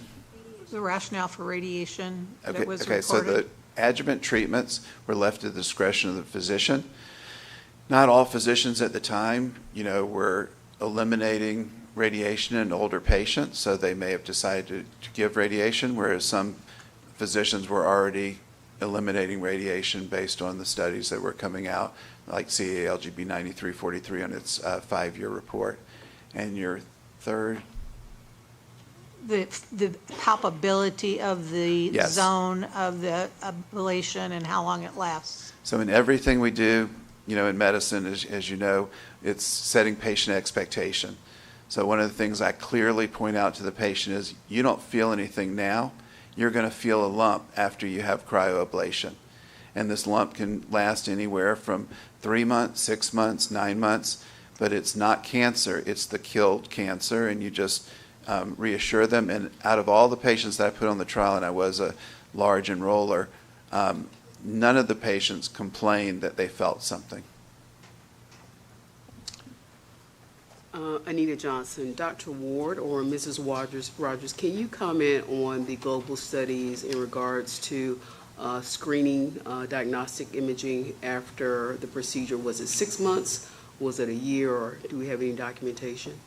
I'm sorry, will you repeat that? For the global studies outside of the U.S., can you comment for the imaging follow-up for these procedures? Was it 6 months?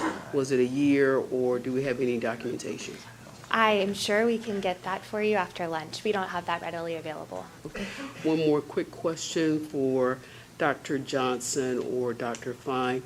Do you have any cost analysis? We went over the steps from the patient receiving surgical intervention, but do you have any cost analysis for this procedure?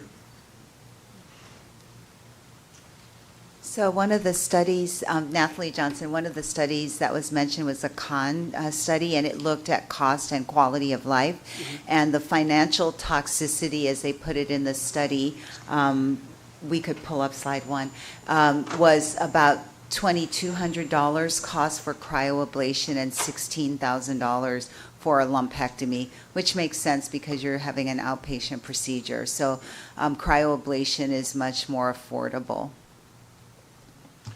Dr. Hunt. Kelly Hunt, I just had 2 quick questions. One is on the number of patients that did have MRI prior to the ablation. And then the second is, do you have any information on how many after ablation required additional biopsies in the follow-up period based on findings on imaging? We can, I know we have this information, and we can provide it to you after lunch, if that's okay. Ms. Pearson. Cindy Pearson. I have 2 questions. The first one is, you've talked about ultrasound guidance. Both the summary and the user manual say or CT. Was that ever used in the trial? And if so, how often?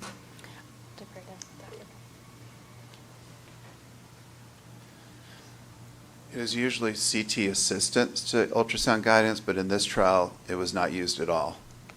Thanks. Yes. My second question is about patient education materials. Have you started drafting any? We have, and we look forward to working with FDA and the societies on labeling, training materials, patient education materials. Thank you. Dr. Bernstein. Harold Bernstein with a couple of questions. Just to clarify, so were this approved on this indication, anybody could do this? A dermatologist, a plastic surgeon, an interventional radiologist, a general surgeon, a breast surgeon would all be allowed to do this. Is that correct? We have not, but that would be pending discussion with FDA in terms of the labeling, the user groups, the education and training required for this procedure. Okay.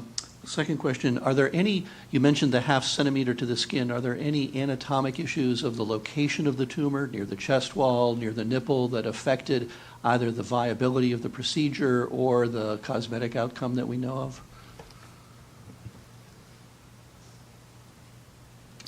Richard Fine. So you have to have a breast size and tumor location that's amenable to creating the ice ball. So it would be, let's say it was right in the axillary tail and there was no space. That might be, a place you couldn't do it. But there's a lot of flexibility based on being able to mitigate how close the ice ball is to skin and chest wall using saline. In the patients who did get radiation therapy, is there any signal of a toxicity problem with administering radiation therapy in the month after this procedure? It was only 29 patients, and there actually is another publication that came out that showed no toxicity from adding radiation after cryoablation. And as Dr. Gans alluded to in her remarks, there are formal criteria for cosmetic evaluation after breast conserving surgery and radiation. Was there any consideration of using those instruments, or were they included in your analysis aside from the patient-reported satisfaction scores?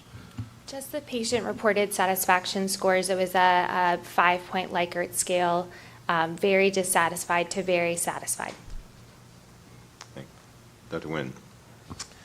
So just, I'm not sure who the best person to answer this. Tony Nguyen, so all patients in this study had no axillary surgery, correct? And if, I guess now with the sound trial, that's maybe a lot more relevant, but probably back when the study was initiated, that, how did you discuss that with the patients?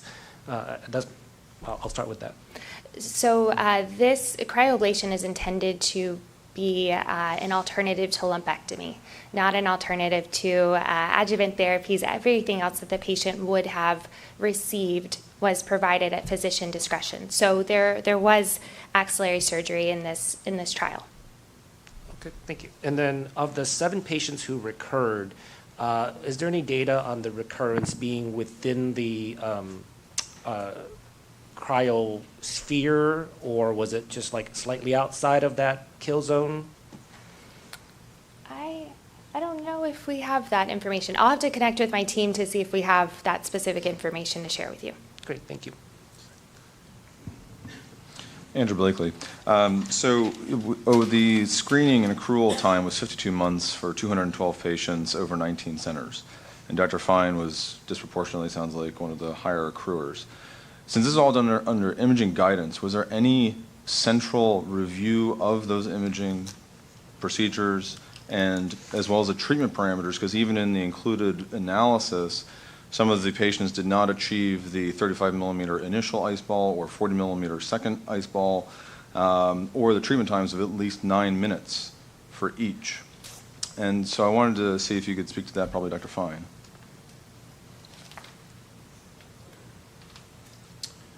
Richard Fine.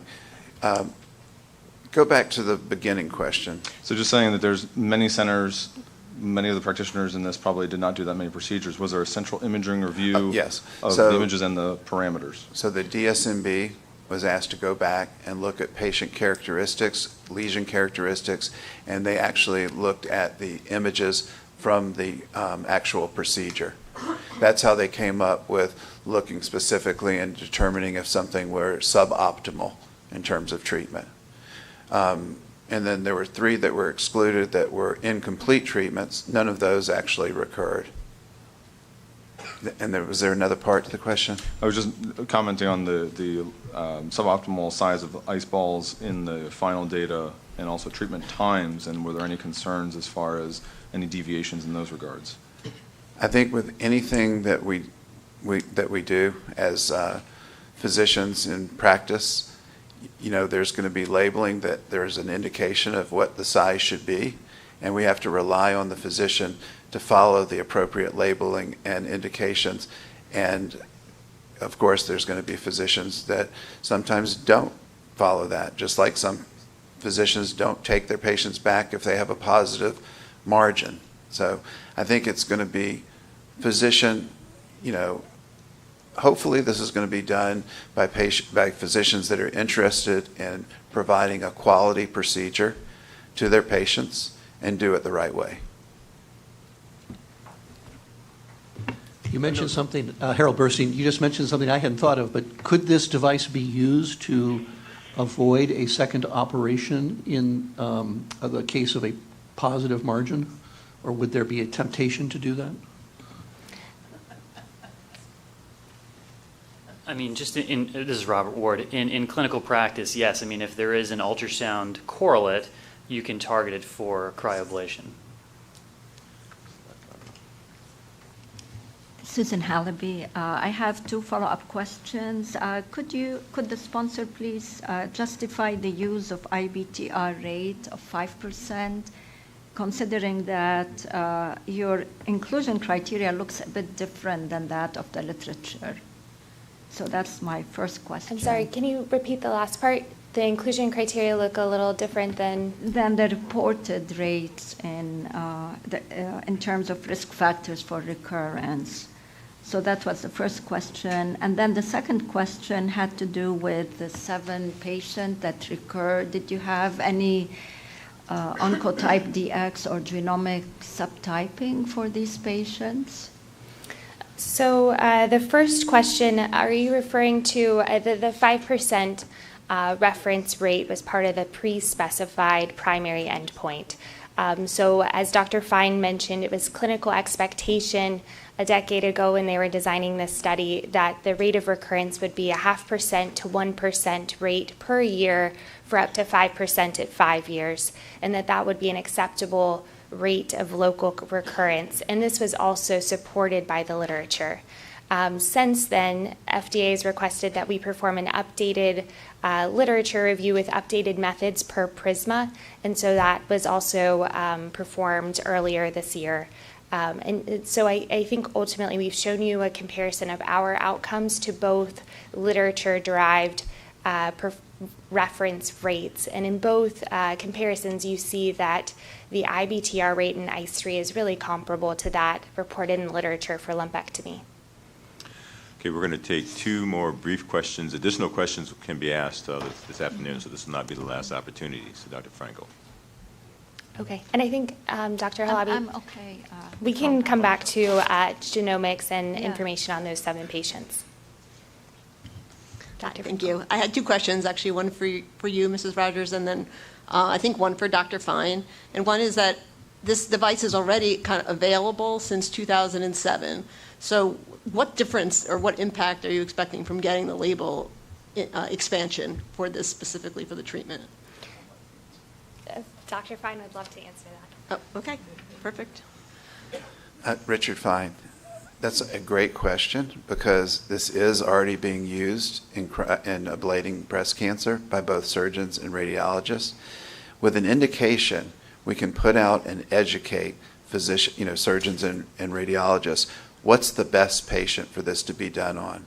Then we can work with societies on creating educational programs and making sure that the procedure is being done correctly. We can follow what happens to patients easier when there is an indication. So to me, the indication is crucial for us to be able to take this forward and do it even better than it's being done today. Nathalie Johnson, and I just want to add to that. Right now, if you can afford to pay out of pocket for cryoablation, it's available to you. But if you can't, then you don't have this as an option. And think about people who are working.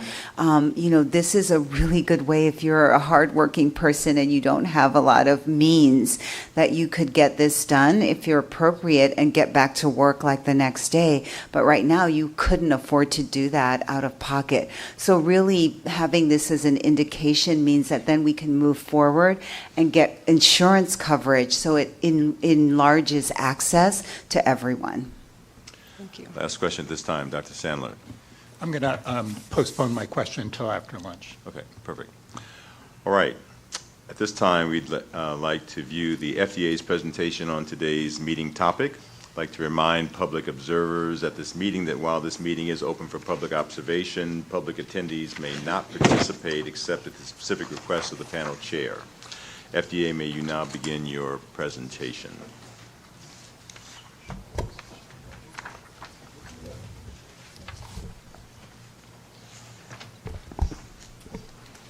All right. Hello to all the panelists, company, and public attendees, both in person and online today. My name is Jessica Carr. I'm an Assistant Director of the Division of General Surgery Devices in the Center for Devices and Radiological Health, CDRH. A huge thank you from me and the rest of the FDA team to the panelists and external speakers for contributing your time and expertise today to help inform our decision-making. You'll now hear from members of the CDRH review team regarding their analysis of the data provided by IceCure Medical in support of a de novo submission for the ProSense cryoablation system.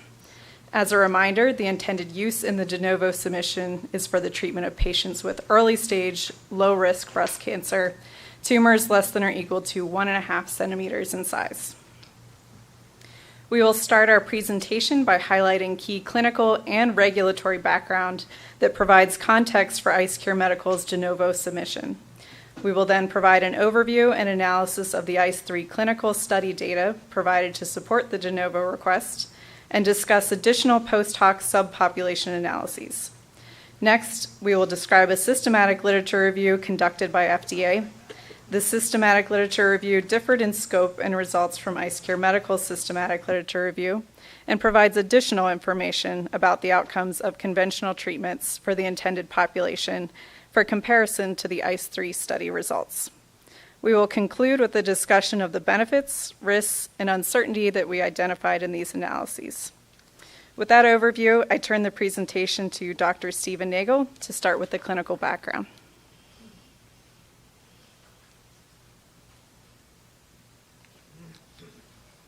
Thank you, Dr. Carr. Hello, everyone. My name is Stephen Nagel, and I am a surgical oncologist and FDA medical officer in the Center for Devices and Radiological Health. In the next few minutes, we will review an abbreviated version of the clinical background on the treatment of patients with early-stage, low-risk breast cancer. To tell you a little bit about breast cancer, this device is targeting the most commonly diagnosed cancer among U.S. women, excluding non-melanoma skin cancer. In the U.S., 1 in 8 women will develop breast cancer during their lifetime. And in 2024, it is estimated that there will be over 310,000 new cases of female breast cancer. Infiltrating or invasive ductal carcinoma, which is the target population for the ProSense system, is the most common histological type, representing approximately 70 to 80% of breast cancers. As we've heard this morning, in the context of proposed indications for early-stage low-risk breast cancer, the term low risk refers to biologically low risk for recurrence. Recurrence risk factors impacting clinical prognosis include patient age, tumor histology, molecular receptor status, and luminal subtype. While younger age is associated with more aggressive disease, older age at the time of breast cancer diagnosis is associated with less aggressive disease. High-grade tumors and cancers with high Ki-67 proliferative index are indicative of aggressive disease. Progesterone receptor positive, human epidermal factor receptor negative, and low Ki-67 index are associated with a lower risk of recurrence and tend to develop recurrence late.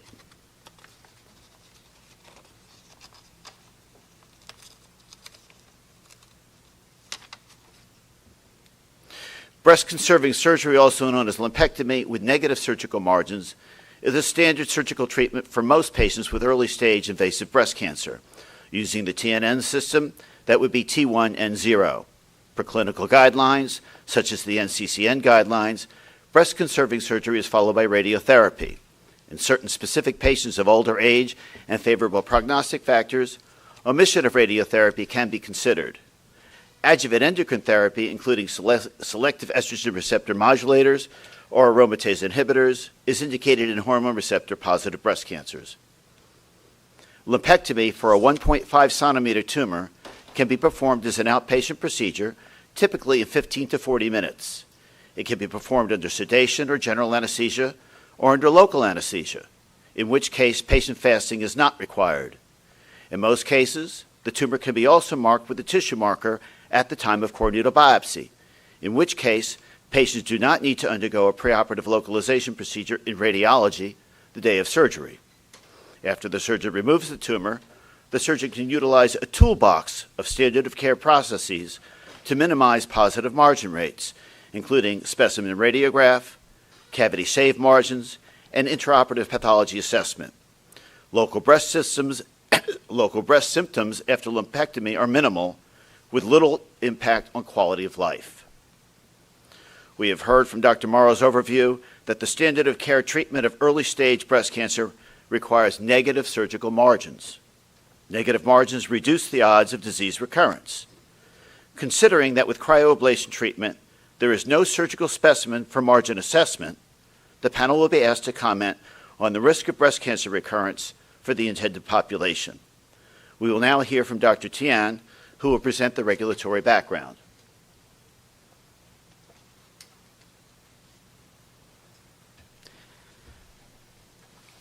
Hello, my name is Jinfeng Tian. I'm a biomedical engineer and leader reviewer in CDRH. I'll be discussing the regulatory background related to the de novo request by IceCure Medical for the ProSense system. cryosurgical technology has been has been marketed and used in the U.S. for a long time, since before 1976. Many cryosurgical devices have FDA marketing authorization for cryogenical destruction of tissue, including ablation of tumors and benign breast lesions. For new cryosurgical devices intended for ablation indication, bench testing is typically sufficient to verify the device specifications and demonstrate substantial equivalence with previously marketed devices. New devices have FDA marketing authorization for the treatment of breast cancer in lieu of lumpectomy. The subject device process cryoablation system previously received FDA clearance for use as a cryosurgical tool in multiple surgical fields, including general surgery for breast fibroadenomas. Thanks to Dr. Ward, ISQ provided a good introduction to the device technology, so we will not repeat it here. I want to mention that there are no significant device modifications to the device technology in this submission. The subject device was proposed for the treatment of patients with early-stage low-risk breast cancer with adjuvant endocrine therapy. In the indication for use, early stage is defined by unifocal tumor with a tumor size less than or equal to 1.5 centimeter and clinically lymph node negative.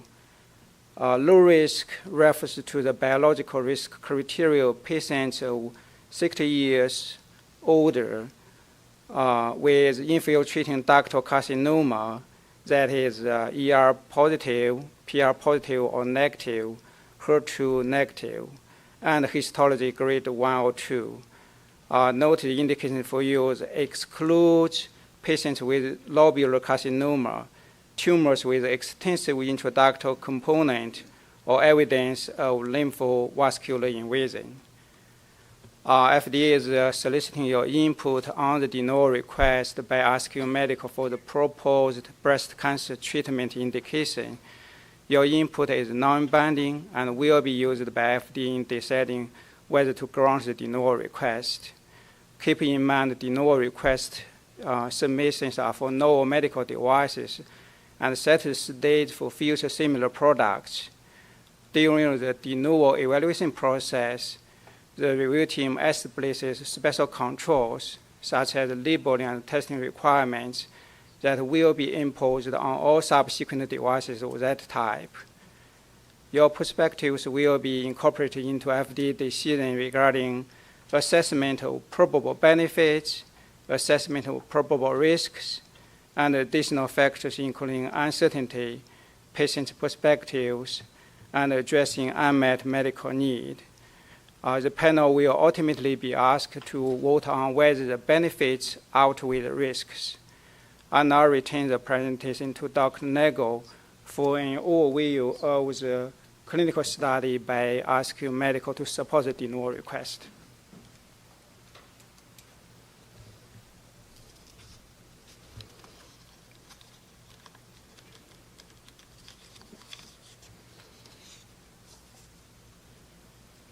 Stephen Nagel, FDA.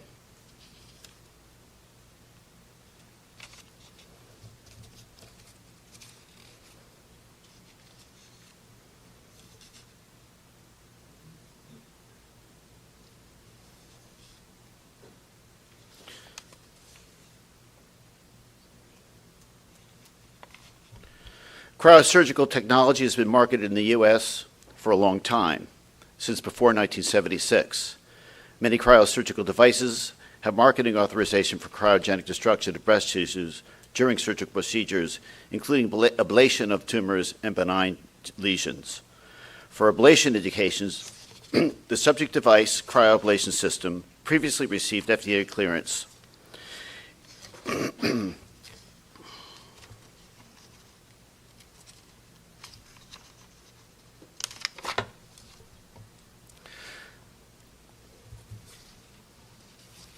IceCure Medical referenced several literature studies as background to their ICE3 pivotal study. FDA evaluated studies in which patients with invasive breast carcinoma up to 2 centimeters in size were treated with cryoablation and underwent surgical resection and pathology assessment of the resected specimen. Note, some of these studies used argon gas cryoablation systems, while others used liquid nitrogen systems. The ProSyn system was not used in any of these studies. The articles reported effectiveness rates of complete tumor necrosis ranging from 76% to 100%. 100% ablation success was reported in tumors less than 1 centimeter, compared with 79% success in unifocal tumors greater than or equal to 1 centimeter. One publication reported on the negative predictive value of MRI to determine residual invasive breast cancer, or DCIS, with results of 81%. Considering the ablate and resect information, which shows tumor size-dependent success, the panel will be asked to comment on the ability of standard of care imaging technology to accurately characterize tumor size and extent prior to surgery and following cryotherapy. The ICE3 pivotal clinical trial conducted by IceCure Medical using the ProSense system was a non-randomized single-arm study of 206 women with early-stage breast cancer conducted at 19 U.S. clinical sites. The tumor size was limited to less than or equal to 1.5 centimeters in largest diameter. The primary endpoint was ipsilateral breast tumor recurrence rate at 5 years. The IBTR was defined in the protocol as, quote, evidence of invasive or in situ breast cancer in the ipsilateral breast or chest wall, end quote. All biopsy-confirmed recurrences in the ipsilateral breast were considered in the analysis of the primary endpoint. FDA did not provide input on the study design, endpoints, or analysis plan prior to study initiation. The sponsor's primary endpoint success criterion was a rate less than 10% for the upper bound of the 95% confidence interval. The 10% threshold was based on a literature IBTR rate estimated to be 5% plus a reference margin rate of 5%. The ICE3 study performance goal was based on a literature search conducted by IceCure Medical. We note that the literature search included studies of both low-risk and high-risk breast cancer patients treated with breast-conserving surgery. High-risk factors in the sponsor's performance goal studies included high-grade tumors, hormone receptor negative tumors, tumors larger than 1.5 centimeters. In some studies, lobular carcinoma was also excluded. These high-risk factors are associated with a higher local recurrence rate compared with low-risk breast cancer. The panel will be asked to comment on the strengths and limitations of the single-arm, non-randomized study design with a literature-based performance goal. Secondary endpoints included adverse events and 5-year oncological outcomes, such as disease-free survival, overall survival, and breast cancer survival. The protocol definition of disease-free survival included local, regional, or distant breast cancer recurrence, second primary cancer, contralateral breast cancer, or death due to any cause. The FDA recognizes that the ICE3 protocol definition of disease-free survival is consistent with the National Library of Medicine definition of disease-free survival, which includes death due to any cause. However, the sponsor also evaluated DFS post hoc based on their interpretation of the NCI definition of disease-free survival, which omits death due to any cause. Key ICE3 enrollment criteria included women greater than or equal to age 50 for local IRB, greater than or equal to age 60 regional IRB, with biopsy-proven invasive ductal breast carcinoma less than or equal to 1.5 centimeters, grade 1 to 2, ER positive and or PR positive, HER2 negative, and lymph node negative. Subjects with lobular carcinoma, luminal B pathology, Nottingham score of 3, presence of microinvasion or extensive intraductal component, multifocal and or multicentric breast cancer or multifocal calcifications were excluded from the study. IceCure Medical made several changes to the enrollment criteria during the study, most of which were minor, but a few significant changes, as highlighted on the slide in orange text, could impact IBTR rate. The most significant changes included removal of requirements for Ki-67 index less than 14%, replacing this criterion with a requirement that nuclear and mitotic scores be less than or equal to 2. This change in enrollment criteria is of note because KS67 proliferation index is indicative of biologically high-risk disease. The eligible enrollment age was also decreased during the study. Subject age is important as younger age is associated with higher risk disease compared with older age. The FDA was not consulted for input on changes during the study. As we've heard, patients underwent mammography imaging, ultrasound, and in some cases, breast MRI. If the lesion was determined to be eligible, patients were treated with cryoablation therapy under local anesthesia and ultrasound visualization. The average procedure time was 35 minutes. Adjuvant endocrine therapy, chemotherapy, and/or radiation therapy were provided at the discretion of the treating physician.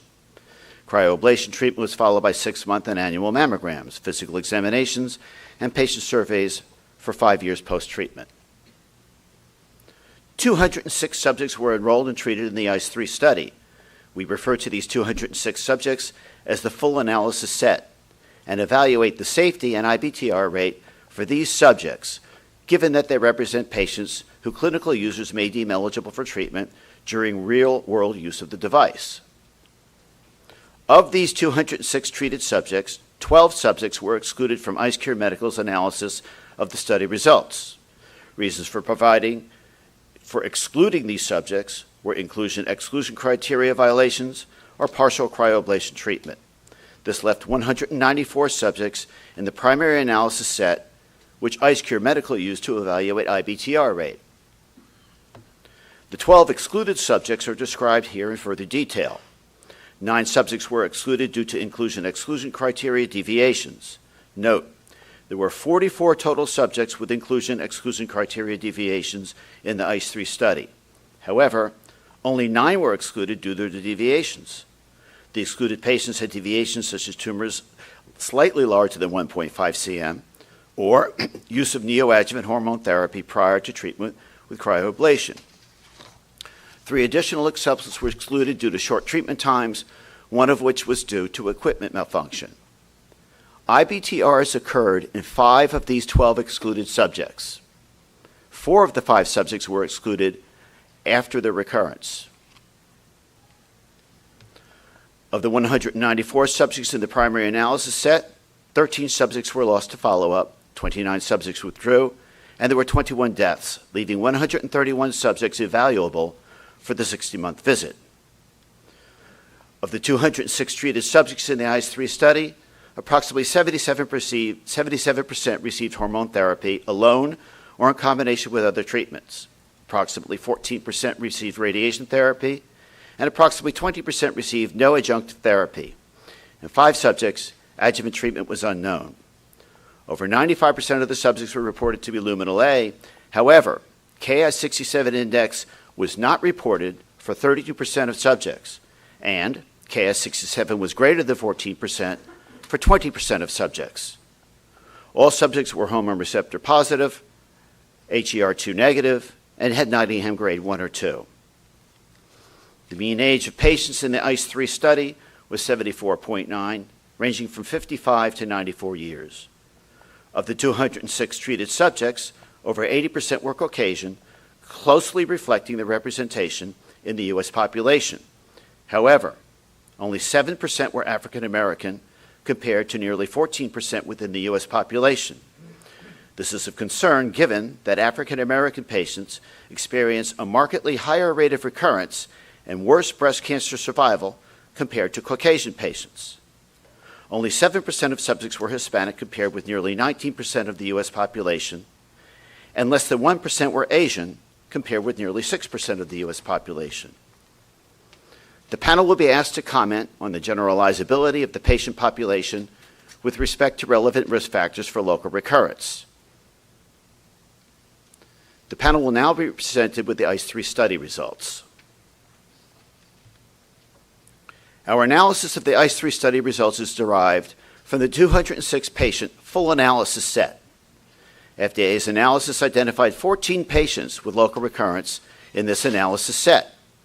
The sponsor considered 7 cases of IBTR in their analysis of the ICE3 study results. As noted earlier, 5 additional cases occurred within the 12 subjects who were excluded from the study after treatment. The FDA identified an additional 2 cases of IBTR, as discussed further in detail on the next slide. 2 of the 14 cases considered by the FDA to be IBTR were based upon the protocol definition of local recurrence as, quote, evidence of invasive or in situ breast cancer in the ipsilateral breast or chest wall, end quote. The protocol further stated, quote, given the challenges of defining a reliable definition of local recurrence versus new primary, all recurrences in the ipsilateral breast will be considered in the analysis of the primary endpoint, end quote. In one case, a new ipsilateral tumor was identified with the same histology and same molecular subtype, but was in a different location. The primary breast cancer was located at the 8 to 9 o'clock radian, 4 to 5 centimeters from the nipple, whereas the newly diagnosed breast cancer was at 12 o'clock, 5 centimeters from the nipple. IceCure Medical classified this as the second primary breast cancer. FDA considers the similarity in histology, molecular subtype, and proximity to be evidence of IBTR. In another case, a mammographic density adjacent to the cryoablation site was identified as concerning for recurrent breast cancer. The investigator identified it as a suspicious lesion, but the patient declined biopsy. IceCure Medical did not classify this as an IBTR because the protocol required that the recurrence be confirmed by biopsy or cytology. FDA considers this ipsilateral event as evidence of IBTR. Considering all 14 local recurrences in the full analysis set, the resulting 5-year IBTR rate was 9.5%, with the confidence interval ranging from 5.7 to 15.7% based on the Kaplan-Meier estimation method. FDA also estimated the IBTR rate using the cumulative incidence function, which accounts for competing risk of death, and this resulted in a rate of 8.7%, with the confidence interval ranging from 5.2 to 14.5%. The mean time to recurrence was 47.2 months, and the median time to recurrence was 51.6 months. Secondary endpoints related to 5-year oncological outcomes are shown here, based on the Kaplan-Meier method. Based on the study protocol definition, disease-free survival was 75.2% for the full analysis set, which again is all patients who were treated. Overall survival was 88.6% for the full analysis set, based on 20 deaths within the 5-year analysis timeframe. Breast cancer survival was 96.6%, based on 2 deaths due to breast cancer and 3 deaths due to unknown cause. The FDA notes that IceCure reported 3 deaths due to unknown cause. Specifically, death due to breast cancer was not excluded in these 3 patients. For the primary analysis set as used by IceCure Medical, FDA identified 9 recurrence events. The resulting IBTR rate was 6.2%, with a 95% confidence interval of 3.2 to 11.7% based on the cumulative incidence function. This analysis set excludes 5 recurrences compared with the full analysis set, which had an IBTR rate of 8.7%. The study also included patient surveys as part of the secondary endpoints, including the NCCN distress thermometer and cosmetic satisfaction. The study showed a 0.7-point improvement in distress on a scale of 1 to 10 at 6 months compared to baseline. The study did not evaluate distress for the subjects following recurrence events. While a validated measurement of cosmesis was not used, 28% of subjects responding to a cosmetic satisfaction survey reported being satisfied, and 70.6% of subjects reported being very satisfied at 6 months follow-up based on a 5-point scale. 15% of subjects did not complete the survey at a given visit. Similarly, 97 to 99% of physicians reported being very satisfied or satisfied with the cosmetic outcome of the procedure at 6 months and 5 years follow-up based on the same scale. Due to the single-arm study design, a direct comparison of either outcome with standard of care is not available. There were 133 serious adverse events, referred to as SAEs, reported in 65 patients, including 21 deaths in the primary analysis set and 14 ipsilateral breast tumor recurrences in the full analysis set. Note, While SAEs may be related or unrelated to the device, the FDA considered all local recurrences as device-related serious adverse events. Of the 21 deaths reported, 5 deaths, or 24%, were due to breast cancer or unknown cause. The sponsor identified 4 cases of secondary primary breast cancers. FDA classified 1 of the 4 ipsilateral breast cancers as a local recurrence based upon the per-protocol definition of IBTR and second primary breast cancer. Of the 14 subjects with local recurrence in the full analysis set, 1 patient underwent lumpectomy but died due to metastatic breast cancer. 1 patient underwent lumpectomy and died due to unknown cause. 9 patients were treated with lumpectomy or mastectomy and either survived for the duration of the study, were excluded before study completion, or withdrew early. 2 patients declined further workup after identification of recurrence, and 1 had no information available. The adverse event information presented herein is based on the available information from the primary analysis set, which excludes 12 treated subjects. 93 subjects in the primary analysis set reported 180 procedure-related adverse events.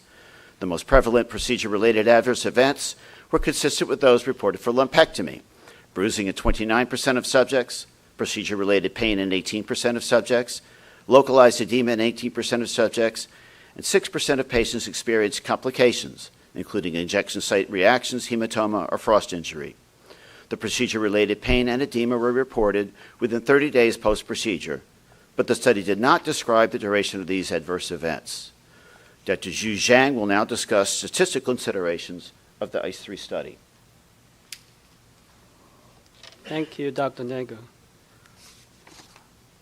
Good afternoon, everyone. My name is Xu Zhang.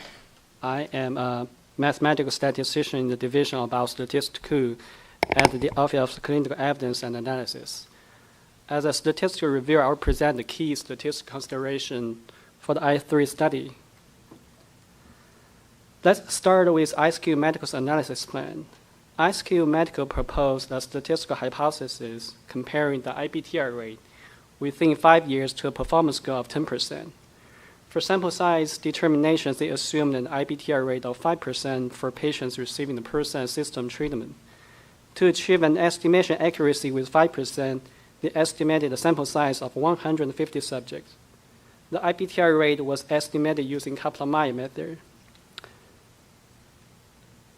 The first key statistical consideration in the calculation of the I3 primary endpoint result is the censoring approach used in the Kaplan-Meier method. The Kaplan-Meier method is a statistical technique that estimates rates over time, accounting for subjects who do not have the IBTR or do not complete the full 5-year study. These subjects who do not have a known time to an IBTR event are classified as censored. In the I3 study, censored subjects include those who died without IBTR, those who were lost to follow-up or withdrew without IBTR, and those who completed the 60 months visit without an IBTR. In clinical trial, the conventional censoring time used in the Kaplan-Meier calculation is the last follow-up date, and FDA used this censoring approach. For subjects who died without IBTR, rather than using last follow-up date, IceCube Medical uses 60 months as the censoring time. For subjects who were lost to follow-up or withdrew without IBTR, IceCube Medical uses a date on the end of study form, or 60 months, whichever comes first. Please note, censoring method was not pre-specified in the I3 study protocol. To understand IceCube Medical censoring approach in the Kaplan-Meier calculation, let's use this graph. In one example, subject A died about 27 months post-procedure without IBTR. IceCube Medical considered this subject censored at 60 months, implying subject A remained alive without IBTR for 5 years. And there are 19 such cases in the calculation for the primary analysis set, which could contribute to underestimation of the IBTR rate. In another example, subject B was lost to follow-up or withdrew, with the last follow-up at the 12-month visit. This subject was censored at 36 months, according to the date on the end of study form. However, there was no evaluation of the subject at this time point. IceCube Medical's calculation method assumed no IBTR within 3 years for subject B. There are 39 subjects in this category. Please note that an IPTR could occur between the last follow-up and the censoring time used by IceCure Medical. IceCure Medical censoring approach extends the censoring time, keeping more subjects at risk for a longer period in the Kaplan-Meier calculation, which consequently lower the IPTR rate. In contrast, the conventional censoring time uses the last follow-up date as a censoring time for such subjects, as it represents the last known IPTR-free date. Let's look at the impact of two censoring approaches using 7 local recurrences reported by IceCure Medical in the primary analysis set for 194 subjects. Using the conventional censoring approach, the estimated IPTR rate is 5.2%. However, with IceCure Medical's approach, the rate is lower at 4.3%. This difference arises from the different censoring method. With IceCure Medical's reported 7 local recurrences, the upper bound of 10.7%, using the conventional approach in Kaplan-Meier, exceeds IceCure Medical proposed 10% performance goal. Besides IPTR, IceCure Medical applied the same censoring approach to distant metastasis and disease-free survival as detailed in this table. The protocol-defined disease-free survival treats death from all cause as an event. IceCure Medical also presented disease-free survival using a different definition, which is their interpretation of NCR definition. In this analysis by IceCure Medical, 18 non-breast cancer deaths are censored at 60 months, instead of being considered as events. In other words, the 18 subjects who died from causes other than confirmed breast cancer are considered as alive and disease-free through 60 months. The second key statistical consideration is analysis population. The I3 study includes 206 treated subjects, as you have heard earlier in the presentation from Dr. Nagel. IceCure Medical excluded 12 treated subjects in their analysis. Among the 206 treated subjects, 44 had inclusion-exclusion deviations. Of those, 34 were included in the primary analysis set, with 3 experiencing local recurrences. Meanwhile, 10 of the 12 excluded subjects had inclusion-exclusion deviation, and 5 of these subjects experienced local recurrences. The percentage of local recurrence is much higher among the excluded subjects compared to the primary analysis set.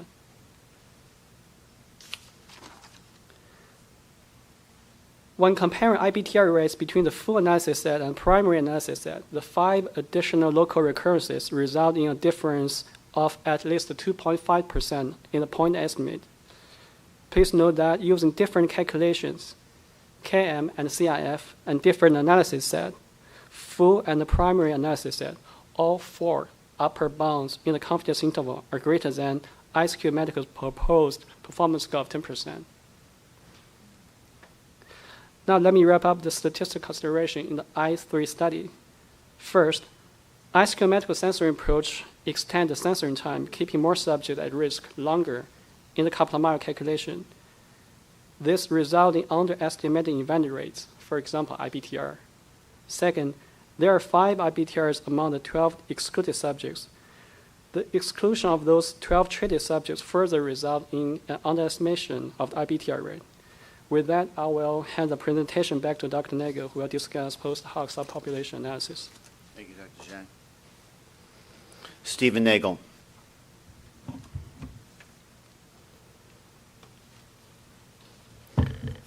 FDA requested post-hoc analyses of 2 different subpopulations over the overall ICE3 study population to evaluate the outcomes of a patient population aligned with the proposed indications for use statement and to facilitate comparison with similar representative patient populations in the literature.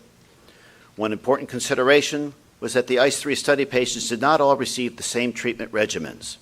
This makes comparison to standard of care challenging because adjunctive treatments have significant impact on recurrence rates. For example, FDA recognizes the Lumina study by Whelan et al. As a large cohort of representative early-stage, low-risk breast cancer patients, similar to the indicated population for the ProSense system. Subjects in the Lumina study received adjuvant endocrine therapy and no radiotherapy after breast-conserving surgery. FDA requested a post-hoc subpopulation analysis of patients aligned with the proposed indications for use, referred to as the indicated subpopulation. Accordingly, all patients were required to have adjuvant endocrine therapy. Note, the nuclear grade components of the Nottingham score were also required to be 1 to 2 due to the corresponding protocol criteria. The indicated subpopulation contained 120 subjects, of which 93 subjects completed the 60-month visit. The demographics of the indicated subpopulation are shown in the slide. Like the full analysis set, the average age of patients was between 70 and 80 years, and the majority of the patients were Caucasian. All subjects received adjuvant endocrine therapy, and approximately 18% also received radiation therapy. All subjects were hormone receptor positive, HER2 negative, and had Nottingham grade 1 to 2. In 37% of subjects, the Ki-67 index was unknown.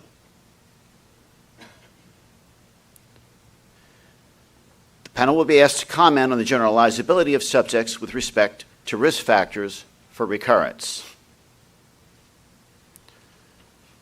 2 IBTRs occurred in the indicated subpopulation of 120 subjects.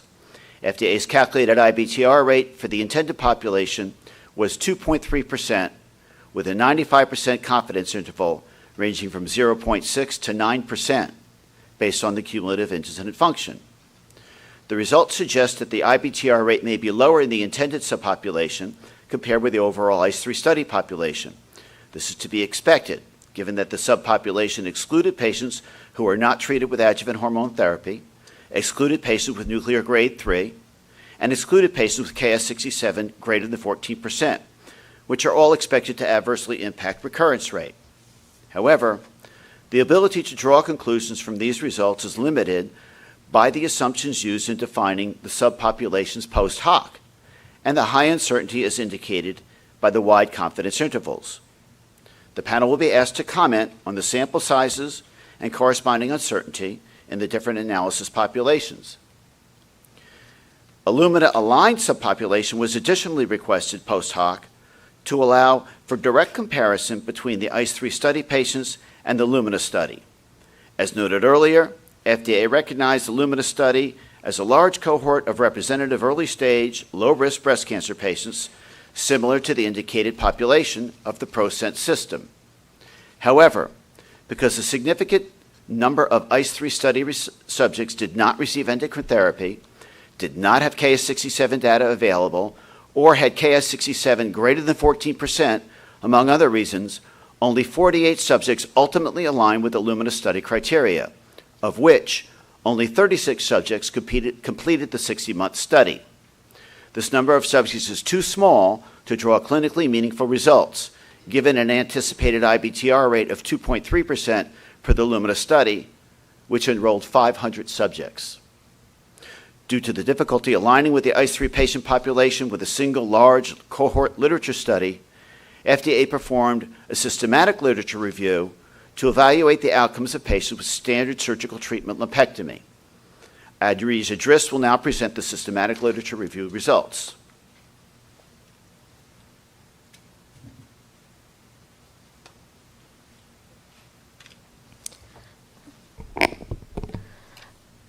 Hello everyone, my name is Arij Idris. I am the epidemiologist for this submission. I will be discussing the FDA's systematic literature review and meta-analysis of 5-year IBTR rates in low-risk patients receiving standard surgical treatment.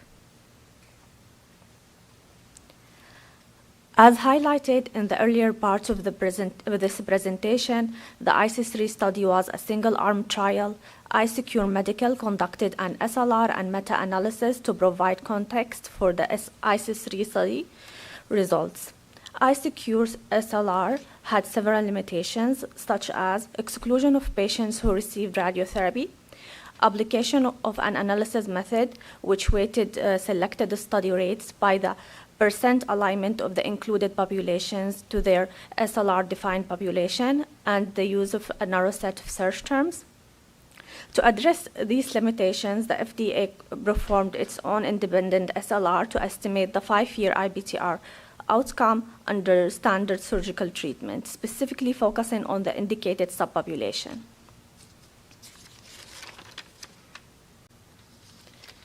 Here is a description of the SLR methods. Our eligibility criteria captured female patient aged 50 years or older, tumors smaller than 2 centimeter, Nottingham grade 1 or 2, hormone positive, node negative, and HER2 negative cases. Ki-67 greater than 14% were excluded if reported. We also excluded lobular carcinoma, high-grade tumors, multifocal cases, lymphovascular invasion cases. To capture all relevant literature, we augmented targeted search terms with mesh terms and included wide range of alternative key terms. The search returned 4,391 abstracts. This screening diagram shows how a subset of studies best matching the indicated subpopulation was selected. After reading all the abstracts, we identified 704 that met our eligibility criteria. When we then reviewed the full text of these 704 studies and identified 25 studies that had at least one cohort that closely aligned with the eligibility criteria. The most prominent reasons for excluding studies were incorrect populations, such as inclusion of only late-stage cancer patients, incorrect intervention, for example, mastectomy, or incorrect outcome, for example, mortality rates instead of recurrence rates. Collectively, there were over 15,000 patients across the 25 studies. The smallest study had 12 patients, while the largest had 2,109 patients. 21 studies involved radiotherapy, 23 included hormone therapy, and 19 included both. In the 20 studies that provided explicit 5-year IBTR rates, results ranged from 0% to 5.9%, with almost half of the studies reporting 1% rate or lower. One outlier, DAN 2020, reported a 12% rate for a cohort receiving no adjunctive treatment. Of 20 studies that reported 5-year IBTR rates, 6 cohorts across 5 studies matched the exact population of interest, with only minor exceptions. The reasons that the other studies did not match are shown on the right of this slide. The primary reasons were the presence of patients with tumor over 2 centimeter, hormone receptor status negative or unknown, adjunctive chemotherapy, or grade 3 tumors. The table on the left lists the 5 studies and 6 cohorts selected, totaling 2,062 patients. 2 studies had a very small sample sizes of 16 and 23, while the remaining 4 cohorts all had over 400 patients. 5-year IBTR rates ranged from 0% to 2.3%. Here the rates are displayed in a forest plot along with the 95 confidence intervals. At the bottom of the figure, we have the IC3 indicated subpopulation, 5-year IBTR rate, and 95% confidence interval. Note that the IC3 indicated subpopulation had 18% of patients receiving radiotherapy. Cohorts from our SLR labeled with the yellow symbols indicate cohorts where patients received radiotherapy. The 2 smallest studies in our meta-analysis are shown in the top left of the figure. They reported 0 IBTR at 5 years and thus have no confidence intervals. Among the remaining 4 cohorts, 5-year IBTR rates ranged from 0.7% to 2.3%. The maximum rate of 2.3% was observed in the cohort that did not receive radiotherapy. The IC3 study indicated subpopulation had a 2.3% 5-year IBTR rate. The 95% confidence interval ranged from 0.6% to 9%. As a reminder, The ICE3 study indicated subpopulation with 2.3% IBTR rate is a subset of a broader ICE3 study population, summarized on this slide.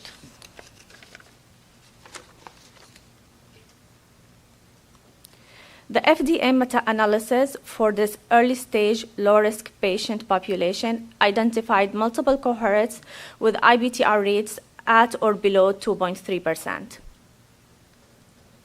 The panel will be asked to discuss the overall clinical significance of the IC3 effectiveness results compared with the SLR. With that, I will hand the presentation back to Dr. Jessica Carr, who will discuss the benefit-risk assessment.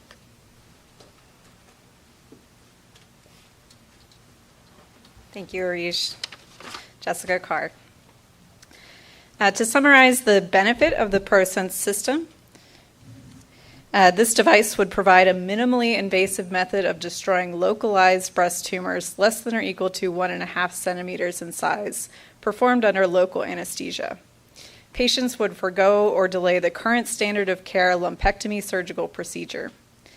Lumpectomy of 1.5 centimeter tumors can be conducted under local anesthesia or light sedation and is generally considered to be a low-risk outpatient procedure.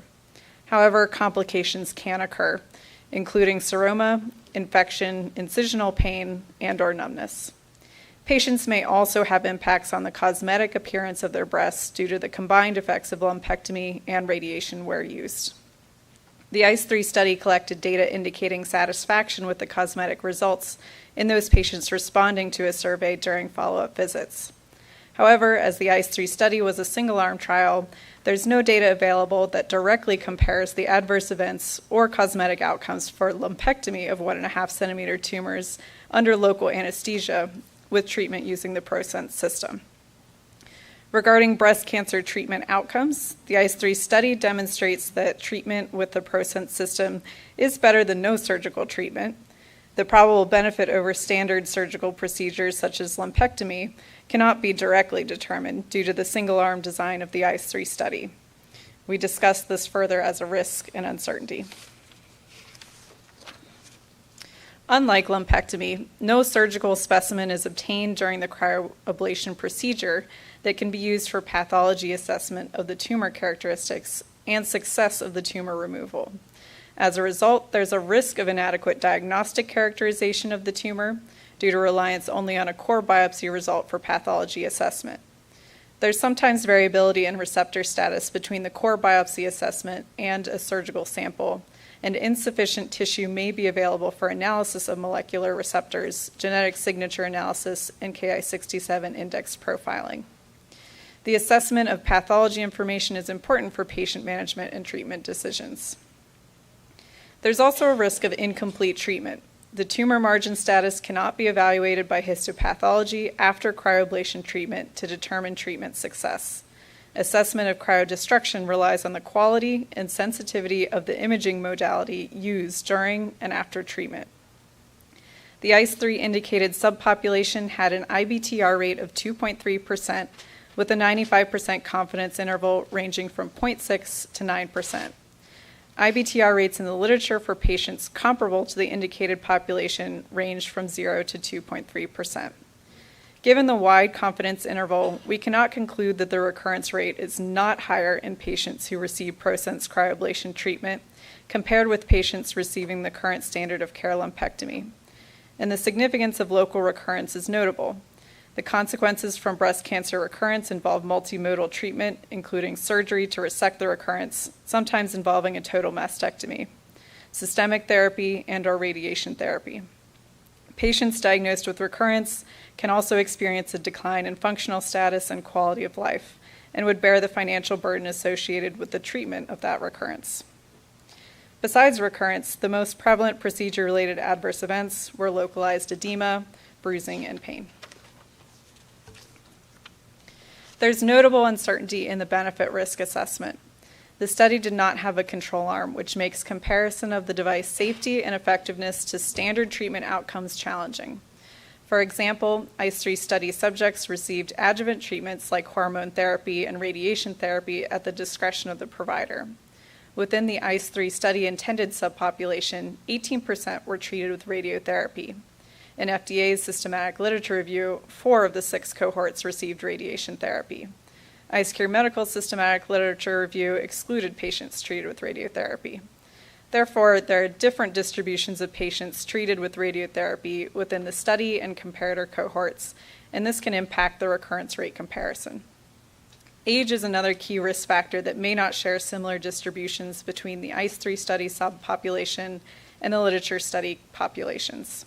While the proposed indications for use is for patients greater than or equal to 60 years of age, the median age of the ICE3 trial was 74.5 years. FDA systematic literature review evaluated patients greater than 50 years of age. Some studies have shown that a higher age, as in the ICE3 study, may have a relatively lower risk of recurrence due to a likelihood of death by competing risks and the fact that older patients tend to present with less aggressive disease. Protocol revisions and deviations also add uncertainty to the generalizability of the ICE3 study population. The clinical study protocol was modified during study enrollment, including revisions to the eligibility criteria, and the study had 45 major enrollment criteria violations. After enrollment and treatment, a portion of these patients, 12 subjects, were later excluded from IceCure Medical's evaluation of the primary endpoint. Thus, without a control arm of the ICE3 study, with a similar distribution of adjunctive treatment regimens, patient ages, and other characteristics, it's challenging to compare the results of the study to standard of care outcomes. There's further uncertainty in the literature-derived comparator. FDA identified 25 studies that were appropriate to perform a qualitative assessment of the IBTR rate for standard of care. However, only 5 studies with 6 patient cohorts met the most stringent inclusion-exclusion criteria comparable to the intended patient population, and 2 of these studies had less than 25 patients. The limited number of large studies available for a meta-estimate comparator to the intended patient population creates uncertainty in the comparison of the ICE3 study results to standard of care outcomes. There's also uncertainty related to the sample size of the ICE3 study relative to the low anticipated recurrence rate for the intended patient population. The two-sided 95% confidence interval for the IBTR rate spanned a nearly 10% range. When the overall study population was further refined in post-hoc analyses, the resulting intended subpopulation was even smaller, making it challenging to draw generalizable conclusions. Additionally, a total of 46 out of 206 subjects did not have data available at the 60-month study endpoint, which represents a missing data rate of over 20%. This contributes to variability in the estimated event rate, which is captured in the wide confidence intervals. Finally, we reiterate that both initial assessment of tumor size and assessment of cryodestruction relies on the quality and sensitivity of the imaging modality used during and after treatment, including mammography and MRI for detection of recurrent disease. There's no ablate and resect study data available for a ProSense system to evaluate the complete ablation rate of this particular device for tumors less than or equal to 1.5 centimeters. With these benefits, risks, and uncertainties in mind, the panel will be asked to comment on the quality of life benefits of surgery avoidance versus quality of life risks of recurrence for the indicated population. The panel will also be asked to comment on the overall benefit-risk profile of the device for the proposed indications for use and vote on whether the benefits outweigh the risks. Thank you again for your attention to our presentation. We'll now invite any questions from the panelists. I'd like to thank the FDA speakers for their presentations. And now, are there any brief clarifying questions from members of the panel? Dr. DeLong. I have a few related questions. First, while it does seem that tissue ablation is often a Class 2 indication, typically devices indicated for treatment or diagnosis of cancer tend to be Class 3. So I was wondering why what was the rationale for making this a Class 2 de novo?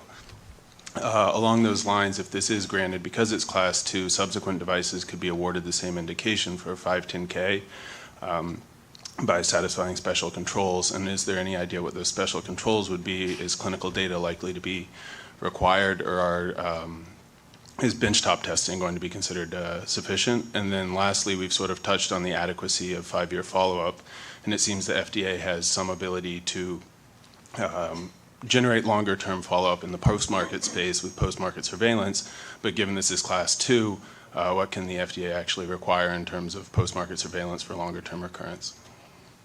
Thank you for those questions. So the first question regarding Class 2 or Class 3. So as part of the de novo evaluation, we do consider whether special controls are sufficient to mitigate risk. So part of the decision is based on whether special controls are adequate to mitigate the risk, which is under discussion here today. We do seek your feedback regarding those considerations. But in general, we do consider the technology to have a long history of clinical use, given its sort of pre-amendment status.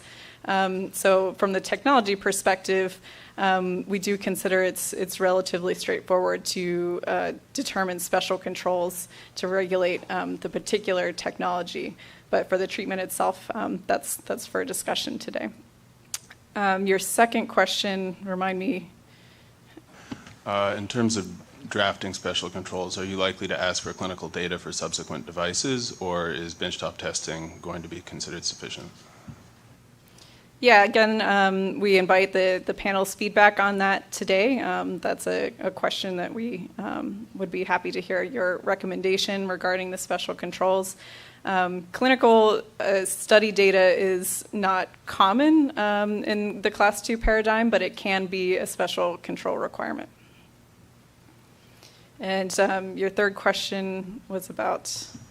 What options does FDA have for mandating long-term surveillance in the post-market space, given that this is Class 2?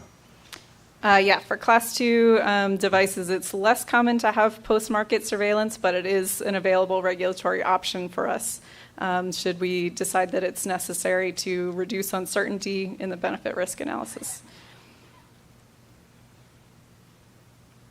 Murad Alam. The company, the sponsor, had indicated that the IRB they used had not recommended an IDE since they believed this to be a non-significant risk device. I found that surprising. I was curious as to whether FDA found that surprising as well, and whether having an IDE might have mitigated some of these issues that we're running into, where there's a misalignment between the study design as preferred by the sponsor and FDA. Yes, so FDA does have public guidance on whether an IDE is required or not.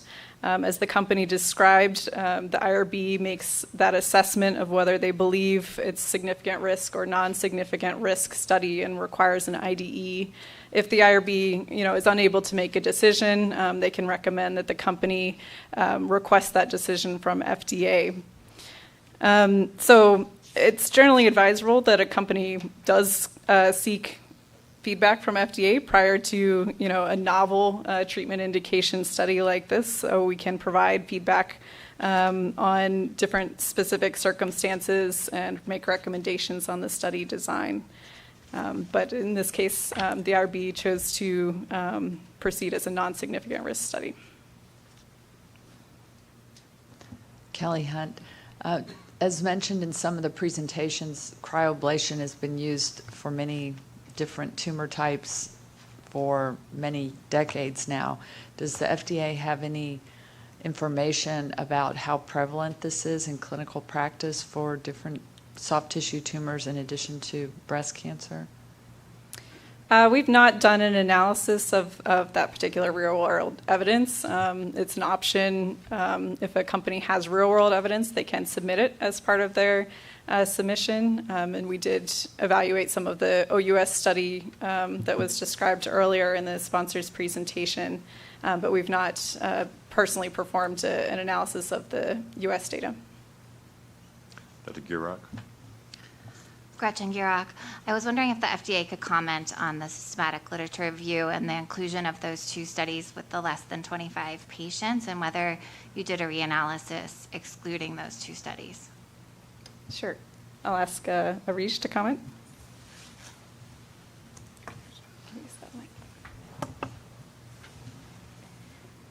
Arish Adres. So we did not exclude studies based on participant counts or sample size. We did exclude study based on study design to include only like observational or randomized controlled trial, and that's the most common way in doing systematic literature reviews. So in systematic literature review, after you apply your exclusion and inclusion criteria, you will end up with studies. We did assess the risk of bias, and these are the 2 studies with high risk of bias. However, based on the inclusion-exclusion criteria, you cannot exclude them based on counts only. Next, Dr. Armstrong, then Dr. Leach. Deb Armstrong. I'm kind of using the drug paradigm here because I don't understand completely with the class 3 and class 2 issue, but if a drug has accelerated approval, studies don't, upcoming studies don't have to do a direct comparison, and I don't know if this gets approved, will then it be the basis for comparison for future studies of localized treatments, whether it's cryoablation or other treatments, and I don't know if the class 2 and class 3 is a variation based on that. Can you clarify that for me? Sure, I can try to help provide a little context for how Class 2 sets, or de novo sets precedent for other Class 2 devices. Subsequent devices could have clinical data, especially if it's a requirement in the special controls, although often it's not a requirement in the special controls, and that data is not provided if the device is very similar to the previous device used in the de novo. So technology and indication-wise, if it's very similar, then often that de novo device really sets the bar. And it is there as an FDA precedent, as an accepted study for future devices who may be seeking similar indications, even outside of this specific technology. So likely, if the de novo were to be granted and special controls devised for this device, the scope is yet to be determined, but it's possible that it could be just cryoablation devices for the treatment of breast cancer. But it is available as a precedent for other device types as well. Dr. Leach. Marilyn Leach. So in your literature search, why did you start with age over 50 rather than the age that was elected in the study? Yeah, I'll ask Arish to comment. So we were limited with what is available in the literature. If we opted for an older age, we would not have been able to retrieve enough literature to do a meta-estimate or a systematic literature review. Dr. Nguyen. Yes, Tony Nguyen. Just trying to compare apples to apples, does the FDA agree with the company's data that patients who were treated with radiation had no local regional recurrence? Because a lot of the systematic analysis by the FDA studies, most of them had radiation therapy with recurrences.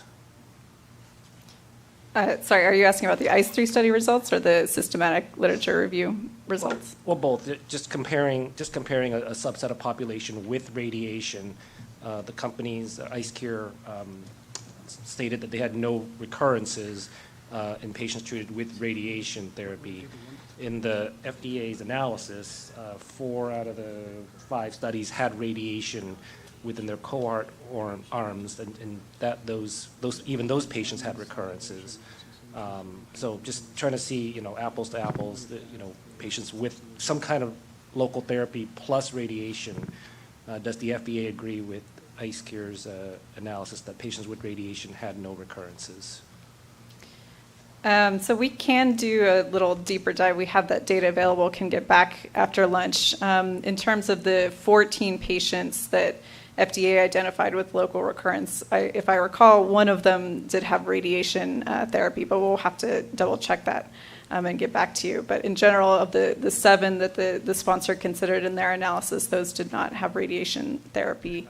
I would say in order to do an apples to apples of those with radiation therapy between the ICE3 study results and the systematic literature review, It's difficult because we're getting down to very small numbers of patients, so only 18%, 15 to 18% had radiation therapy in the ICE3 study, so that becomes a fairly small number to compare. I'll see if Dr. Nagel or Arish have any further comments. No, again, when you look at that's a great question, Dr. Wynn. Thank you for your question, Stephen Nagel. However, when you look at the number of patients that actually received radiation therapy and you consider the variables and the risk factors for recurrence, it didn't provide any additional information. Next, Dr. Bernstein, then Dr. DeLong. A question for the Dr. Bernstein. Question for the FDA about the proposed label. So the proposed label has two parts. The first part is indicated for the treatment of patients with early-stage low-risk breast cancer in combination with endocrine therapy, and then there's an asterisk, and then it has rather granular information, as you know, about the specifics of the trial and the eligibility of the trial. So two-part question. The first is it realistic to put all that granular information into a label? It seems like more than we typically would see for either a device or even a medical drug in many contexts. And the second is, I'm not aware of previous experiences in breast cancer, at least, where a local regional therapy is linked in the label to a systemic therapy. Usually you sort of do one or the other. Obviously, FDA has combination systemic therapies where you might see that. It just seemed unusual. Would you comment?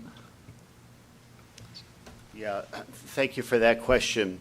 With regards to the granularity of the indications for use, to start with, this indication for use was proposed by the sponsor. We asked the sponsor to refine the definition of the indication for use, to define early stage, which was pretty easy, right? T1 and 0, but to define low risk. The sponsor provided that definition of low risk, and that is extremely critical because that speaks to risk for recurrence, which is the means of assessing benefit risk of this product. So the short answer to your question is yes, that granularity is critical. The second question, I'm sorry. Second question regarded a label with concurrent use of adjuvant endocrine therapy. Yeah. So the FDA, we can't speak for Center for Devices for Drugs and Evaluation and Research, but the FDA does often approve products based upon very specific indications in terms of the extent of breast cancer. It might be for HER2-positive breast cancer, hormone-positive breast cancer, patients that have immune checkpoint indications. So that's the world that we live in. Yeah. Next, Dr. DeLong, then Dr. Park. Yeah, the company made a comment about a a particular statistical method that was employed by the FDA during the systematic literature review that I guess weighted the studies differently and overweighted perhaps the studies with very small amounts of patients and no recurrence. I'm wondering if the FDA could comment on that. Sure, I'll start just by saying, we don't really present the meta estimate in our current presentation. We presented sort of the range of IBTR rates, but I'll have Arish comment on the weighting methods used.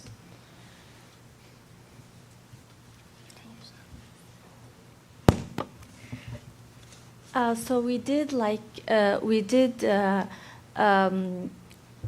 experiment with multiple analysis, and weighting the 0 studies are weighting the model very heavily.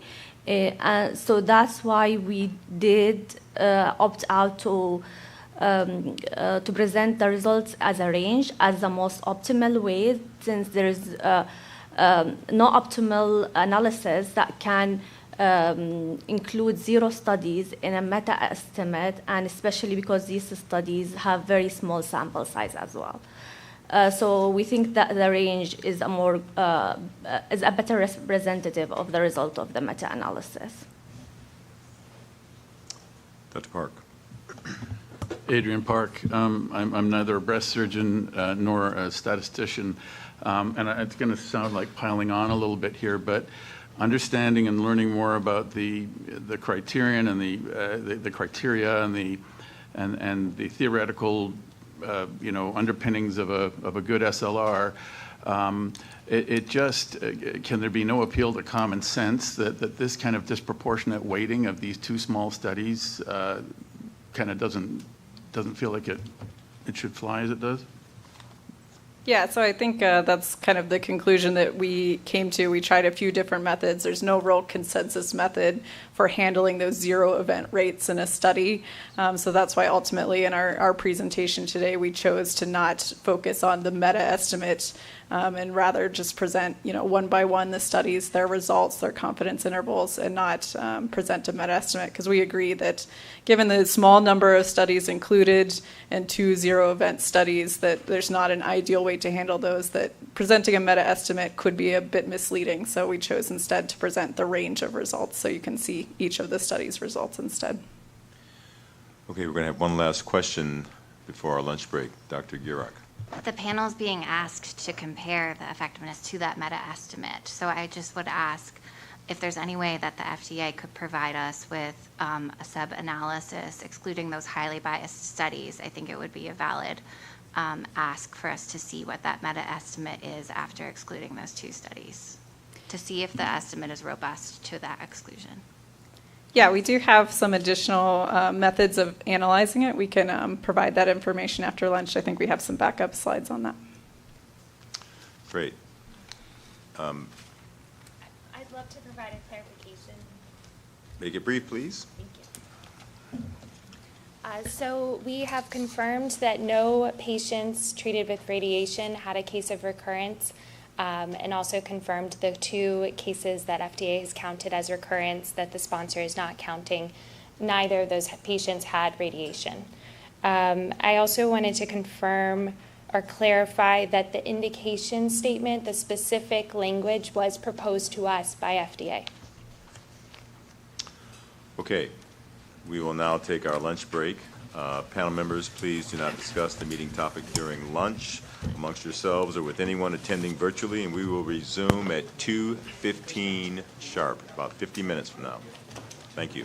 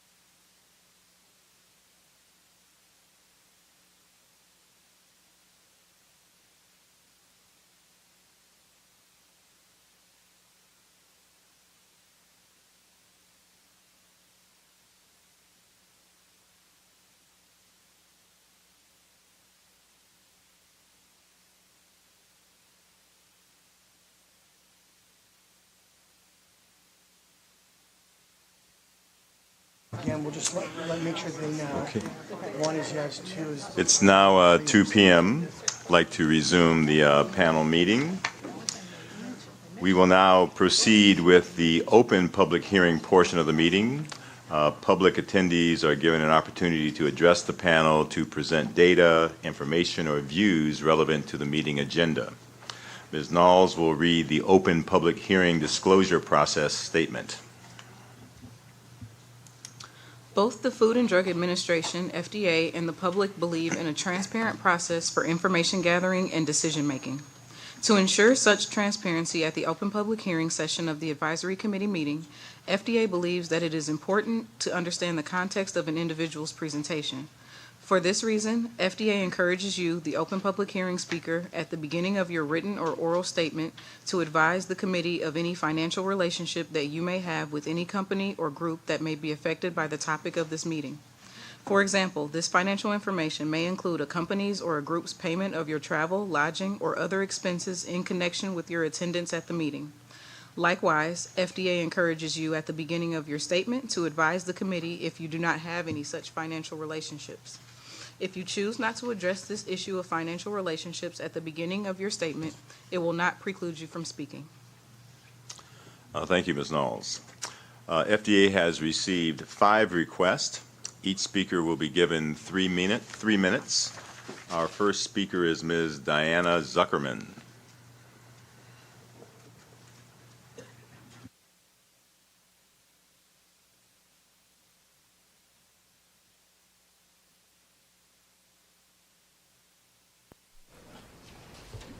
Okay, yeah, thank you.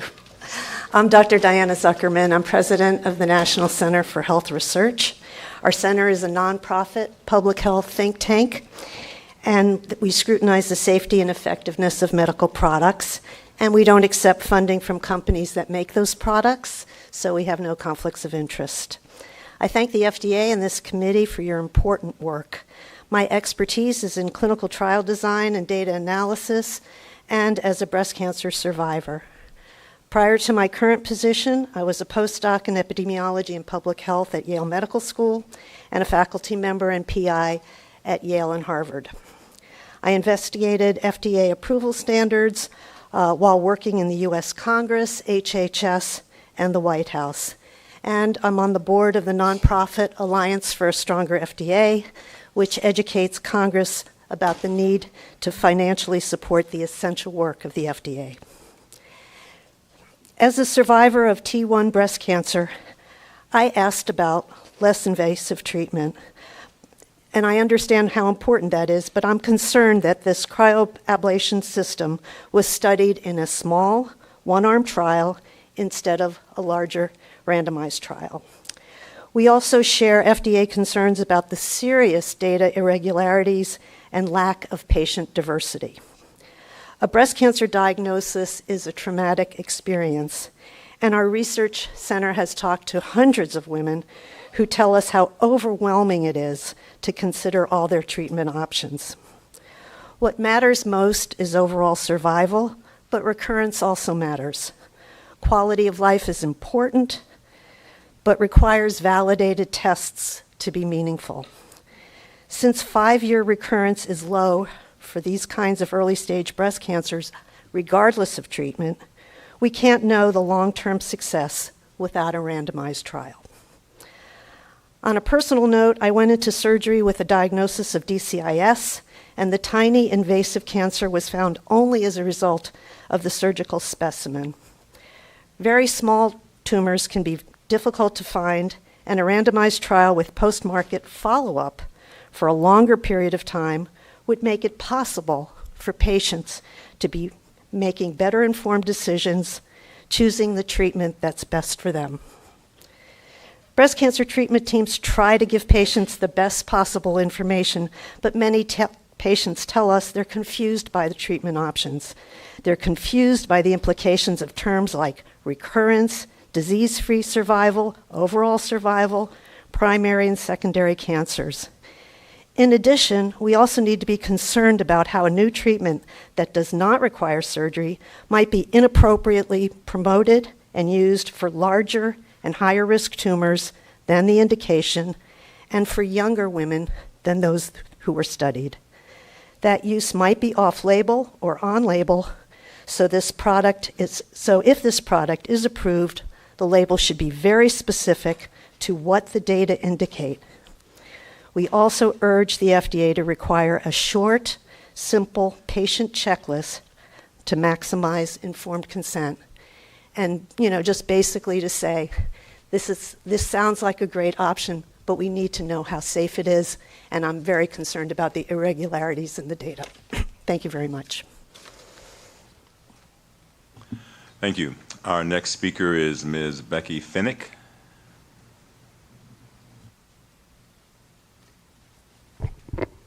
Hello, my name is Becky Finnick, and I'm from Chagrin Falls, Ohio. In full disclosure, recently IceCure has offered to pay for my travel expenses. I am grateful for their offer, but did not expect it.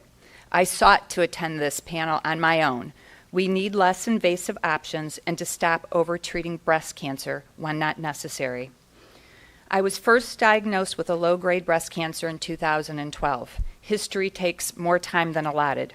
Fast forward, in 2021, a breast follow-up MRI and biopsy confirmed a new small low-grade lesion.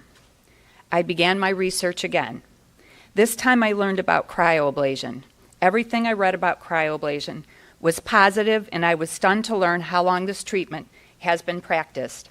Medicare and Medicaid first covered its use as a prostate cancer treatment in 1999. That's 25 years ago. It is now also used to treat some small tumors in the eye, kidney, liver, lung, and skin.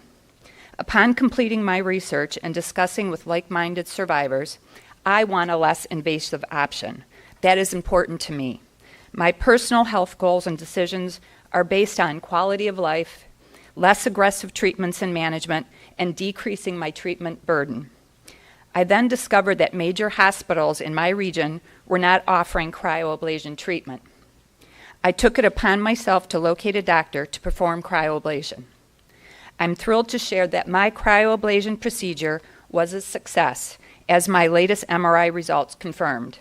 My cryoablation procedure was performed as an outpatient visit with hardly any recovery time and with no cosmetic impact. Honestly, the only downtime I had was on the day of the procedure itself. The very next day, my husband and I took a drive up to Sedona for lunch. In my experience, I had more pain, bruising, and discomfort with my recent breast biopsy and needed over-the-counter pain meds for several days than I did with my cryoablation procedure a couple years ago. Cancer is a journey. A diagnosis stimulates fear, fatigue, and anxiety. The positive news for me, a couple of weeks ago, I had a breast surgeon who is the director of Cancer Center at one of the major hospital systems in Cleveland, Ohio, look at me after reviewing my post-ablation imaging reports and tell me, "You are a complicated case with much history. Whatever you are doing, it's working." My goal and the reason I'm here today is to advocate for FDA approval for cryoablation as a less invasive treatment option for women in qualifying breast cancer. If a patient's cancer qualifies for a lumpectomy, it should also qualify for a cryoablation. I urge you to approve cryoablation to de-escalate therapy. Thank you. Thank you. Our next speaker is Ms. Susan Shearhart.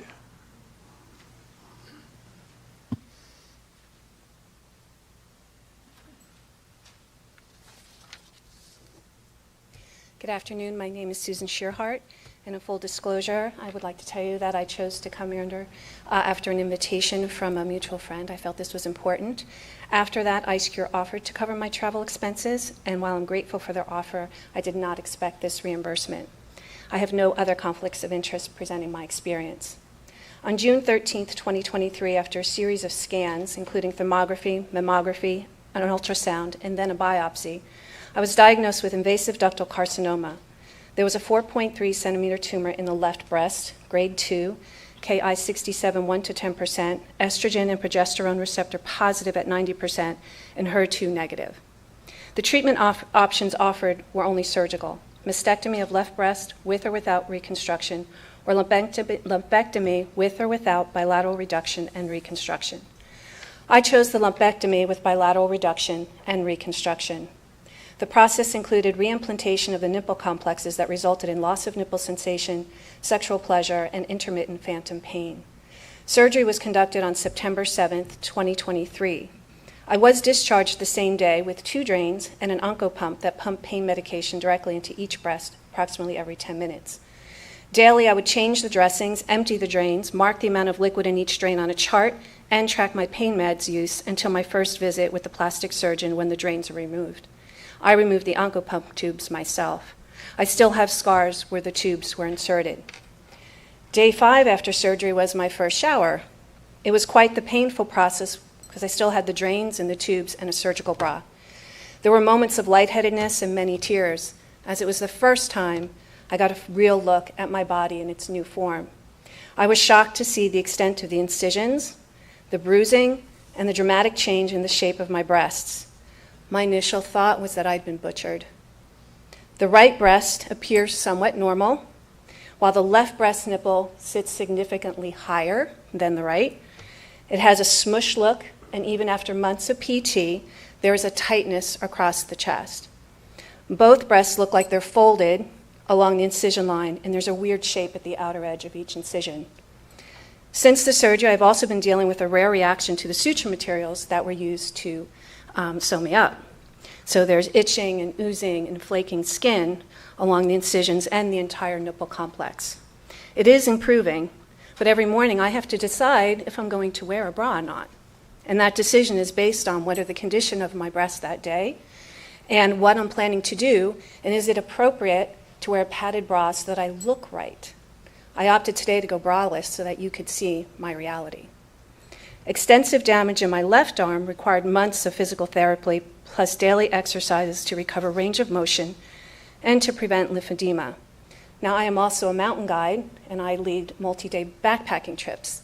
It has been recommended that I stop doing so or to reduce the amount of weight of my pack. The prior is obviously not an option. I'm not going to discontinue my passion, but the latter is also a very expensive proposition. I work with a therapist ongoing to recover from the emotional impact from the disfiguring surgery and the stress of the financial impact on my personal and business situations. I give my testimony today freely to support my wish that patients have access to all available options to treat cancer, surgically or non-surgically. Thank you very much for your time today. Thank you. Our next speaker is Ms. Muriel Smith.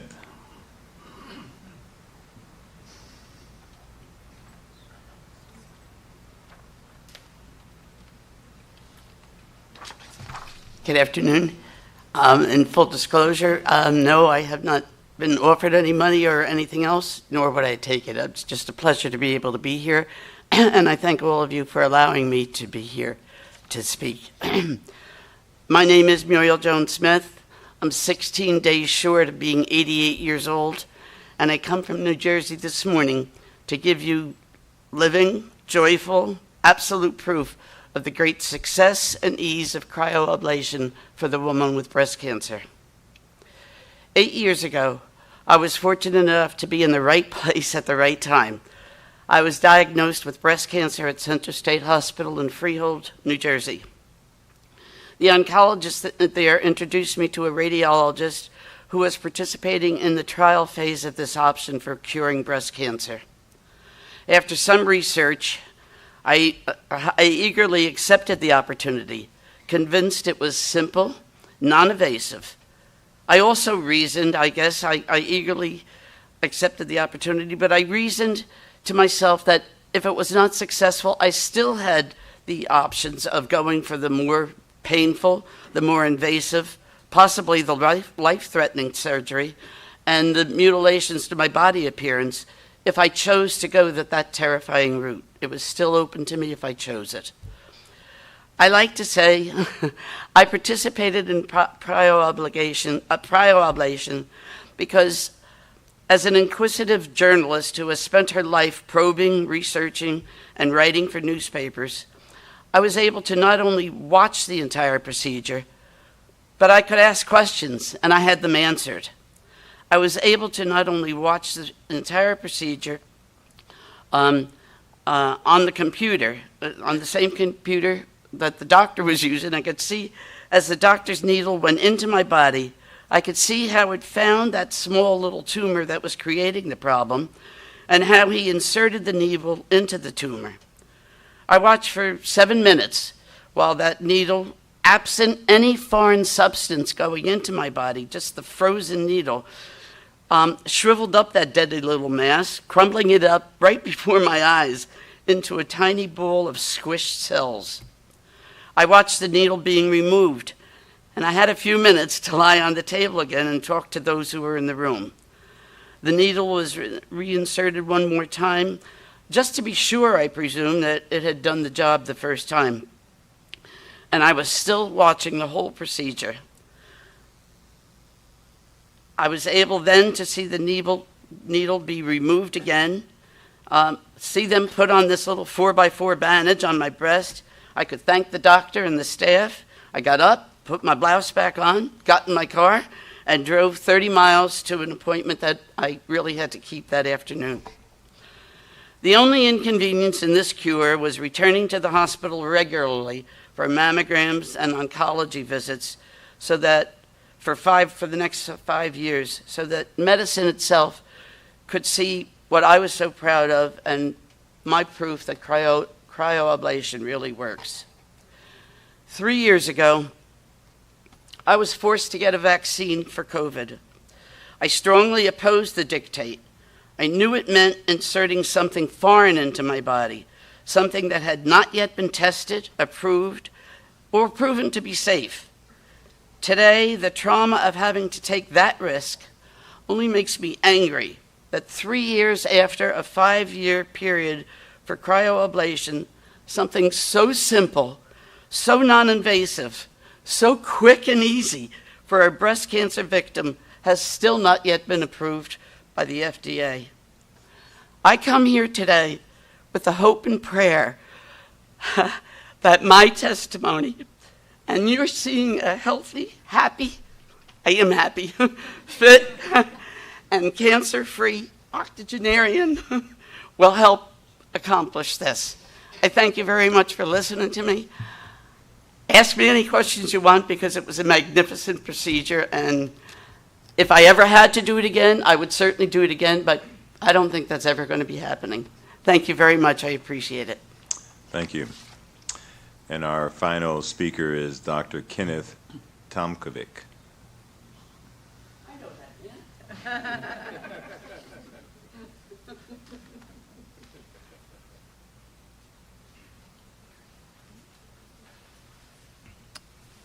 How do I follow that?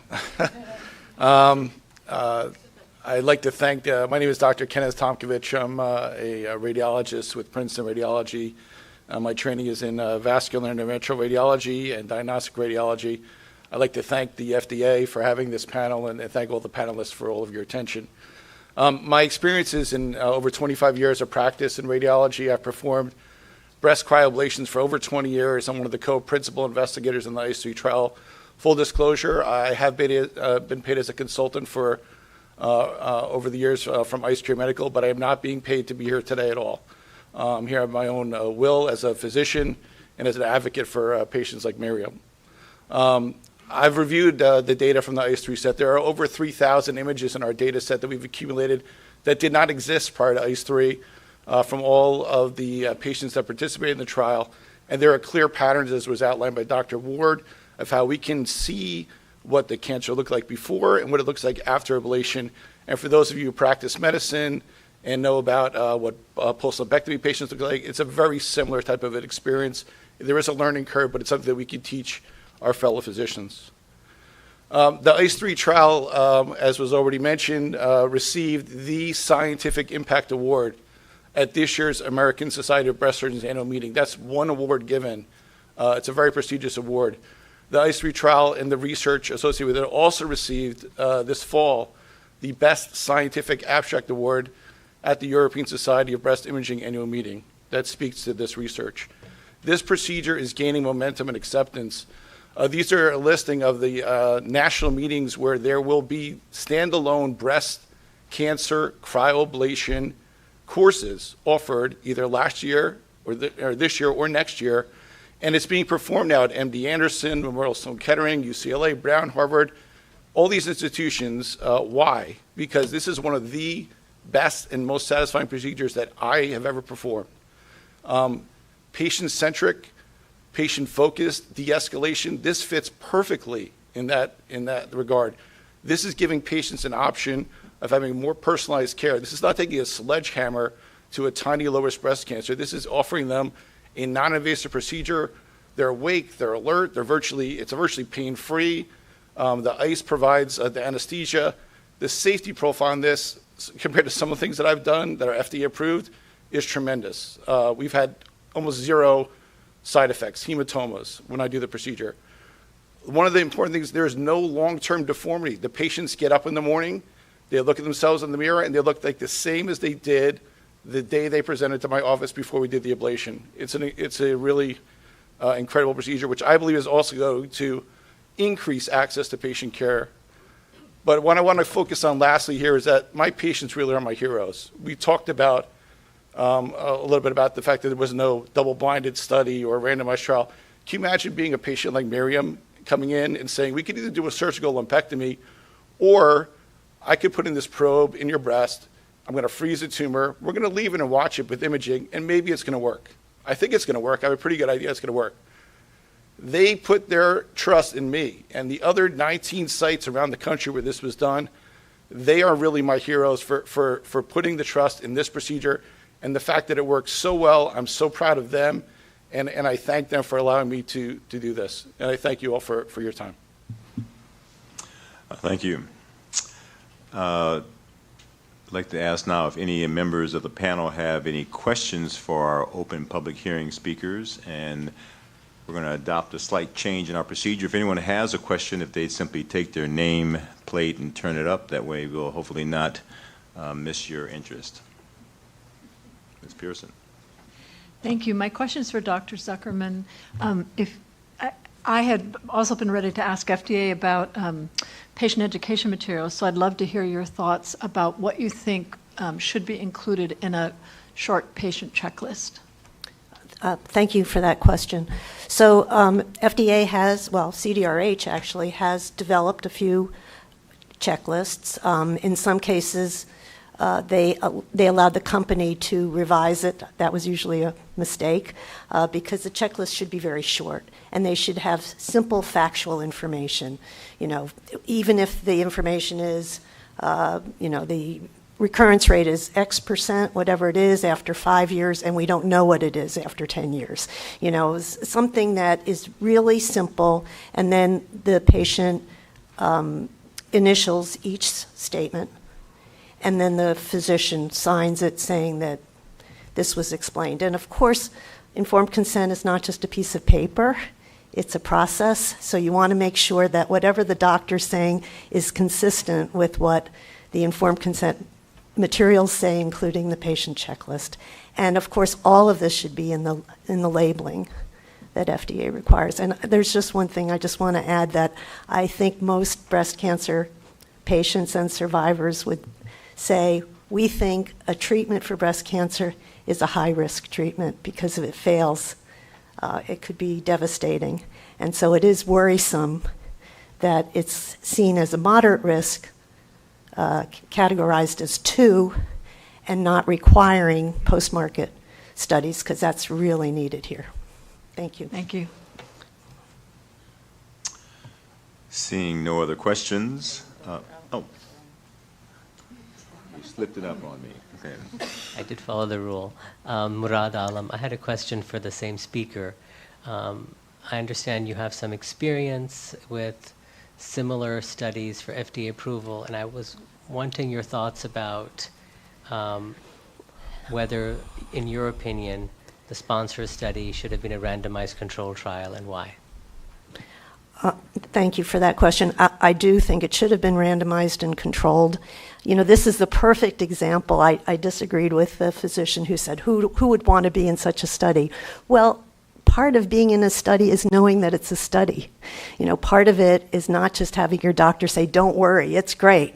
You want to have a randomized trial where the patients know that either they're going to get the traditional standard of care, which in this case is a lumpectomy, with or without radiation, or they're going to get this cryoablation. And you can't double blind it for obvious reasons, but if you randomize it, then you know you're comparing very similar groups over the same period of time and following them up for that same period of time. So I hope that answers your question.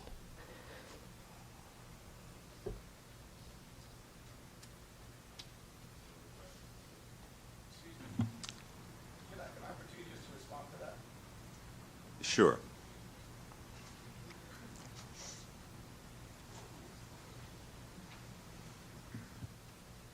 Thank you for the opportunity to respond. So I've heard this argument for years when I give this presentation about the ICE3 trial and about the fact that it was randomized versus non-randomized. I don't think there's any question about anyone here speaking today that surgical lumpectomy is the gold standard, and that there are clear studies that say that it's between 95 and 97% effective at 5 years. And there are better surgeons that have better outcomes, and there are worse surgeons that have worse outcomes. I don't think there's any debate that surgical lumpectomy is the gold standard, and I don't think that was the intent of the ICE3 study, was to say that it wasn't, and that we're going to be better than surgery. But to be really as good as surgery, I think that gives validation to this study, is that go ahead, compare it to the gold standard. This is a single-arm study, absolutely, but we're putting it up against the gold standard of surgical lumpectomy, which I think has been illustrated today. Thank you. Thank you. So seeing no other questions, I now pronounce the open public hearing to be officially closed. We will now move on to the panel deliberations. Although this portion is open to public observers, public attendees may not participate except at the specific request of the panel chair. Additionally, we request that all persons who are asked to speak identify themselves each time. This helps the transcriptions identify the speakers, and during the next hour, we will open up the floor to questions for both the sponsor and the FDA. And I know that there were at least a couple questions both for sponsor and FDA that we're going to require a little more research from this morning, so why don't we start there? Great, thank you. My name is Margot Rogers. So I think we've heard and had questions from some, I think they were directed to FDA from Dr. DeLong and then also Mrs. Pearson. We look forward to working with FDA on very clear labeling, both for physicians and for patients. There was a question about special controls. We have proposed to FDA in special controls that a 5-year clinical study be part of those special controls. And then the company is also looks forward to working with FDA and the societies on the appropriate post-market activities. I think, Dr. Hunt, you had a question about number of patients that had MRI prior to ablation. 25 of the 194 in the primary analysis population had MRI prior to cryoablation. And then you had a follow-up question about ablation requiring additional biopsies. 32 patients had 33 biopsies during follow-up, and of those were the 7 confirmed local recurrences. Does that answer your 2 questions? Okay. Dr. Nguyen, there's a question on data and where the recurrence recurred and whether this was in the cryosphere area. None of the recurrences were within the cryoablation zone. 5 out of the 7 were adjacent to the cryoablation zone, and 2 were within 5 centimeters of the ablated cancer. Does that answer? Yes, thank you. Okay. And then I don't remember who had this question, but there was a question about the 7 patients with recurrence and if we had genomic testing. We do have genomic subtyping for 1 patient who is luminal B based on mammoprint. Does that answer that question? Okay. And then Dr. Johnson, you had a question about the studies that we showed, routine imaging in the OUS studies. So the team looked at them very closely and found that majority of the studies on ProSense did routine imaging over the course of the follow-up and had multiple imaging follow-ups that included ultrasound, mammography, MRI, and in some of the cases, biopsies. I believe that answers the questions from the prior session. One thing I'd love an opportunity to address, so FDA has presented primarily analyses on the 206 population, the all-treated population. And I wanted to just kind of bring us back to the 194 population and why we're presenting our analyses in the primary analysis population. So this was pre-specified in the protocol that we were to perform the primary analysis in the population that was per protocol, following DSMB review and exclusion of major protocol violators. And as FDA noted, that included 9 patients who were excluded due to inclusion-exclusion criteria with clear objective reasons of multifocal disease, size greater than 1.5 centimeters, greater than 40% DCIS, and then there were additionally 3 that were excluded due to incomplete treatment. Very short treatment times of 1 to 2 minutes when the procedure is actually interrupted. There were no recurrences in those with incomplete treatment, and as FDA noted, there was a higher recurrence rate, 5 recurrences and the 9 excluded for inclusion-exclusion reasons, and this really reinforces why we're not indicating for patients with multifocal disease, for patients with greater than 1.5 centimeter tumor size, because these patients are really expected to be at greater risk for recurrence. So I think that what we're seeing really just confirms that we're seeking the indication for the right population. Thank you. May I ask to clarify the answer to one of the questions? Please. It was what you addressed at the beginning when you were talking about special controls. This is Cindy Pearson. You mentioned a 5-year study. Yes. And if I understand that, you mean that you would suggest to FDA require 5-year studies as a special control for any future devices in this category? Right. We have proposed that as a special control. Thanks. So at this time, I'd ask if any of the panel members have specific questions, additional questions for the sponsor. And this is your name tag. You just turn it up like that. Please. Murad Alam. It's a bit of a long question, so please bear with me. I'll try to be brief. I'm just trying to understand why the sponsor chose to do a non-randomized study without consulting the FDA in a population where the risk, and a relatively small study, in a population where the risk of recurrence is so low. With 200 people, and then you're letting them do whatever they want afterwards, you're not even making them all get hormone therapy or radiation. So there's further splintering of the 200. And recurrence rates in this population are 1 or 2%. There's no way to tell whether, in fact, as far as I can see, this is comparable to the prevailing standard of care. So I guess I'm just curious as to what the logic, and I think that's what some of us are struggling with in trying to compare this to the historical data. My question is, why'd you do that? Sure. Maybe we start with the second part first, because we do have some cases where we can go head-to-head. I think Dr. Nguyen brought up radiation. 0% of our patients treated with radiation had recurrence. And you look at that versus what's reported in the literature, even the literature that FDA has presented to you. Then if we look at the direct comparison to the Lumina study, both populations, and I'd like to look at the 124 population, both, this is restricted to ICE3 patients who are treated with endocrine therapy without radiation. If we could show slide 3. Here you see ICE3, only endocrine therapy, no radiation, versus Lumina, also adjuvant radiation. So we do have these direct head-to-heads, and when we look at it this way, you're seeing in every scenario, I can bring up a couple of more, but I don't want to bore you with subpopulation analyses, but we are seeing comparable outcomes when we look at them head-to-head, controlling for adjuvant therapy. And then Dr. Fine can speak to study design.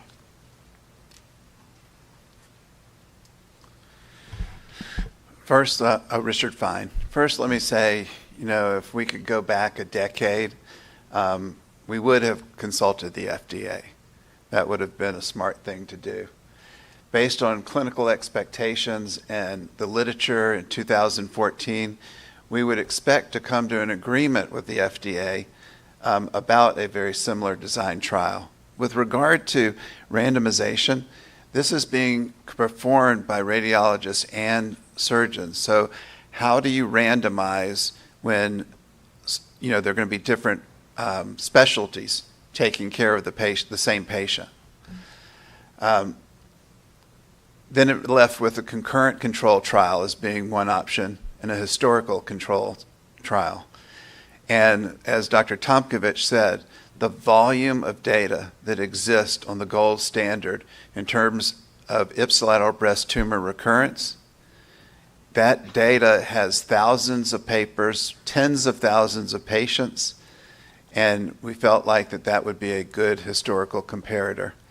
We do completely understand that there are limitations to a single-arm trial, but, and like I said, if we had to do it again, we'd talk to the FDA about it, but I think we might have come to a similarly designed study.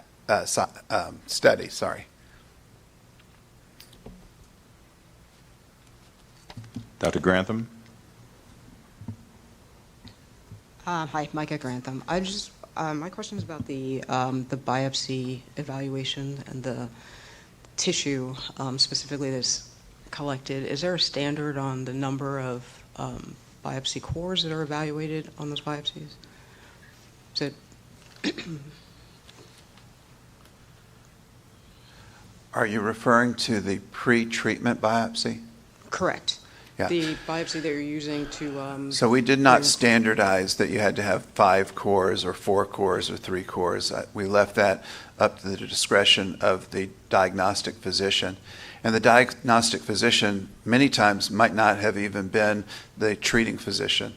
So if a surgeon is getting a patient that's been biopsied by a radiologist, there might have been 3 cores, but the diagnosis was there.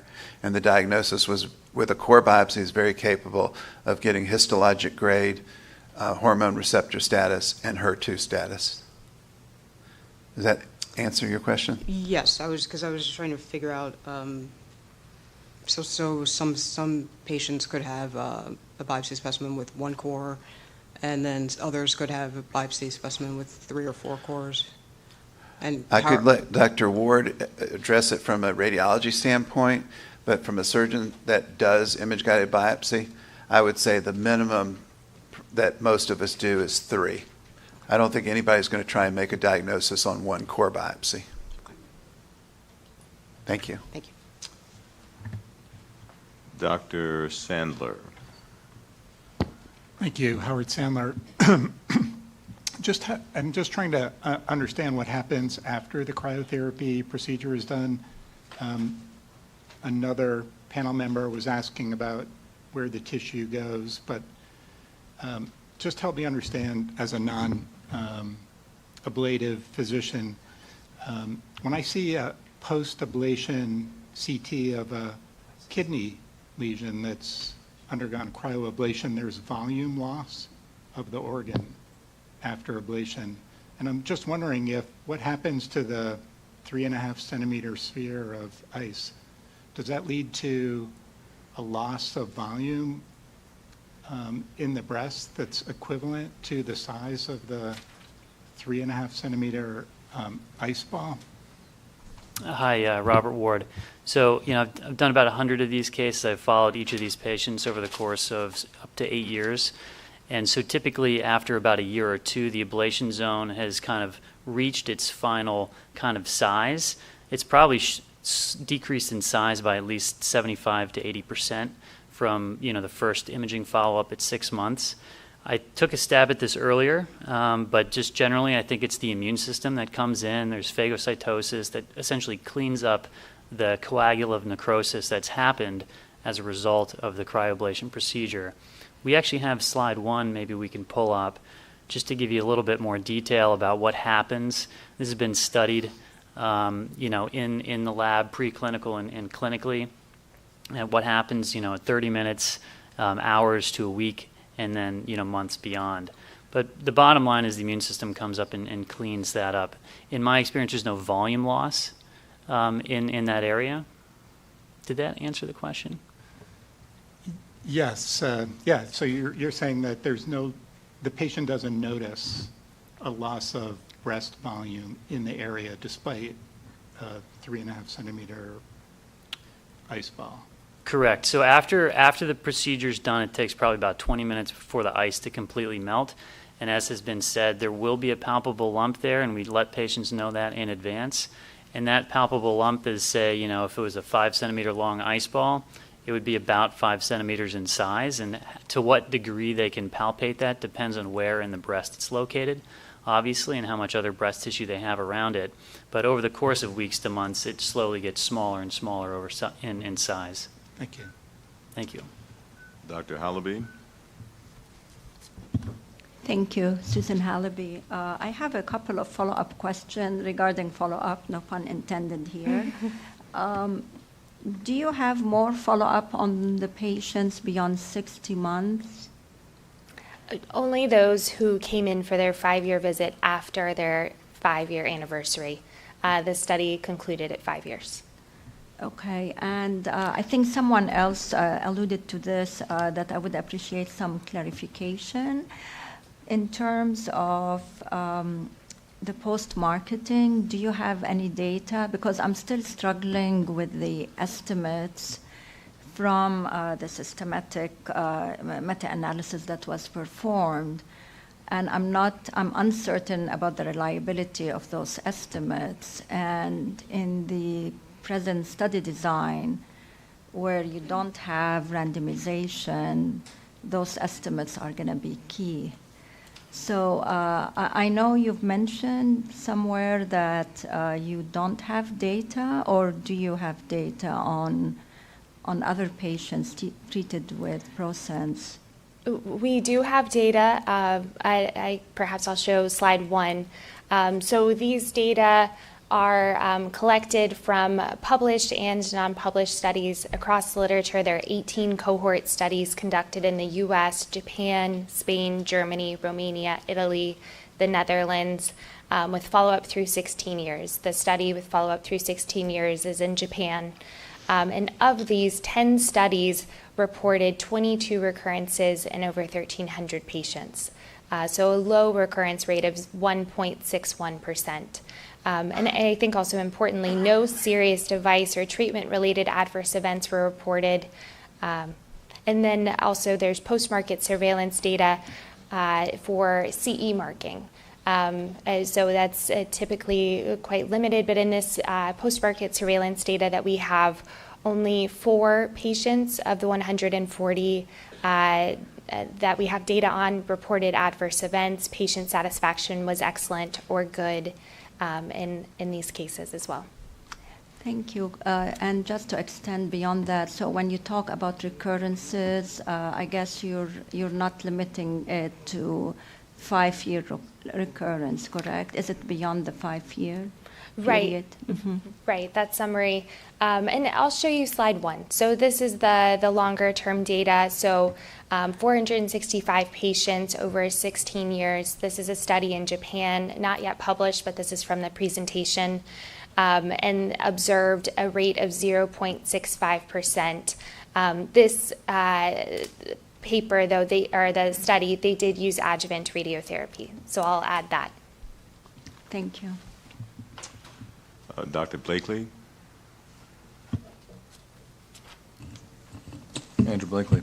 I had a question just about going back to the ice ball size and the time of ablation. So the Data Safety Monitoring Board had recommended excluding a couple of patients because of short treatment times and inadequate ice balls. And yet, when we look at the data that you provided about the cryoablations themselves, there are patients who also had short treatment times and suboptimal ice balls who were not excluded. How was that decision made between who to include and who to exclude from this 194 patients? Right, I can understand that's a tricky distinction. So there were 3 with incomplete treatment that were excluded by the DSMB. So these have egregiously short treatment times, 1 to 2 minutes freeze times, when you should have something closer to 7 to 9 minutes.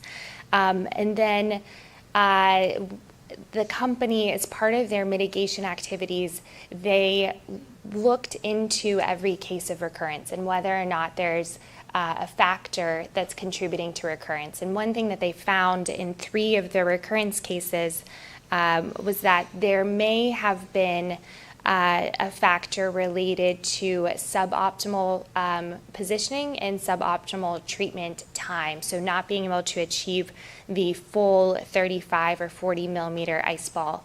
But those weren't excluded by the DSMB. So I think that just shows the DSMB only excluded those patients with the extremely short treatment times. Yet the minimum treatment time here is 2.8 minutes. In your range is 2 minutes and 48 seconds, which is not potentially statistically significantly longer than the patients who are excluded. Right. So those 3 patients who were excluded, none of them had recurrence. So unfortunately, the DSMB chair has COVID and couldn't be here today to speak to you about this. But the ones that were excluded, it was 1 minute and 22 seconds to 2 minutes and 24 seconds. None of those 3 had recurrence. My question is not about recurrence, because 2 minutes, 24 seconds is only 24 seconds shorter than the patient who had the shortest treatment in your cohort. Right. Hi, Richard Fine. Just to add to that, it was not only the time of the treatment, it was the size of the ice ball in those patients. The ice ball never reached more than 2.5 centimeters. The ones that were not excluded, we didn't call those incomplete treatment. We called those suboptimal treatment, but they stayed in the study. And when we looked at the serious adverse events of the recurrences, we wanted to see if there was anything that could be procedure or device related, and that's where we looked at timing of the formation of the ice ball and how big the ice ball was. But on the ones that were excluded, very short treatment time, very small cryoablation zones. And did anybody in the 194 patient cohort have both short treatment times and suboptimal ice ball sizes? Like, within this table, are there patients who fall into both of those categories? I'm referring to your executive summary in section 6.5. Right, so there are those 2 that the DSMB, in reviewing their recurrences, determined that they had short suboptimal treatment. It sounds like maybe what you're getting at is that perhaps these incomplete treatments should not have been excluded, and so I'd like to show you slide 2. No, I'm saying that, sorry to interrupt, but my question is, how many of the 194 patients had optimal treatment? Okay, we'll have to look into that and get back to you. Thank Okay, you. next, Dr. Bernstein. I also had questions about the excluded patients, particularly the 12 that were identified, of whom 5 had ipsilateral breast tumor recurrence. In looking at what FDA put together here, I can see they didn't meet some of the criteria. The tumor was a little bit larger. The patient might have received neoadjuvant endocrine therapy or had multifocal disease or a larger percentage of baseline of DCIS. But it strikes me that none of those are so far afield from the kind of cancers we're talking about. And so I have 2 questions. The first is, given that the average size was 7 millimeters, how confident are we about the upper boundaries of size here if we're thinking about an approval? Did you screen universally for multifocality with MRI, or was that just based on mammogram? Are you how did you assess a DCIS percent based on a core biopsy? These are things that are just coming to my mind. I guess the real question is, related to this tangentially perhaps, but what's the DSMB doing excluding these patients? I mean, usually when you do a trial, there's like an intent to treat analysis, and the DSMB, I chair a couple of them, we don't cherry pick cases post hoc to say who's included and who isn't in the data analytics. So I'm a little puzzled by the authority of the DSMB to make those judgment calls, because in the absence of them, the data look somewhat different.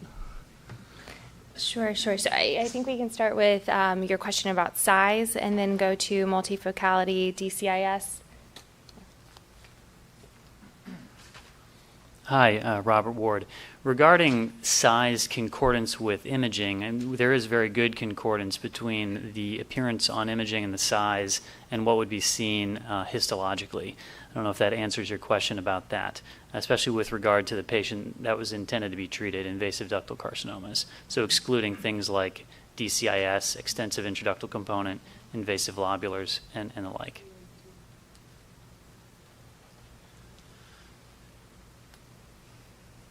I think you asked about the DCIS. It was an estimation based on the amount of DCIS seen by the pathologist within the core biopsy material. And that's how we chose greater than 25%. In this trial, the DSMB did not serve as an enrollment advisory committee.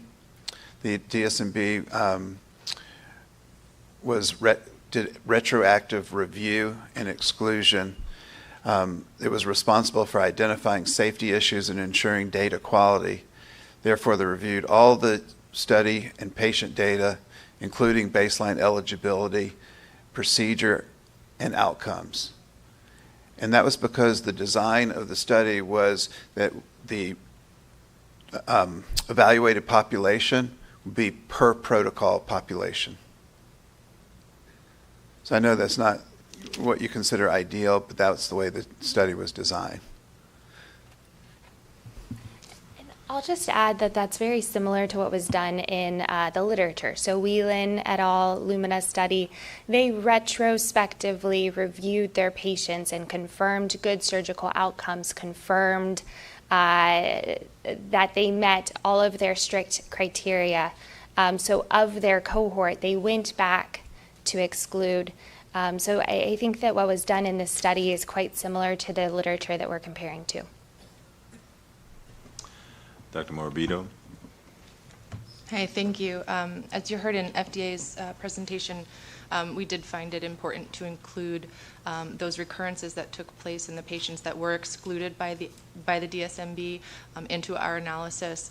I'm hoping that you can please clarify the composition of the DSMB. I'm hearing from my team that the DSMB maybe began with some number of individuals and then was reduced down to a single person. Can you clarify the timeline there and the particular expertise of the individuals involved in the DSMB, particularly at the time that those patients were excluded from the analysis? Thank you. I'll have to get back to you on that since our DSMB chair is not here, just in terms of the timing of their review. So I'll collect that. Dr. Milburn.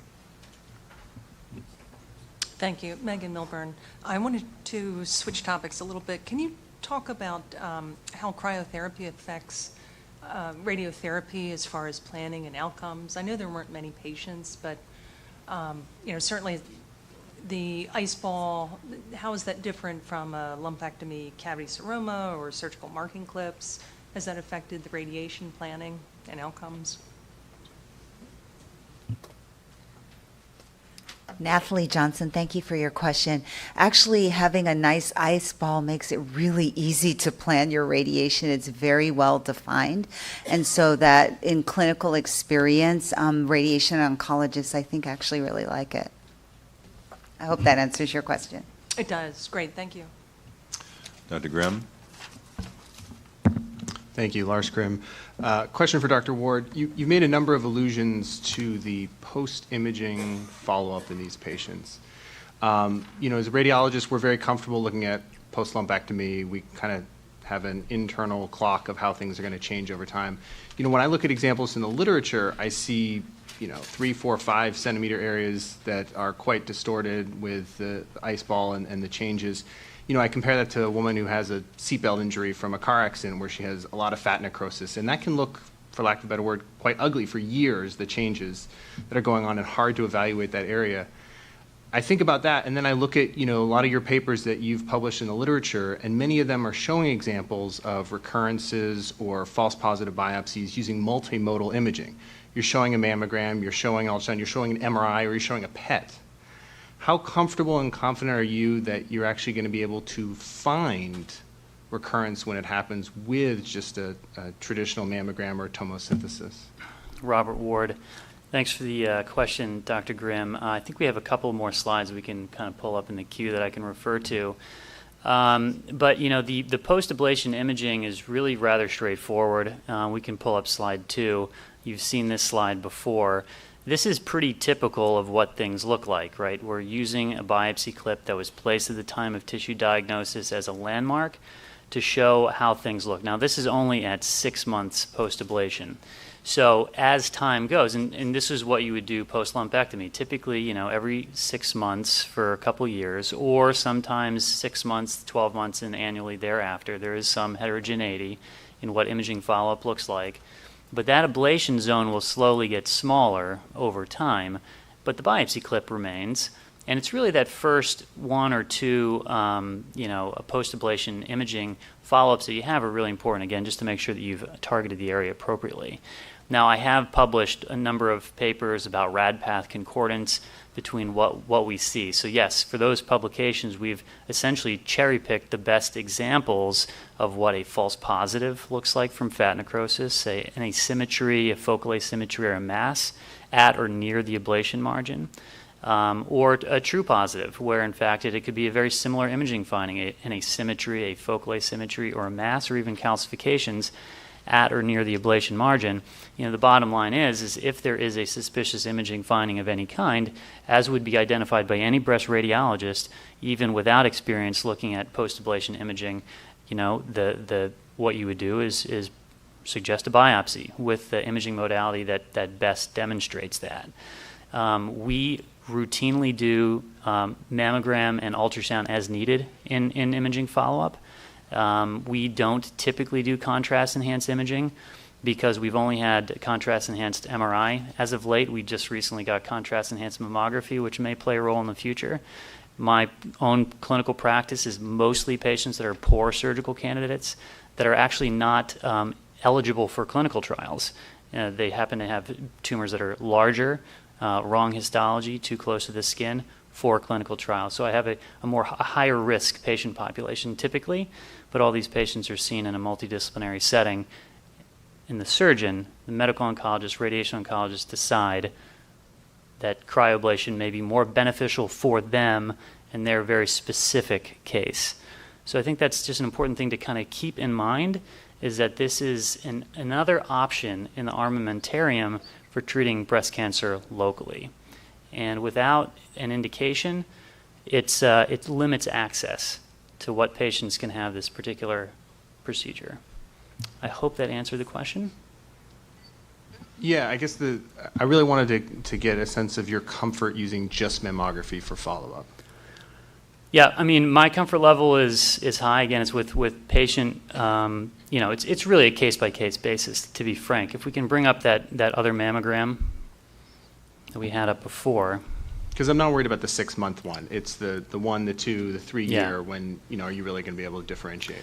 Right. Now, so if you have a patient, just to get kind of into the weeds a little bit, if you have a patient that has a cancer that's surrounded by a lot of dense fibroglandular tissue, you can imagine that a mammogram may be somewhat limited in detecting subtle findings that develop. In those cases, you'd want to have probably contrast-enhanced imaging on board as well, or an ultrasound. So it's really a case-by-case basis. If you have a cancer, let's bring up slide 3. Again, you saw this nicely. This is a cancer that's surrounded by adipose tissue. So the post-ablation imaging findings on mammography is really quite straightforward. Now, if we can pull up one of the MRI findings. Unfortunately, I don't have the mammographic correlate for this particular case. Let's pull up slide 3. This particular patient had a cancer that was surrounded by a lot of dense fibroglandular tissue, and we anticipated that it might be more difficult to follow them with mammogram alone, and that's why we did contrast-enhanced imaging in this particular case. We had one more image with ultrasound. Ultrasound is an important and inexpensive way to follow these patients as well. Slide 3 again. And so you can see the ablation zone very nicely in the area that was treated.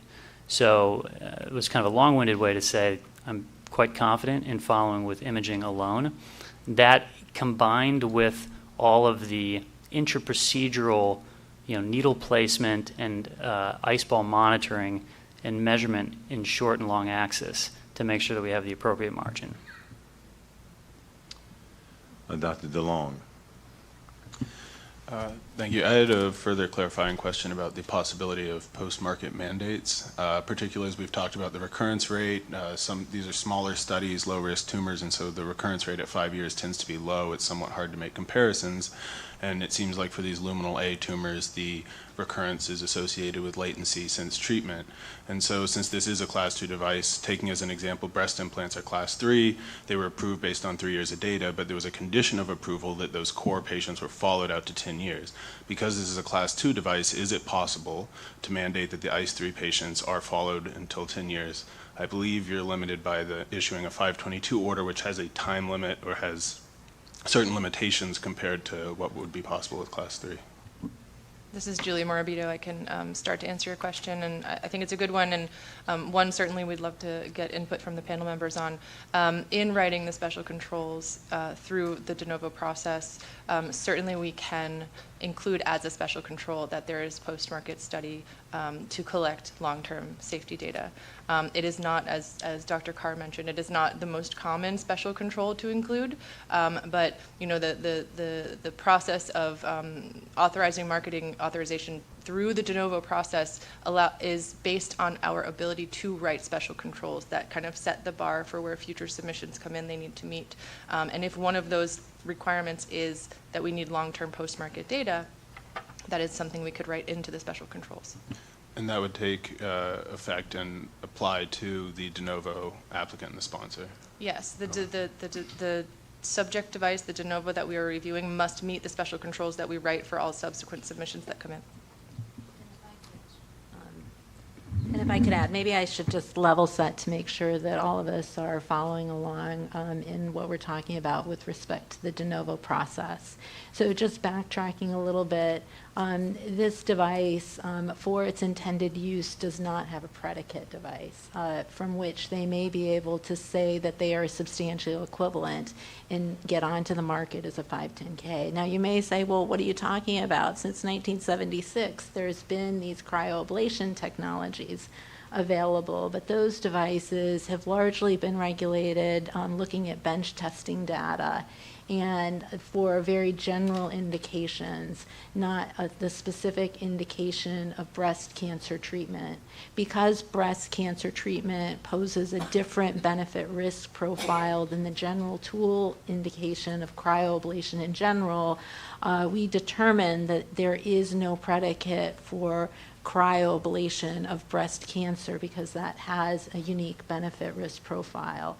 So when we talk about general controls and special controls, what we're talking about is we're deliberating about this device to understand the level of evidence necessary for it to go to market because it is going to create a predicate. With the creation, with the authorization of a de novo, a regulation is created for this specific use for this technology, whereby subsequent devices may be able to demonstrate their substantial equivalence. Now, there's general controls and there's special controls.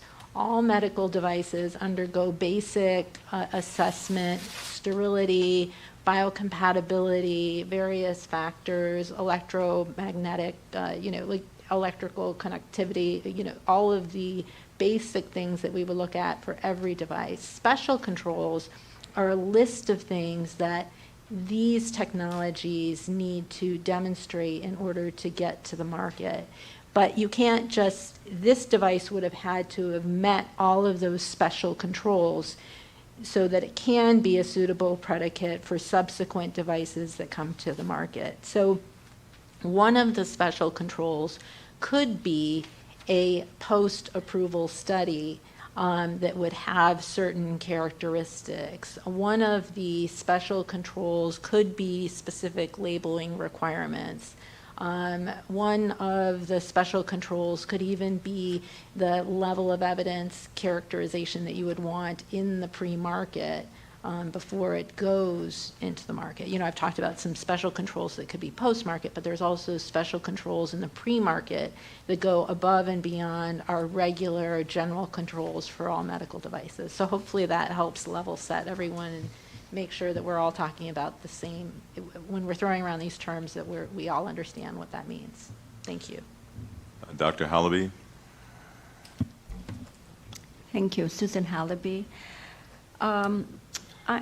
Question to the sponsor. I'm still trying to assess the IBTR heterogeneity in your population.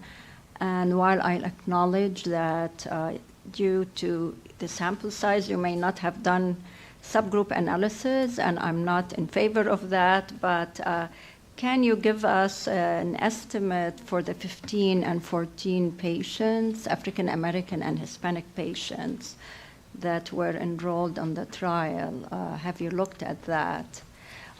Because the panel is going to vote on how generalizable the data are to the general patient population, and knowing that in some of these subgroups, the disease may be more heterogeneous or more aggressive. Sure. Ethnicity, generalizability? Ethnicity and thank you for that question. So the luminal A, or strongly ER positive, HER2 negative, low risk patients in general is generalizable. Patients, when we see patients clinically, we look at so many factors, tumor size and how strong is the ER PR. We can look at Ki-67. Now we have the option of genomic testing. So I think as we move forward, this indication is generalizable because it's what we do day to day in evaluating patients in our clinic. We do it for lumpectomy with omission of radiation. We're using sort of the same criteria to look at. I think in terms of ethnicity, there's some concern, and I think it was raised that African American women, in particular with ER-positive tumors, can sometimes still have more aggressive tumor biology, and I think that's where it calls into question where physicians should use judgment around, should that patient be getting genomic testing, and then what genomic testing should be used. But in general, a patient that has a strongly estrogen and progesterone receptor positive tumor that's small with Nottingham grade 1 is going to be a early good stage breast cancer deemed clinically and would be eligible for this form of treatment or de-escalation. Thank you. In a way, you addressed my question, but specifically, I was asking if you have estimated the local recurrence by the different racial group or the Ki-67. While I understand the sample size is small, I'm just curious to see how different it is. Right. Yes. So we did do subgroup analyses by age, by tumor size, Ki-67, which just as a reminder, was only collected early in the study until they switched to Nottingham grade. And I can show you a few of those subgroups. What we found is that there was really no difference in recurrence. The team's pulling it up now. So age, size, Ki-67. Were there any other stratifications you were interested in? Race, definitely, race. So we don't have the subgroups by race and ethnicity. It's something that we could put together, but as you noted, it's a very small cohort. I'll show you slide 1. This is by Ki-67. Again, there are many where we did not collect Ki-67, but in the available data, there's no difference in the 5-year IBTR rate by Ki-67. The next one I'd like to show you is age, and I'll show you slide 2. So very few patients were enrolled that were less than 60, so that's a very small cohort. But what we're seeing is that there's really not an elevated risk in patients who are under 70. There's a very limited difference between the decades 61 to 70 and 71 to 80 years of age. And then I think those were the three that I had proposed. There's very few patients in this study who were PR negative, only 14, and of those only one recurred. So those were the subgroup stratifications that we performed, and really did not see any differences in the different cohorts. Dr. Johnson. Just want to make a comment about looking at 10-year data in the geriatric population, particularly in the oncology setting. It's very limited. When you're looking at treating women who are 70 plus, you must look at life expectancy as well as their comorbidities. So there are some publications looking at 2 and 3 year data and some at 5, but it is quite challenging to look at this particular group for women for 10-year recurrence rates. Just a comment. Dr. Murad. Hi, Murad Alam. I wanted to ask a different question in terms of what's going on physiologically. It sounds like, given that the ice ball is an estimate and you're not getting histology, this is essentially a debulking procedure. It's a debulking procedure for low-risk breast cancer, where you think you're getting stuff, but you're not absolutely sure because you're not getting histology or extracting the residual. So I'm wondering if one of the possible comparators, given that it's debulking only, would be whether there are any cohorts outside the US that you compared to where no procedure was done, where no interventional procedure was done, there was just intervention with radiation or with hormonal therapy. Were there any such cohorts to which you compared your group? I don't think that the KOLs would agree that this is debulking. Perhaps if you all want to speak to ACOSOG. So Nathalie Johnson, so I'd like to just say that I think what we're talking about with the ice ball is not debulking, it's actually there's a kill zone. So there is death of the tumor, which we are correlating with surgical removal of the tumor. So it's truly a replacement for surgical lumpectomy.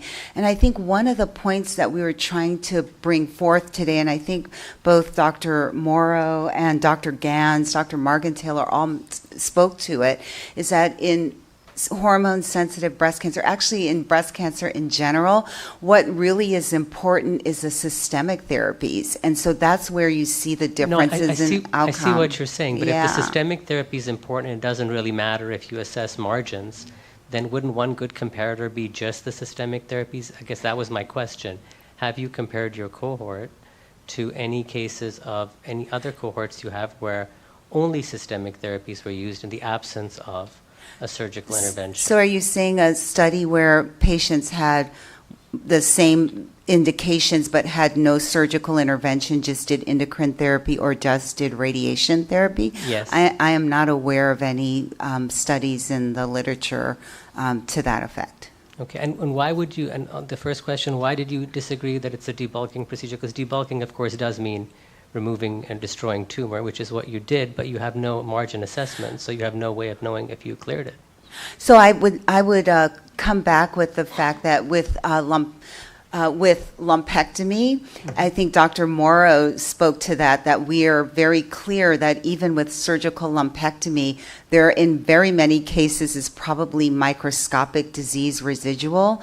So even with surgical lumpectomy, we're not probably removing every cell, and yet those patients go on to do well, especially when they have good biology. So I think that's why you see in the literature that patients that have surgery and endocrine therapy have a recurrence rate, but if you add radiation therapy, that recurrence rate falls even further. So the more adjunctive therapies you use, the more you manage whatever microscopic disease may be left in the breast.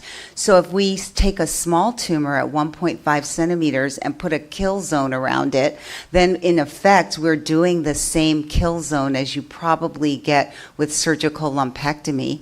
And then the more adjunctive therapy you add, the more comparable you will come into line with recurrence rates. So I think of debulking, I guess I mentally think of it as removal of, but I think we're actually truly killing the same zone. And that's why it's important to choose smaller tumor sizes, because as you get to larger tumor sizes, you may not get as much zone around it. So at 1.5 centimeters or less, the kill zone is really good and very comparable to surgical excision.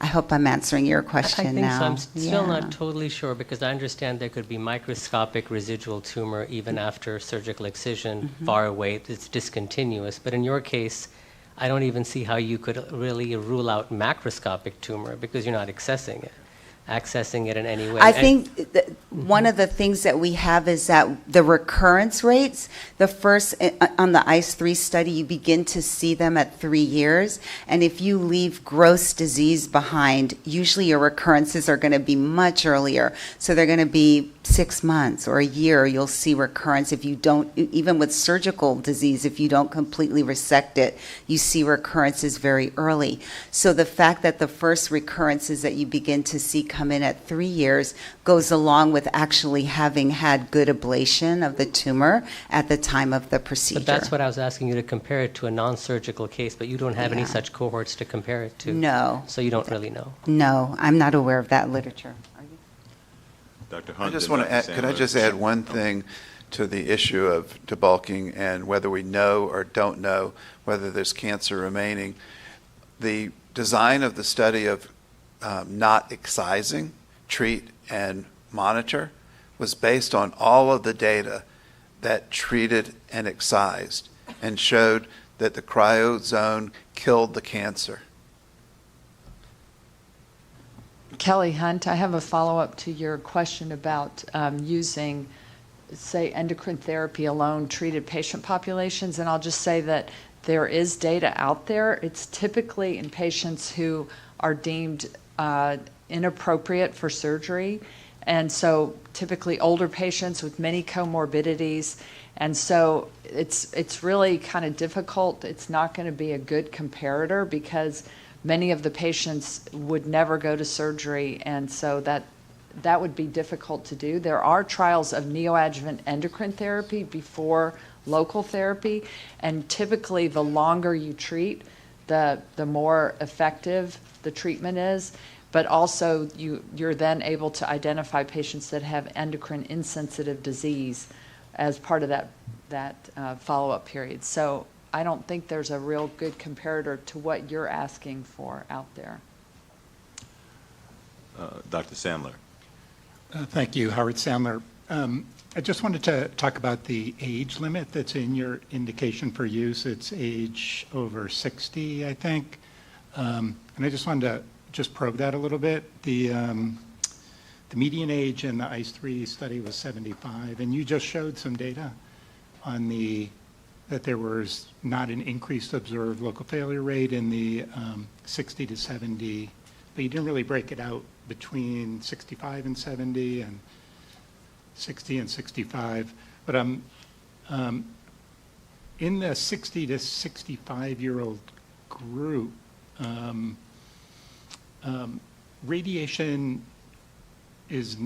omission of radiation is not NCCN guidelines approved. So you can consider omitting radiation for low-risk women who are over 65 with clinically N0 disease, according to NCCN.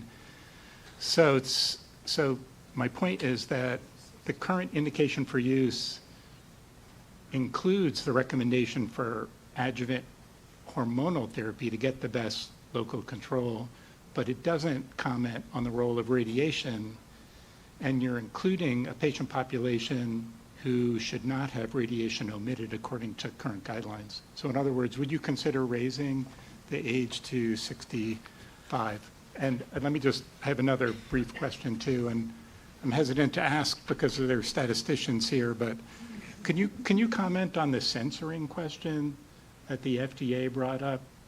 Their methodology I would use in a phase 2 study is what the FDA recommended, but you used a different kind of censoring methodology, and could you comment on that? Well, I will let the statistician that we have with us comment on the second part of your question, because that's not my expertise either. But what I will comment on is with both lumpectomy and cryoablation, we expect the physician to treat patients based on the standard of care. So patients 60 to 65, we would expect them to have radiation and not omit radiation because that's not the NCCN indication. Whether we need to, I don't think the FDA is in the business of telling the physicians how to treat the patients. I think that we have to expect, and the societies can teach, that looking at this indication, we're expecting all other avenues of adjuvant therapy to be appropriate based on the patient's age. The age we looked at in our own data, but also if you look at the luminal data, and they started their patients at 55, they also didn't show a higher risk of recurrence in the lower age group. It also is biology. We just think that the biology is the issue and not the chronologic age. So that's why we lowered it from, our average age of 75 down to 60. But I get your point about radiation, and I'm in total agreement with you that those patients between 60 and 65 should have radiation. There's just some asymmetry in the indication for use regarding Yeah. adjuvant endocrine therapy and Right. the lack of any comment about adjuvant radiation therapy. Well, the way the indication is written with the adjuvant endocrine therapy was at the recommendation of the FDA.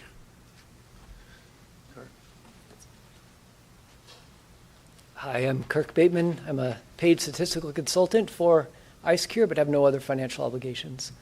So regarding the censoring question, it's a good question, and we admit that the way that we initially did our primary analysis, the censoring mechanisms might not be standard, and so we wanted to make sure that we understood the impact of that on the analysis. If we could bring up slide 2, please. We did look at the more standard ways of censoring data. We looked at censoring deaths at the time of death, and we also looked at censoring loss to follow-up at the time of the last follow-up visit.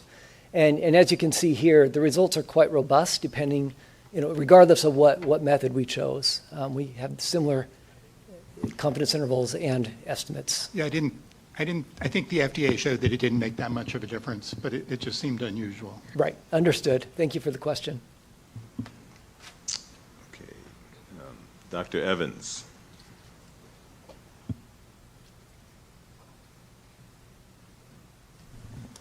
Yes, thank you. Scott Evans. I'd like to return to that issue. I want to thank you to IceCure and the FDA for their thoughtful presentations. I understand the complexities associated with the issues we're discussing today and in today's proceedings. I appreciate the efforts to understand the data. I have some comments, observations, and questions regarding the evidence that's been presented. First of all, I am concerned about the lack of randomized controlled evidence. Randomization is the foundation for statistical inference. Without it, it puts inference at the mercy of strong assumptions. The lack of a control makes it difficult to put observed rates into context. When you're conducting a single-arm trial, it's critical to have recent high-quality studies in the same population of the study to appropriately put the context for interpretation, and I'm concerned that the provided information is insufficient. Now, the performance goal for the ProSense system needs to be selected within that context. The goal needs to consider retaining the beneficial effects of the standard lumpectomy, as well as the concept of sort of therapeutic exchangeability in a way with lumpectomy. The 5% reference rate appears somewhat liberal given the data presented, as does the 5% margin that would effectively allow the potential doubling of the local recurrence rate. Now, earlier it was mentioned the ITT principle is just as important in single-arm trials as it is in randomized trials in order to interpret the trial results. Without it, you don't have well-defined populations in which to estimate treatment effects. Now here, the primary endpoint is local recurrence at 60 months. The trial screened 212 patients.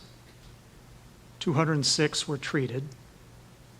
Of the 206 that were treated, 131 had outcome data at 60 months. That means there were 75 without outcome data at 60 months. That's 36% of the original 206 treated. Now, 21 of them died, one after 5 years. That's about a 10% mortality rate, which is a bit striking for a trial that's focused on recurrence rate. Now, if such an endpoint were to sort of incorporate mortality as part of the outcome, then one can get reliable estimates. But without incorporation, in the presence of such mortality rates, this one raises questions as to whether you're evaluating the appropriate endpoint, and two, creates challenges in analyzing and interpreting the recurrence rate independently of mortality. Now, beyond the mortality, there are 54 patients without outcome data at 60 months. 13 lost to follow-up, 29 withdrew, 12 patients excluded by a DSMB. And as an aside, the DSMB advises on trial conduct during the trial, monitoring the welfare of trial participants. Although they may comment on an analysis strategy, they don't generally define populations for analyses. Trial participants still have to be followed and analyzed. Now, if something needs to be done to address the concerns that have arisen, then that's fine. They can make recommendations to do that. One could remove trial participants due to ineligibility criteria, entry criteria restrictions that for some reason couldn't be identified till after treatment initiation. But one that raises a question, why can't you identify them earlier? But patients that should not be removed from analyses due to incomplete treatment. It's a clear violation of intention to treat.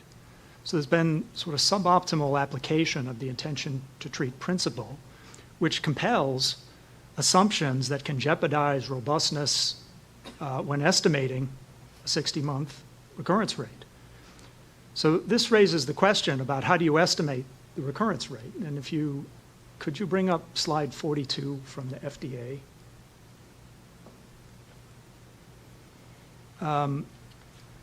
Now, one of the issues is that this IceCure and the FDA have handled the censoring issue of which is substantive. As we mentioned, it's 36% of patients did not have an outcome at 60 months. I don't know if you can bring up slide 42, but yep.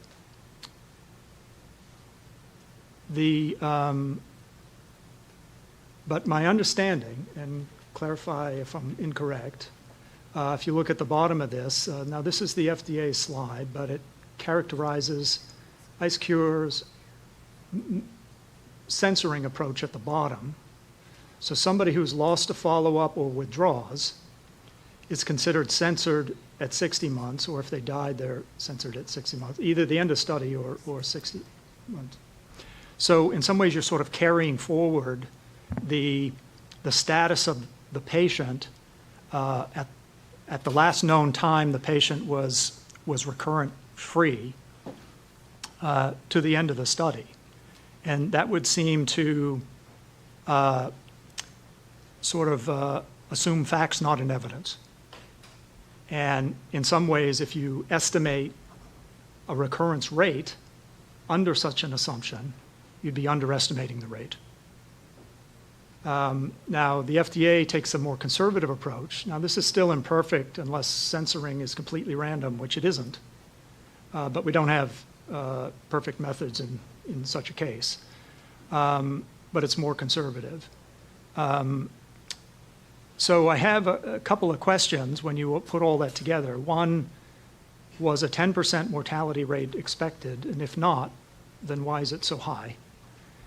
If it wasn't, then if it was, then you know, why wasn't mortality sort of more thought put into thinking about incorporating mortality into your evaluation as an endpoint? And thirdly, is the characterization here of the handling of censoring accurate from your side? Thank you. All right, I took a lot of notes. I think I can cover a lot of parts of your question, and I'll just ask that the statistician stand over my shoulder in case anything I'm saying is out of line. But I heard concern about when you are looking at a single-arm study, you need a current study to compare to. And I think FDA recommended that we compare to the Whelan Lumina study, which was just published in August of 2023. So after we had already submitted these data to FDA, and we do feel that is a great current study to compare to. One of the things that's important to compare to, there's concerns of selection bias. Maybe I can show you how Whelan selected the patients for their study. Similar to the process that was done in ICE3, they had a group that looked through their patients and made sure that everybody adhered to their inclusion-exclusion criteria. So it was really quite similar. Slide 1. So you have the 740 registered patients. Of these, they determined their Ki-67. Some had too high. Then they had some with insufficient specimens. 4 were identified by central monitoring as ineligible. There was a patient withdrawal. And so these patients were enrolled after treatment. They had to have confirmation of good margins to be enrolled in this study. So it's quite on par with confirmation of complete treatment in this case, and confirmation that they met the inclusion-exclusion criteria. The other thing, I'll just direct you to the final bullet. I hear concern of attrition in this study, that there were 131 patients with 5-year data. There was 80% follow-up compliance in this study, much higher than what is in the literature. And Dr. Johnson brings up a really great point that these patients are mean age 75. By the time they finish the study, they're mean age 80. So we are seeing much greater follow-up in our study than this is also the rate for Lumina. They only had less than 50% of their patients at risk at 5 years.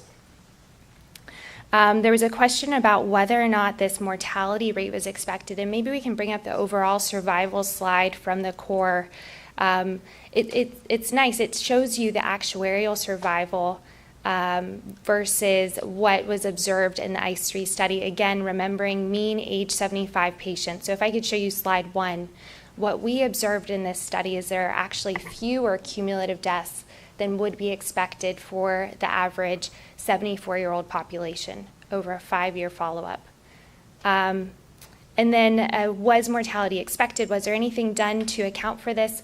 I think you see that too in the way that they anticipated this is the necessary sample size, and we are going to enroll 200 subjects, really anticipating attrition due to this older population. So I've covered a lot. Is there anything? Oh, and then censoring. Yes, thank you, Kirk. Yeah, and Dr. Evans, you're correct. So the way that the FDA characterized how we would do our censoring rules is correct in our initial analysis. However, we did sensitivity analyses as well to look at more traditional ways of censoring data.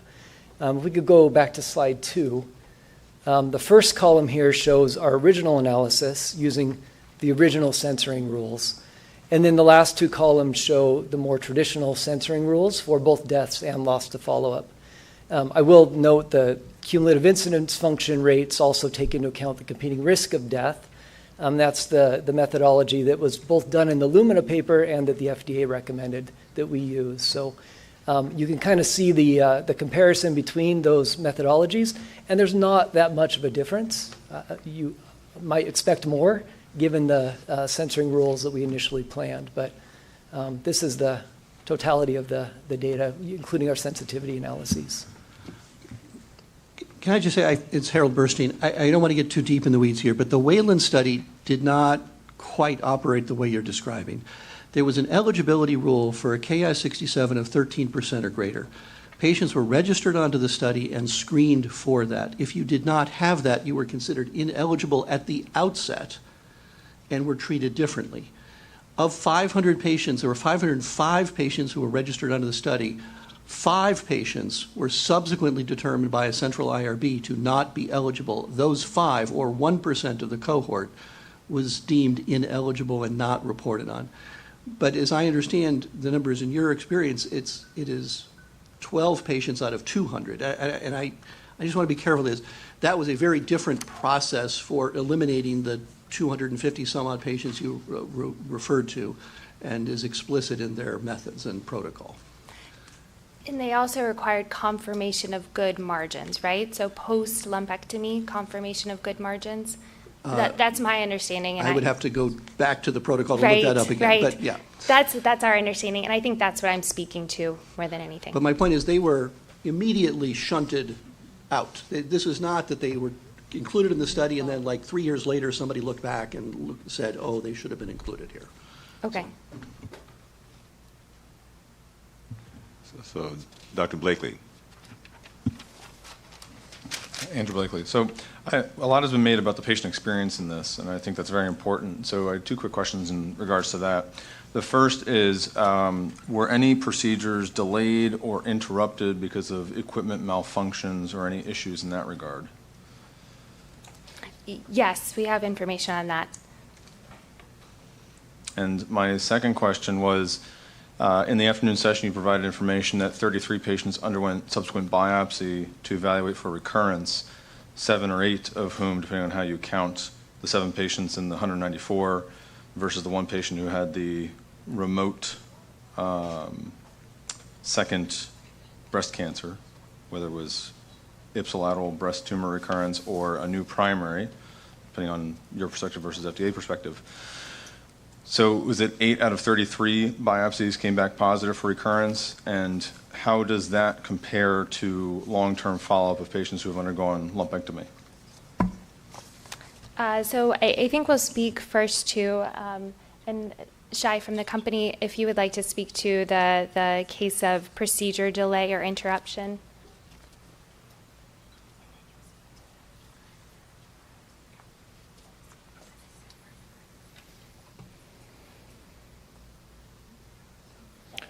Yeah, so if I understand correctly, you are referring to the 3 incomplete treatment that were done as part of the study? No, I'm asking, out of the 194 patients or out of the 206, were any of their initially planned procedures delayed because of equipment issues, or were any of the procedures aborted or prolonged at the time because of equipment malfunction? Yeah, so if we can see slide number 1. So, yeah, so there is a patient number 12 who had a single freeze, and this was due to a machine malfunction. And because of the malfunction, we were able to do only 1 short freeze. And this procedure happened, as you can see, in 2019, and in terms of the follow-up, there were no recurrence for that. So for the other 205 patients, there were no issues with their procedures? No issues. Okay. And then for the second question? Yes, can you clarify the second question? So you had mentioned that 33 patients underwent post-treatment biopsies during their follow-up to evaluate for recurrence, and 8 of them were positive. So I was reporting on 32 patients had 33 biopsies during follow-up. 7 were confirmed for local recurrences. Additionally, 4 were confirmed for second primary cancers. And I believe that's where the 8th that you're referring to is the separate quadrant. And then there were 2 that were confirmed to be distant cancers, 1 second primary non-breast, and then 19 with negative results. So my question was, does that rate of biopsies post-treatment compare, or how does it compare with patients who have undergone lumpectomy in long-term follow-up? I think we don't know. Okay. Yeah. I mean, I don't actually know the rate of biopsy in lumpectomy patients in terms of like, you're trying to ask how many biopsies and how many patients out of the biopsies are positive? Which is to say that having imaging and surveillance, finding something that's suspicious, undergoing a biopsy, there's a toxicity to that from a psychological standpoint, from an anxiety standpoint. And I was curious, how does that compare to patients who've undergone what would be the standard of care treatment of lumpectomy in this patient population? If we don't have data for that. I don't really know that data. I think that when we look at what we were doing in the trial, you got to remember also that we're going to be very aggressive in terms of biopsying anybody with any type of lesion that was aggressive, that was suspicious. So I think that the rate of biopsy might have been a little higher than it would be in general practice. Okay. Dr. Grimm, then Dr. DeLong. So comment and then a follow-up. So Dr. Blakely, so we generally think of the positive predictive value 3, which is the positive predictive value of doing a biopsy, somewhere in the 20 to 30% range. That's for not this population, but in general. So just as a benchmark, so not too far off from that. But to follow up on your question, though, about device malfunction, all of those cases where the time of freezing was less than expected and the size was less than expected, are you implying that those were user error and not device malfunction? Like, how do you explain that discrepancy if there was no problem with the device? Sure. So there were the 3 incomplete treatment, the very short times, and I think I have information on specifically those 3 cases. Yes, slide 1. So these 3 incomplete treatment cases, the third you see here is due to machine malfunction, and I think we have another slide that has information on why the first 2 were very short. But I think it was physician choice to end the procedure early. And then for those that were suboptimal, this is considered possible user error when reviewing the recurrences, thinking about ways to possibly mitigate the rate of recurrence. The DSMB said possibly due to user error. So I'm sorry, but I'm remembering this from review of the data, but the other 2 that had incomplete treatment, the physician determined to stop the treatment early, and I think it was because they underestimated the small size of the breast and the ice ball was too close to the skin or too close to the muscle. So the physician ended the procedure early because the patient wasn't a good candidate for completion of the treatment. Yeah. Mike DeLong. I just wanted to respond to Dr. Johnson's comments. Your point is well taken. I totally agree that a 10-year continuation in a group of people 75 years old is probably of limited utility. But as these de novos are granted, for one, their indications call out 60 or 65 years.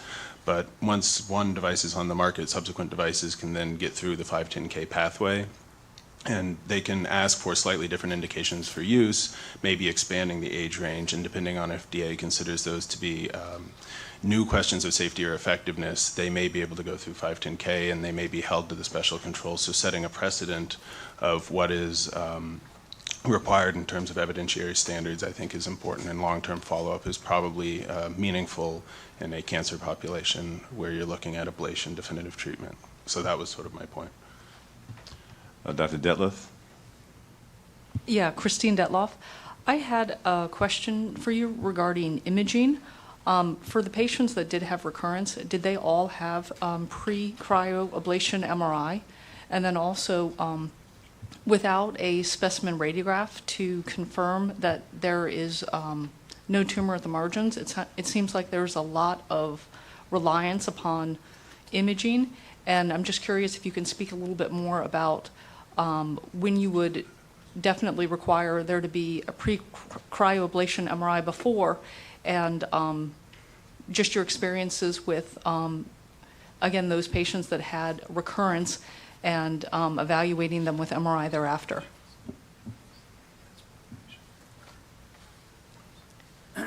This is Robert Ward. I was not an ICE3 trial investigator, but I do have data from the trial Of the patients who had 25 patients had an MRI prior to ablation. 13 patients had MRI post-cryoablation, and 1 patient had a local recurrence, and that was detected on MRI and was biopsied with MRI. My understanding is that that patient also had a mammographic correlate, but they simply chose to biopsy using MRI guidance. So it does not appear as though there were any patients that had a suspicious finding by MRI alone in the trial. In terms of choosing the multimodality approach in clinical practice, I think it just depends on a case-by-case basis, as I described before. Does that answer your questions? Thank you. Dr. Alam. Hello, Murad Alam. I wanted to go back to the DSMB issue.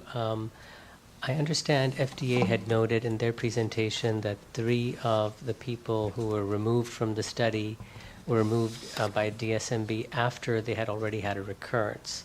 And presumably that was months to years after they were enrolled. So the question is, how frequently was the DSMB meeting? Why did that occur? I understand the head of the DSMB may not be here, but hopefully he's not, or she is not so ill that he can't answer that question by telephone. Thank you.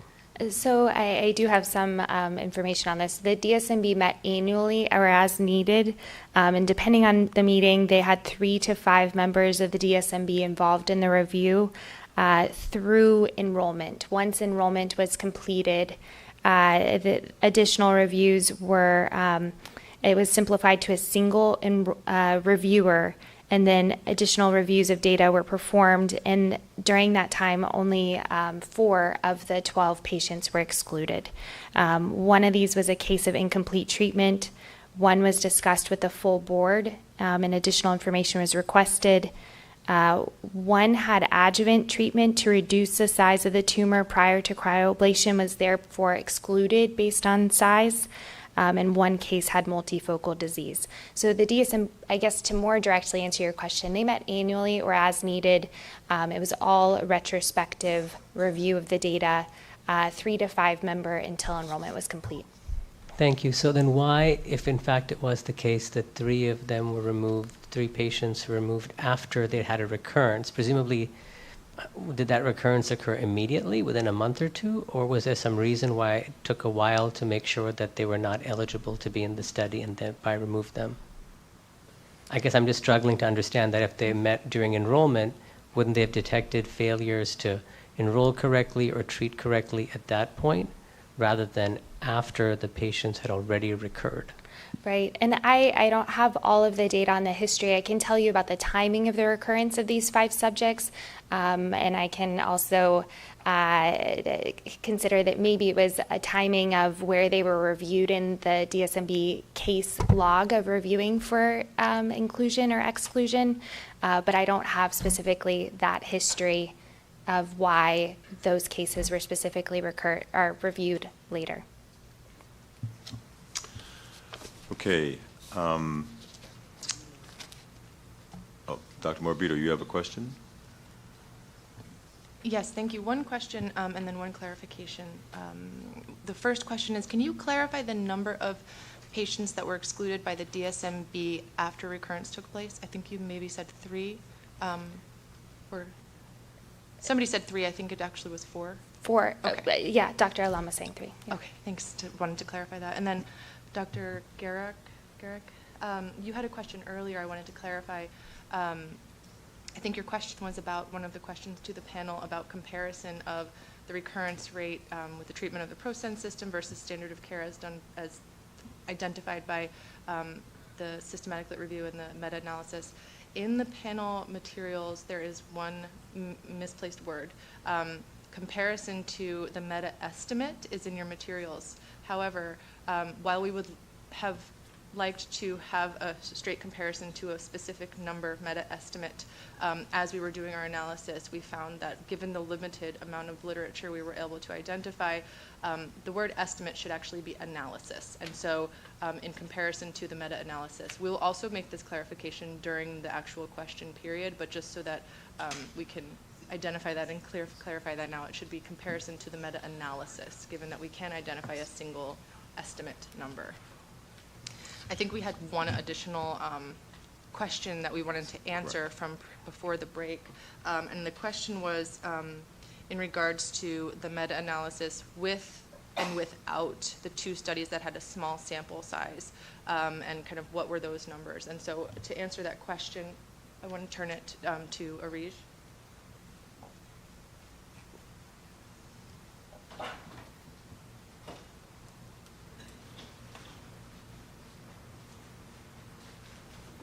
Can I have slide 64?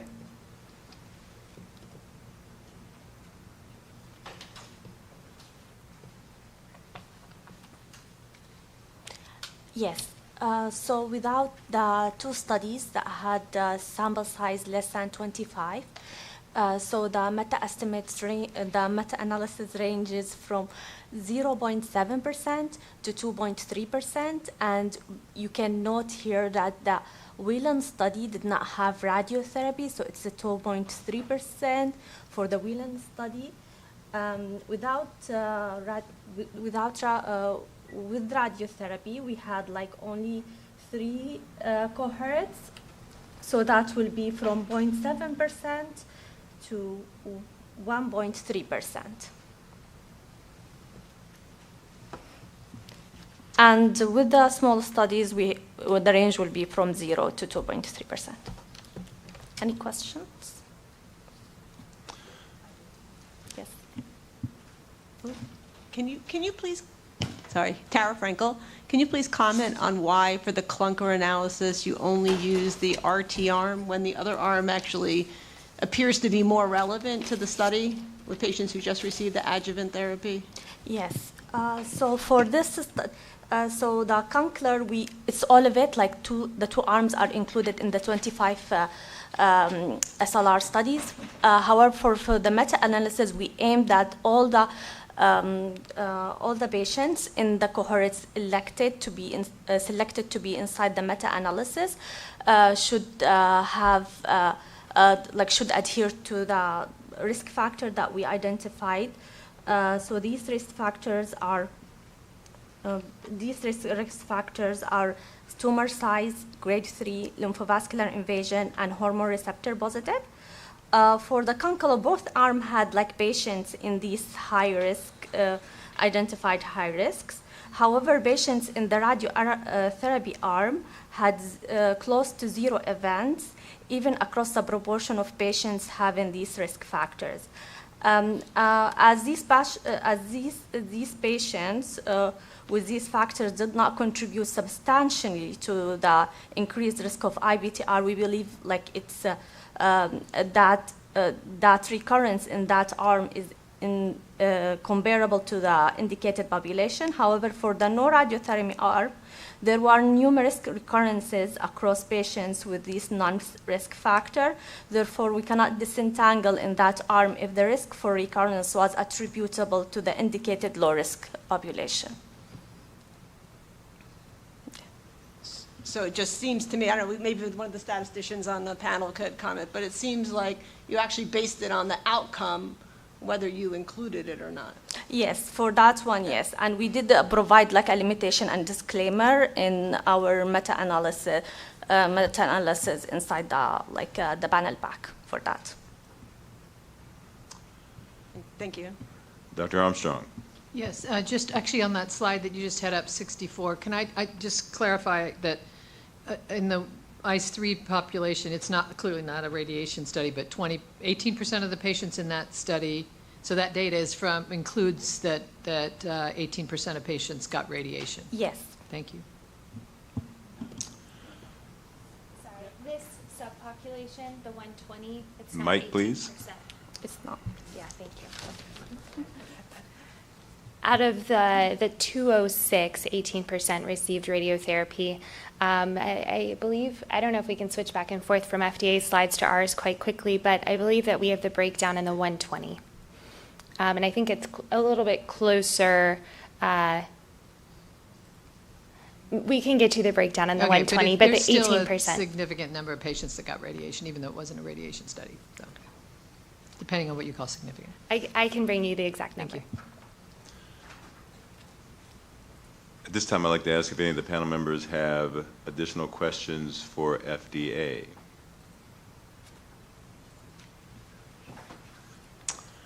Okay, if not, then we're going, big part? Oh. Thanks. Cindy Pearson for the FDA. This is just a follow-up on my question to Dr. Zuckerman, which was jumping on something I had hoped to ask the FDA before our earlier break.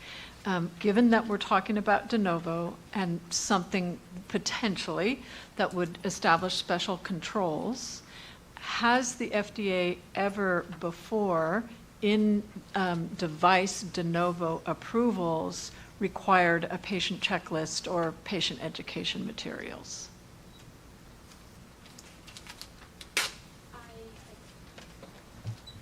I think if the panel is interested in having that, I think you should propose it. You know, there have been special controls around labeling in general, and we would consider this to be part of labeling, so you can specify perhaps more specifically what you would like to see. And I think that advice would be very helpful for our team. Thank you. Thank you.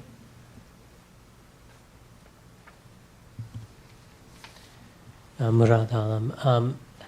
There's several questions were asked by the panel regarding special controls and how they might be implemented, including the most recent one. I was wondering, from a procedural standpoint, once, hypothetically, let's say this panel voted to recommend approval of this for this labeling, and the device was approved, realistically, has there been or is there any process for rescinding such an approval? I mean, is the horse essentially out of the barn, and it's nice if post-marketing surveillance happens, for instance, but it doesn't really, there's no enforcement mechanism to say, well, your time-limited approval has lapsed because you failed to meet a certain benchmark. Am I correct in that, or could you give me some guidance, please? Well, we would, typically we would not rescind something without a reason to do so.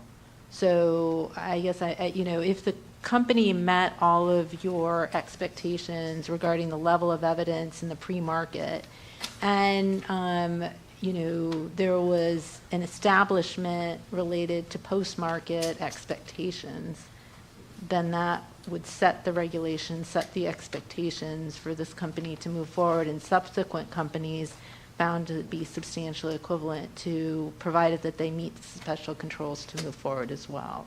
So what if, in the hypothetical case, highly hypothetical, that there were some special controls that required a particular benchmark to be met post-marketing? If that benchmark were not met, what would happen?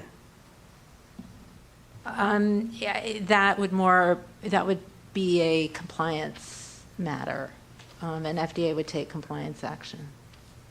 But probably not. It wouldn't impact the approval for the labeling in general.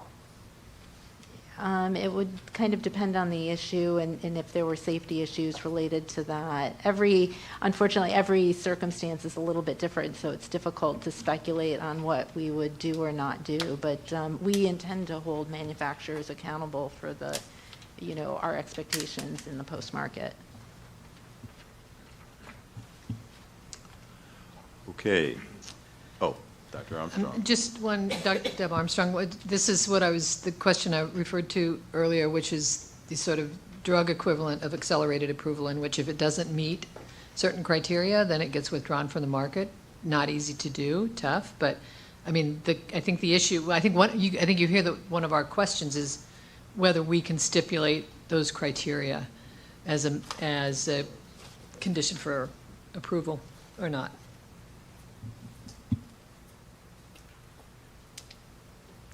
Yeah, so I would say that if there's something that you feel strongly about with respect to the level of evidence, and the question is do you need it in the pre-market?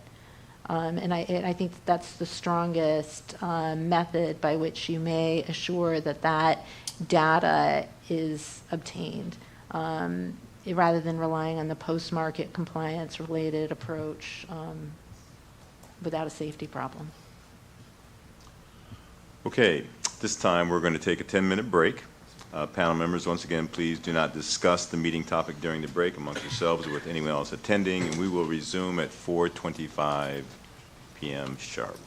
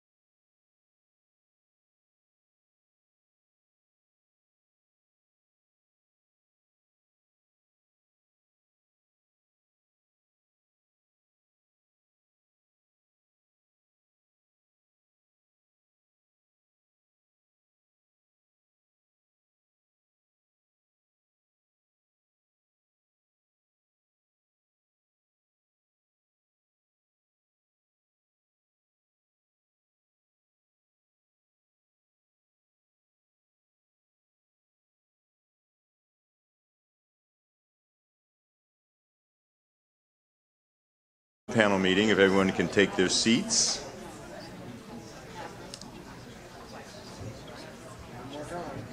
So at this time, let us focus our discussion on the FDA questions. Panel members, copies of the questions can be found in your panel packets. I would ask that each of you identify yourself at the time you're making comments to facilitate transcription. Can we please project the first question? I'll read this. Please comment on the strengths and limitations of standard of care imaging technology, i.e. or examples of mammography, ultrasound, MRI, to accurately characterize the tumor size and extent prior to surgical or cryoablation treatment in early stage, low-risk breast cancers. I'm going to ask for some initial comments to begin with Dr. Grimm. Hi, Lars Grimm. So of course, as a radiologist, we think all of our imaging technology is wonderful, but we recognize that compared to the gold standard of an excisional path specimen, imaging tends to underestimate, so especially for mammography and ultrasound, but by a very small amount. So there are subgroups of cancers that it's more likely to give an imprecise estimate: invasive lobulars, multifocal cancers, cancers in women with extremely dense, larger cancers.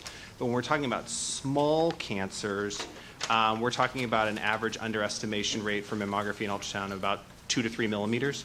MRI is generally the better tool for estimating. It can both under and overestimate, whereas mammography and ultrasound consistently underestimate.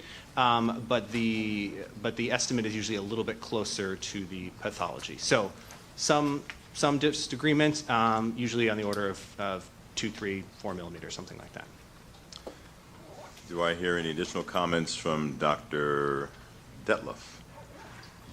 Christine Detloff. I agree with your comments, Dr. Grimm. That is what I have seen in my clinical experience as well. Given that imaging is very important to make sure that the patients, the right patients are included for this study, I would just say that hopefully that going forward, clinicians are very liberal with respect to the use of MRI to make sure that the right patients are included in this for the IceCure. Thank you. Anyone else like to make any comments regarding that question? Dr. Armstrong. Yeah, just a quick one with regard to the discrepancies that we sometimes see between ultrasound and mammogram, which, you know, some of these, the patients that were excluded were, you know, like 0.2 centimeters difference, and that could have been the difference between what you see on ultrasound and what you see on mammogram, and so particularly with these small tumors, that's going to be an issue. And I think with when you throw in MRI, you're going to get the issues of these non-mass enhancement areas, and what do they mean? Do they need to be biopsied? So I just, one of my concerns about this is that you're hanging your hat a lot on the imaging in terms of determining the disease. It's not perfect, as our radiation oncologists have, our radiologists have said. Dr. Grimm? Lars Grimm. So the one thing I would comment, and I think this is true for a scenario like this, where we're talking about a cryoablation or, you know, other non-standard treatment options like active monitoring for DCIS, you know, the type of imaging workup that we might do in the pathway of an expected standard of care treatment might not be quite as vigorous as if we're thinking about other non-standard treatment options. So a patient might normally just get a mammogram and ultrasound, but if you're thinking about another treatment pathway, there's probably more consideration for doing something else like an MRI or a contrast-enhanced mammogram, because you're thinking about a different pathway and you want to be very clear about getting a very good pre-procedural or pre-intervention measurement or estimate of disease extent. So Drs. Asher and Morbido, I think the panel has expressed a general belief that imaging is quite good. However, there are some issues around just how precise the imaging is and whether or not there may be different standards or expectations depending upon the treatment pathway that the patient is going to be following. Thank you. All right. Before we move on to question number 2, I'd like to ask Dr. Panagrahi to give us just a brief primer on the options we have regarding post-marketing kind of monitoring, since that has been seeming an issue of interest to the panel. Hi, good afternoon. I'll keep it brief. I'm Pooja Panagrahi. I'm a policy analyst with the De Novo program at FDA, and I noticed a number of questions come up regarding special controls, so I wanted to just give a little bit more information about the program and special controls in general. So if a De Novo gets granted and a new Class 2 regulation is created from that, in that case, special controls are created, and those are crafted from the benefit risk information that is learned about the device that was, provided for the De Novo. So basically, FDA is using the data, the proposals from the sponsor, information and discussions from the panel to kind of put together what we understand about benefit risk for this device type in general and determine what are needed in the special controls for devices that fit into that regulation, however narrowly or broadly it ends up being defined. So, there are many mechanisms for incorporating regulations that can include, very specific labeling to include patient labeling. If there are specific warnings or specific, types of information that need to be in the patient labeling versus the physician labeling, those can make it into the special controls if ultimately they're needed. And I think, we very much look forward to hearing the panel's input on that if you have any, strong opinions or information based off of what you've heard and learned. There's also the possibility for, post-market studies and, post-market surveillance special controls. As Benita mentioned, those are more rare, but if it is warranted for the device type, given what we know about the device type, it is possible to craft the special controls in that manner. So if you have any thoughts or input on that, I'm sure in the deliberations, absolutely, would be interested in hearing it. Oftentimes when there are post-market special controls, whether it's a study or some other type of surveillance mechanism, there may also be a labeling special control saying that, the device manufacturer must update their labeling with information from the post-market, data collection, whatever type it is. So, if you have thoughts on that, I think, we all would be interested to hear it. Yes. Great. Thank you. Thank you very much. Oh, question. Yes, may I ask you a question? I was just wondering if along the lines of what you were saying, is it possible to have a de novo approval, Murad Al, I'm sorry, I forgot to say my name. Is it possible to have a de novo approval with something like a limited claim that could then be expanded after post-marketing or something like that? Thank you for your question, Pooja Panagrahi. So that depends how the regulation is ultimately written based off of, again, what we know about the benefit and risk of the device. If there is concern that a certain labeling expansion would fall outside of that Class 2 regulation, it could be defined at the time of de novo granting what is and isn't outside of scope of the Class 2 regulation. Basically, kind of setting the stage for what could be done through 510K versus what would need a new de novo, for example. So, all those considerations can be taken into account when the regulation is finally being created for labeling expansions. I'm sorry, I didn't understand. So in this case, could we give them, or could we recommend, to accept some amount of claims for this product as a de novo and then leave something for the future for possible expansion of that after we got additional post-marketing data? Is there a mechanism for doing that? Yes, you would be able to make that recommendation. I don't think that's how the questions are worded, but I think you're able to make that recommendation. Okay, thank you. We can now move to question number 2. Please discuss the strengths and limitations of the single-arm, non-randomized study design using a literature-derived performance goal for the primary endpoint IBTR rate, In particular, please comment on A, the 10% performance goal, and B, the reproducibility of the patient population in the ICE3 study with respect to relevant risk factors for local recurrence, IBTR. And I'd like to first ask Dr. Hunt to begin talking about or commenting on the 5% estimated IBTR rate. Kelly Hunt. Yes, I would say that at the time that this trial was designed, that would be what I would expect, 5%, even actually higher, because typically we would base our estimates for local recurrence somewhere between 8 to 10% for breast conservation based on the trials that were presented by Dr. Morrow and Dr. Morgenthaler this morning. So I think that at the time that this trial was designed, that would be an appropriate IBTR rate. Dr. Leach, any comments?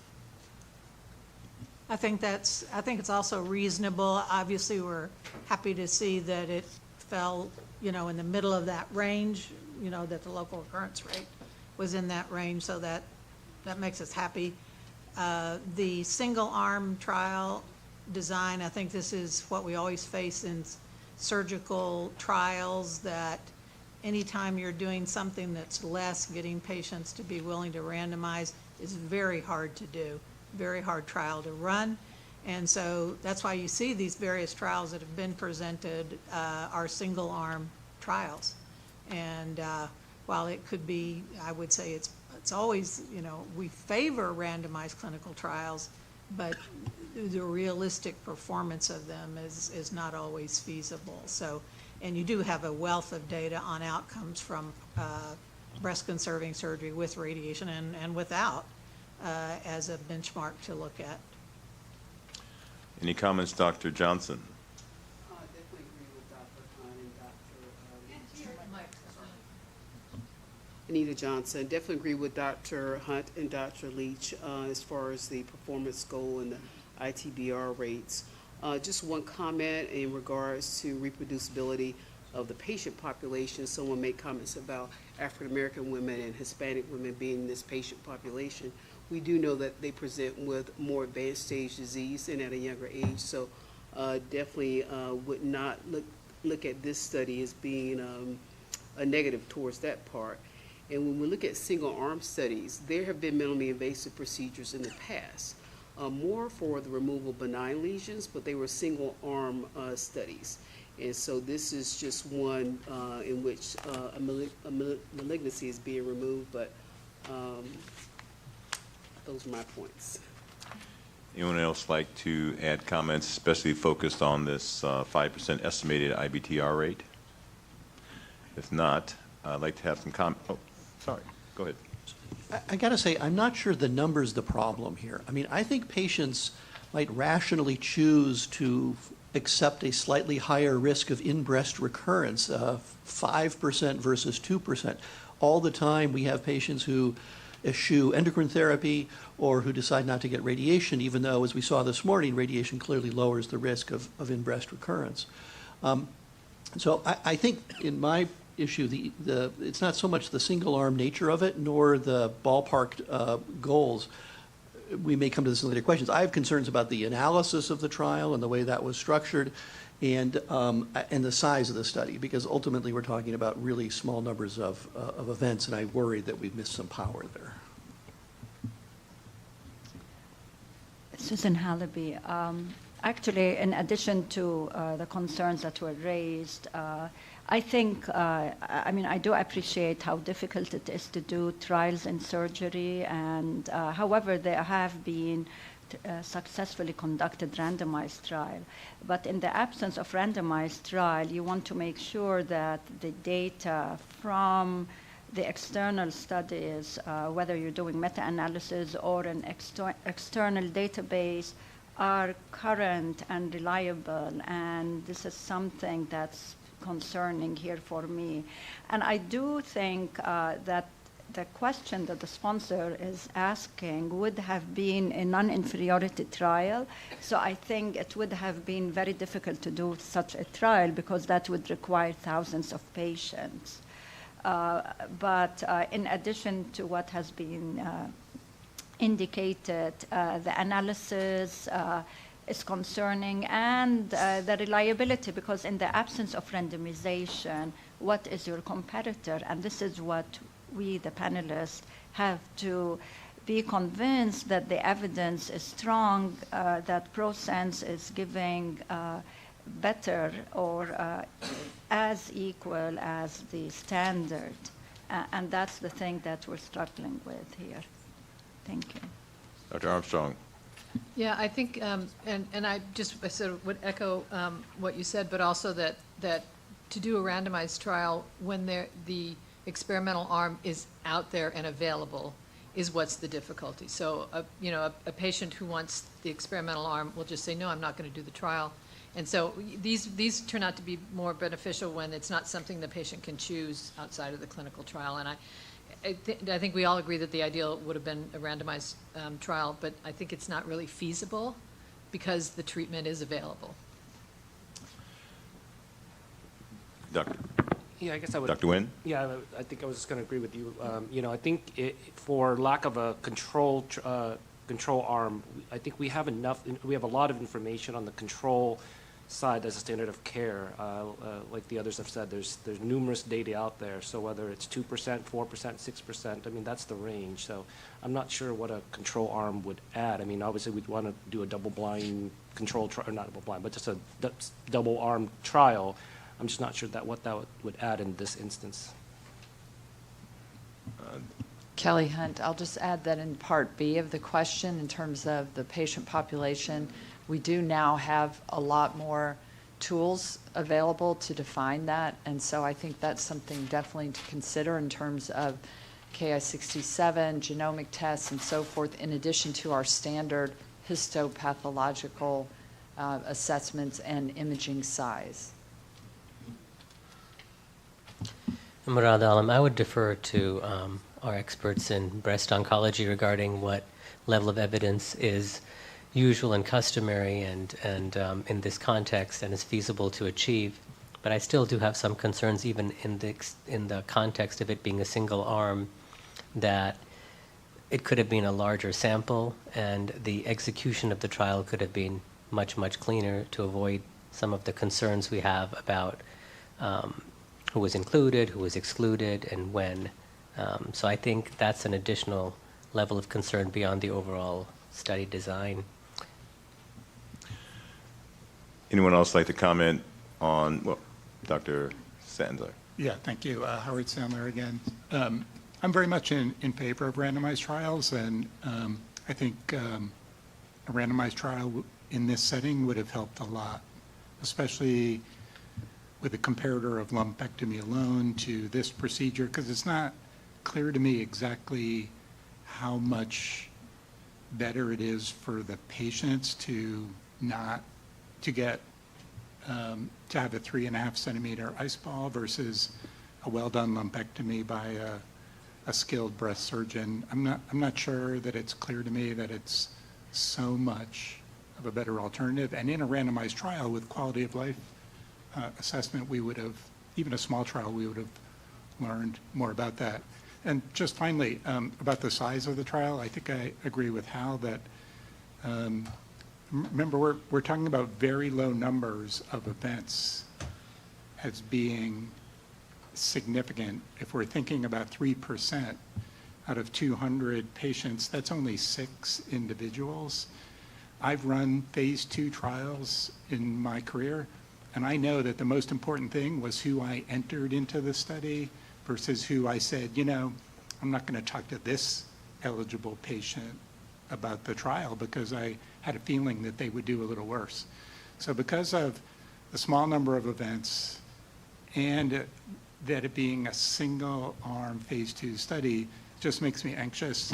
For example, what if there were 2 or 3 more failures out of 200 patients? Like, we might be having a totally different discussion, and that could be totally due to who got enrolled onto the trial. So I'm not saying, this might be great, and maybe this is totally adequate given the context, kind of what we heard from, about the availability of cryo, but maybe this was the best that could be done, but I still have anxiety about it. Dr. Evans. I guess I'm just a bit confused about either what I've heard or seen today. On the one hand, I hear that, well, we know a lot about what happens in standard of care, whether it be 2, 4, 6, or 8, or 2 or 3 I see on the screen. I don't know what number we're talking about now. And so you're in a situation where you're setting your own bar because you don't have a control group that's setting the bar for you. But there's a big difference between 2, 4, 6, or 8. And I've seen or heard all of those numbers now in the past, within the past couple of hours, and I don't know how to interpret whether you're in the right place or not. The second thing is there's 2 parts to that performance goal. One is what happens in the standard of care, but then there's the second part of it, which is how much are you willing to give up on top of that? And there's a subjective nature to that, but it's something that has to be carefully chosen. So I guess I'm just, on the one hand, I'm hearing, well, we have a lot of data about the standard of care and the control, but the numbers are have quite a range to them, and so I'm not sure where it stands. So, Drs. Morabito and Asher, I think that there is a lack of unanimity regarding the opinions addressing this question too. I think that elements seem to be acceptable. Some seem to feel that this is simply a practical reality of doing trials of this nature. Other members clearly feel as though it's a severe limitation, being a non-randomized single-arm trial, relatively small in size. I think that same ambivalence is being expressed regarding the performance goal. Okay. Great, thank you. Sure. So we'll now move on to question number 3, please. Please comment on the strength. Excuse me. Please comment on the strengths and limitations of each analysis population and subpopulation for determining the benefit versus risk of the ProSense system for the proposed IFU. In particular, please comment on the relative heterogeneity of subjects with respect to risk factors for recurrence. B, alignment with the proposed indications for use. And C, adequacy of the sample sizes and corresponding uncertainty. And I would ask Dr. Hunt to kick off the discussion. Kelly Hunt. I'll start with the part A. So in terms of the heterogeneity of subjects and risk factors, I think I mentioned this on the previous question, in that I think we now have many more tools available to us that can help define that low-risk population. So that is a really important factor in terms of, there were some missing Ki-67 and so forth, and not everyone had genomic testing. I think there are ways that can be better defined, and as we're seeing in the more current trials, that's probably also a reason that we see this range of recurrence rates, because in the initial trials there was no subtyping, breast cancer subtyping done. It was just all patients based on tumor size and nodal status that had breast conservation and radiation with or without radiation, whereas now we can define risk factors much better. In B, alignment with the proposed indication for use, I think it's well aligned in terms of if that patient population is defined. The question that I have is in terms of the recommendations for follow-up, and that I think does need to be standardized, and I think that's brought up by some of the other panel members today, because if the patient's being treated by a radiologist, who's going to follow them? If they're being treated by a breast surgeon who's doing the procedure, do they know what the timing is for follow-up and what type of imaging? I think those are important factors. And then finally, the adequacy of sample sizes and corresponding uncertainty is always going to be challenging, especially with the single-arm trial, and when you're trying to narrow down into subsets, that is where it gets really challenging. And I think the point that Dr. Armstrong brought up earlier is that and some of the others is that to do a randomized trial, you would have to have thousands and thousands of patients. It would take years and years and years to complete that. And when it is an available treatment out there that some have access to, that's going to be really challenging to complete. Dr. Milburn, any additional comments? Megan Milburn. You know, I agree with what Dr. Hunt said very eloquently on all of this. You know, I think with the proper indications for low-risk patients, I think this is a very interesting tool for breast surgeons and radiologists to have in our toolkit for some of our patients.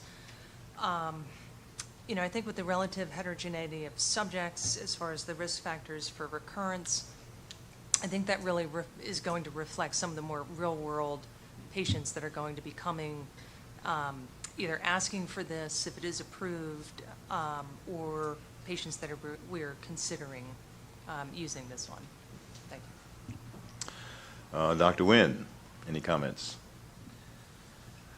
Yeah, so I think, you know, we do a lot of de-escalation. I mean, we have CLGB 9343, Prime 2, where we know the risk goes higher when we omit radiation therapy. We use accelerated partial breast radiation instead of whole breast radiation, even though there's a little higher risk of recurrence. And so by no means, I'm not saying this is exactly the equivalent to surgical standard of care, but, you know, going back to a little bit of the uncertainty of this, you know, a couple of percentage points in terms of local recurrence. I mean, we all quote different numbers to our patients depending on age, tumor size, surgeon, and so I think this, you know, in terms of the numbers we see here, whether it's 2.3 or 1.95, 6.2 or 4.3, I mean, the numbers are within the ranges that we quote our patients in terms of the FDA's analysis versus the company's analysis. They're within that acceptable range that I would find comfortable, whether the higher end of the number or the lower end of the number.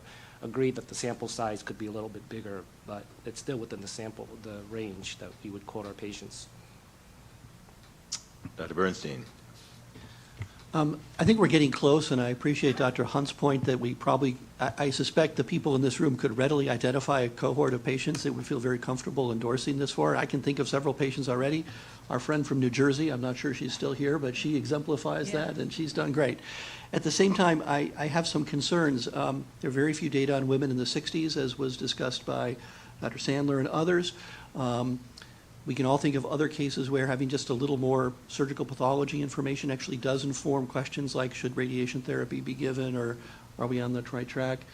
And I'm a little disturbed by this is where some of my thinking on the those accepted exemption cases comes in, because as we heard from the radiologists, you know, they're pretty good, but they can get it within 2 to 3 millimeters. And if we say 1.5 centimeters, you know, and then it turns out all these recurrences were in the 1.7s and 1.9s and 2.3s, I worry we're over-determining some of the guide rails on all the guardrails on all of this. So I think we're getting close, and I think great clinicians could use this effectively, but I'm not sure we have a grasp on exactly who this is for, and I worry that a label as scripted as was proposed might endorse this for a group I'm not sure really should get the procedure. Any other comments? Dr. Evans, I'm sorry. I did want to comment about more on the uncertainty issue. Earlier we had talked about, there was a discussion about the censoring, and as a first step, it was namely about getting some consensus on when we consider the response of a trial participant to be censored. And so getting on the same page about that is important, but that's really only one step. The second step is there's a magnitude and nature of the censoring that can be complex. Censoring models work well when censoring is random, but this is not necessarily the case. And the magnitude of it is, you know, we're looking at 30% censoring. So if patients for whom further follow-up is observed are fundamentally different from the patients for whom follow-up is not observed, then things get tricky quickly, because you've got a selective nature of observation. And so, for example, censoring patients that die removes the sickest patients with the worst prognosis, leaving the healthy patients to be observed later. And so there's a concern for bias and underestimation that exists due to the selective nature of censoring.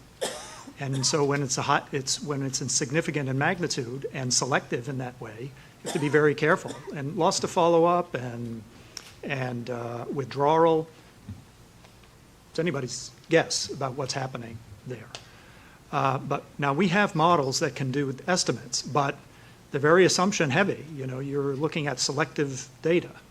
And so you're relying on model assumptions, heavy model assumptions, and robustness of those models is always in question.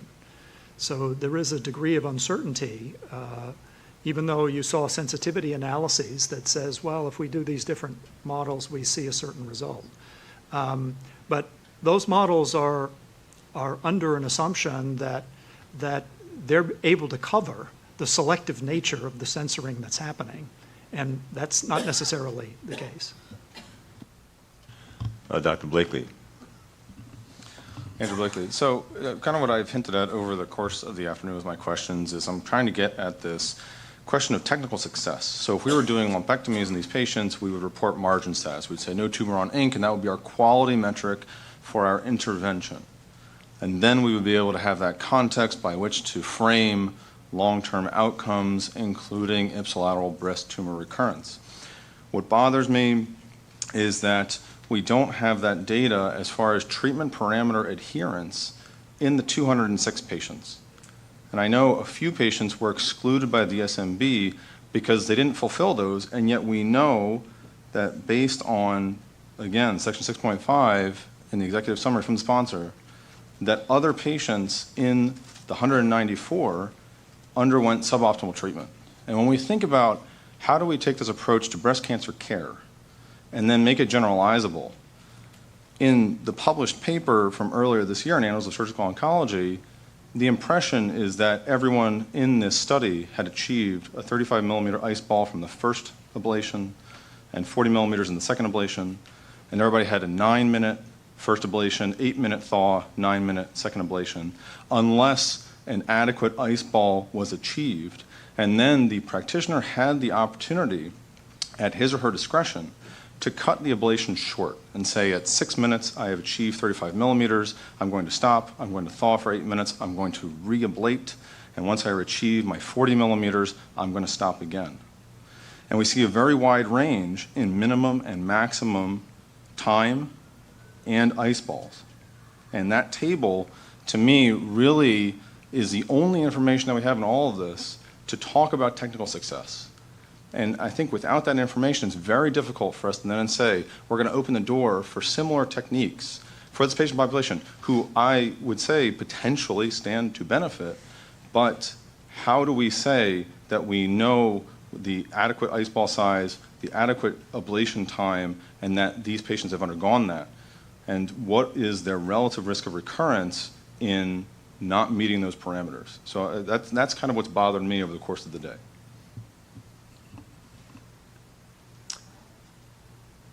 Murad Alam. I have some similar concerns, but maybe a little different.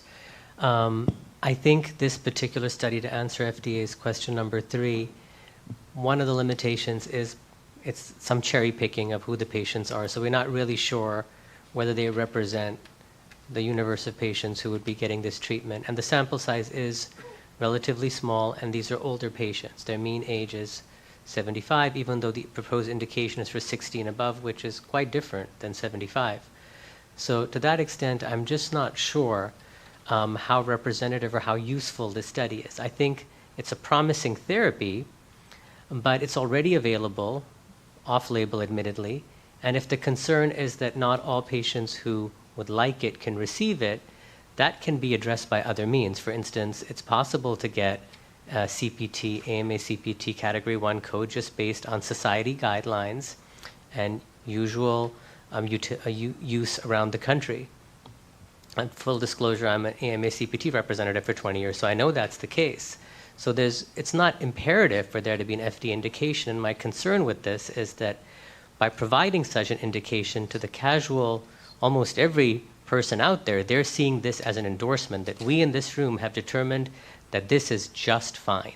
Whereas I think what we're getting at is it's promising, but this study is just not very strong to get us over the hump of promising probably works to definitely really works in all of those patients in all of those categories. So Drs. Escher and Morbido.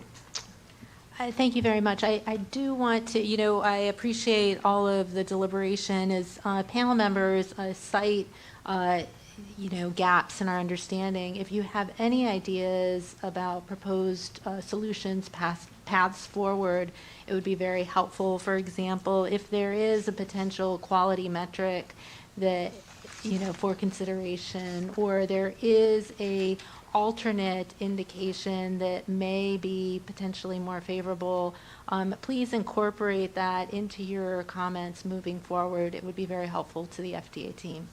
Thank you. Move on to the next question. Question 4. Yes, please do. Please discuss the overall clinical significance of the effectiveness results of the ICE3 study compared to the systematic literature review and meta-analysis results. And I will ask Dr. Gierach to start us off. We've talked a lot about this today, so I don't want to belabor this point. I think that at least many of us have echoed that there are strengths and weaknesses of the approaches that both the sponsor and the FDA used to generate the range of estimates from the systematic literature review and meta-analyses, and both had challenges recapitulating the proposed indications. I will say that the calculated FDA IBTR rate for the indicated subpopulation of 2.3% is comparable to the ranges that were presented from both the meta-analyses. And so with that, I could say that ICE3 seems to be comparable to the literature with all of the caveats that we've discussed today after accounting for endocrine therapy. Dr. Halaby? Thank you. To add to that, as I indicated earlier, I'm a bit concerned in the absence of randomization and the data from published literature or external controls from registry are going to be critical. And I haven't seen any data from post-marketing. I mean, the sponsor did provide data 1.61 local recurrence. I'm a little bit concerned because still the local recurrence was a little bit lower than what we have seen in the ICE3. So when I look at the overall clinical significance, I still have uncertainty in terms of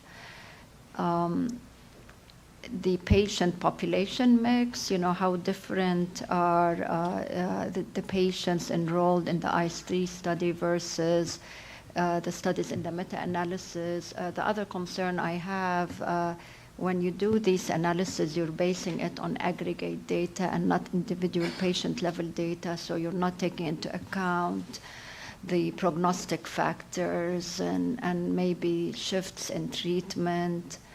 So these are some of the concerns that dampen my enthusiasm, relatively speaking. Any additional comments, Dr. Evans? Dr. Hunt, any thoughts? So I would echo the comments earlier about the endocrine therapy component, because I think that that's where we have a lot of challenges. I think as was mentioned earlier by Dr. Gans in some of her studies, that we know that compliance to endocrine therapy is challenging for some individuals, and so that's something that would need to be addressed specifically, if this is going to omit radiation, because we know that some of the patients did have radiotherapy. So I think that needs to be well defined in terms of the patient subsets and the planned adherence to endocrine therapy. Dr. Johnson. Just one comment about the patient population and the age difference.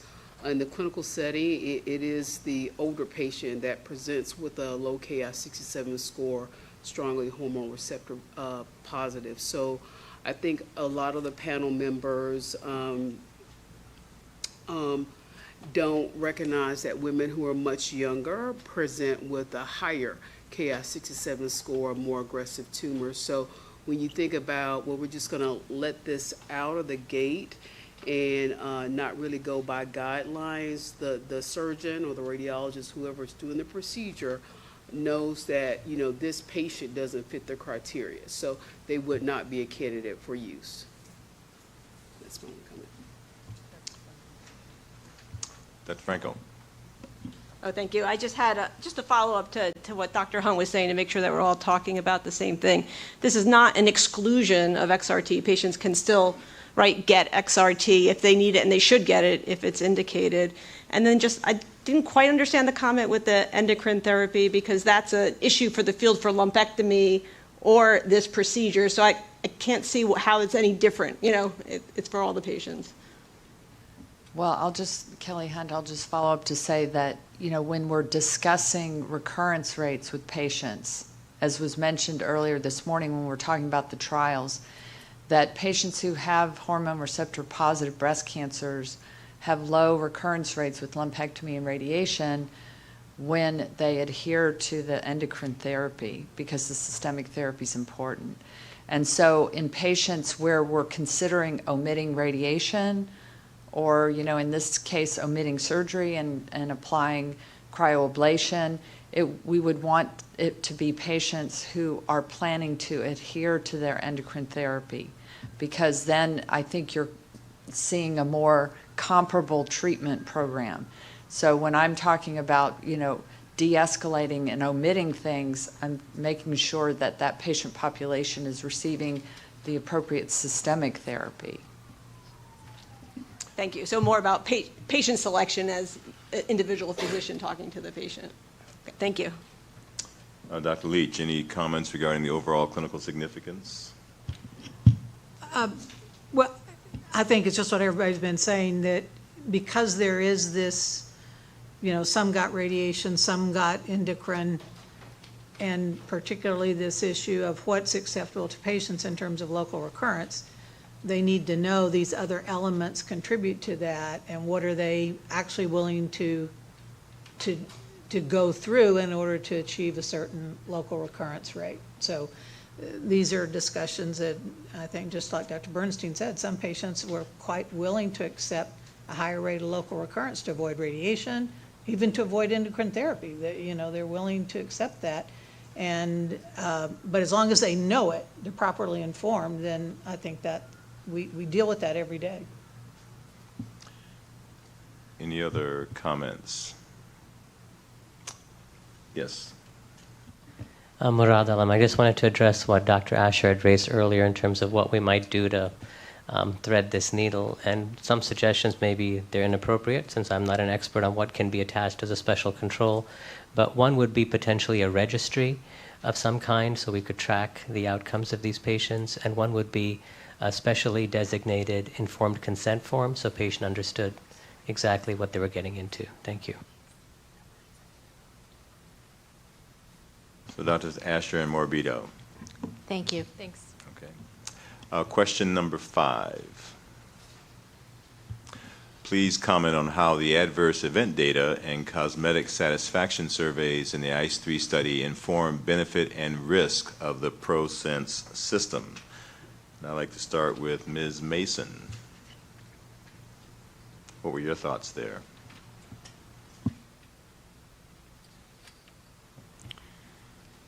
I think there's a significant population of people who would be really excited about this and like the idea of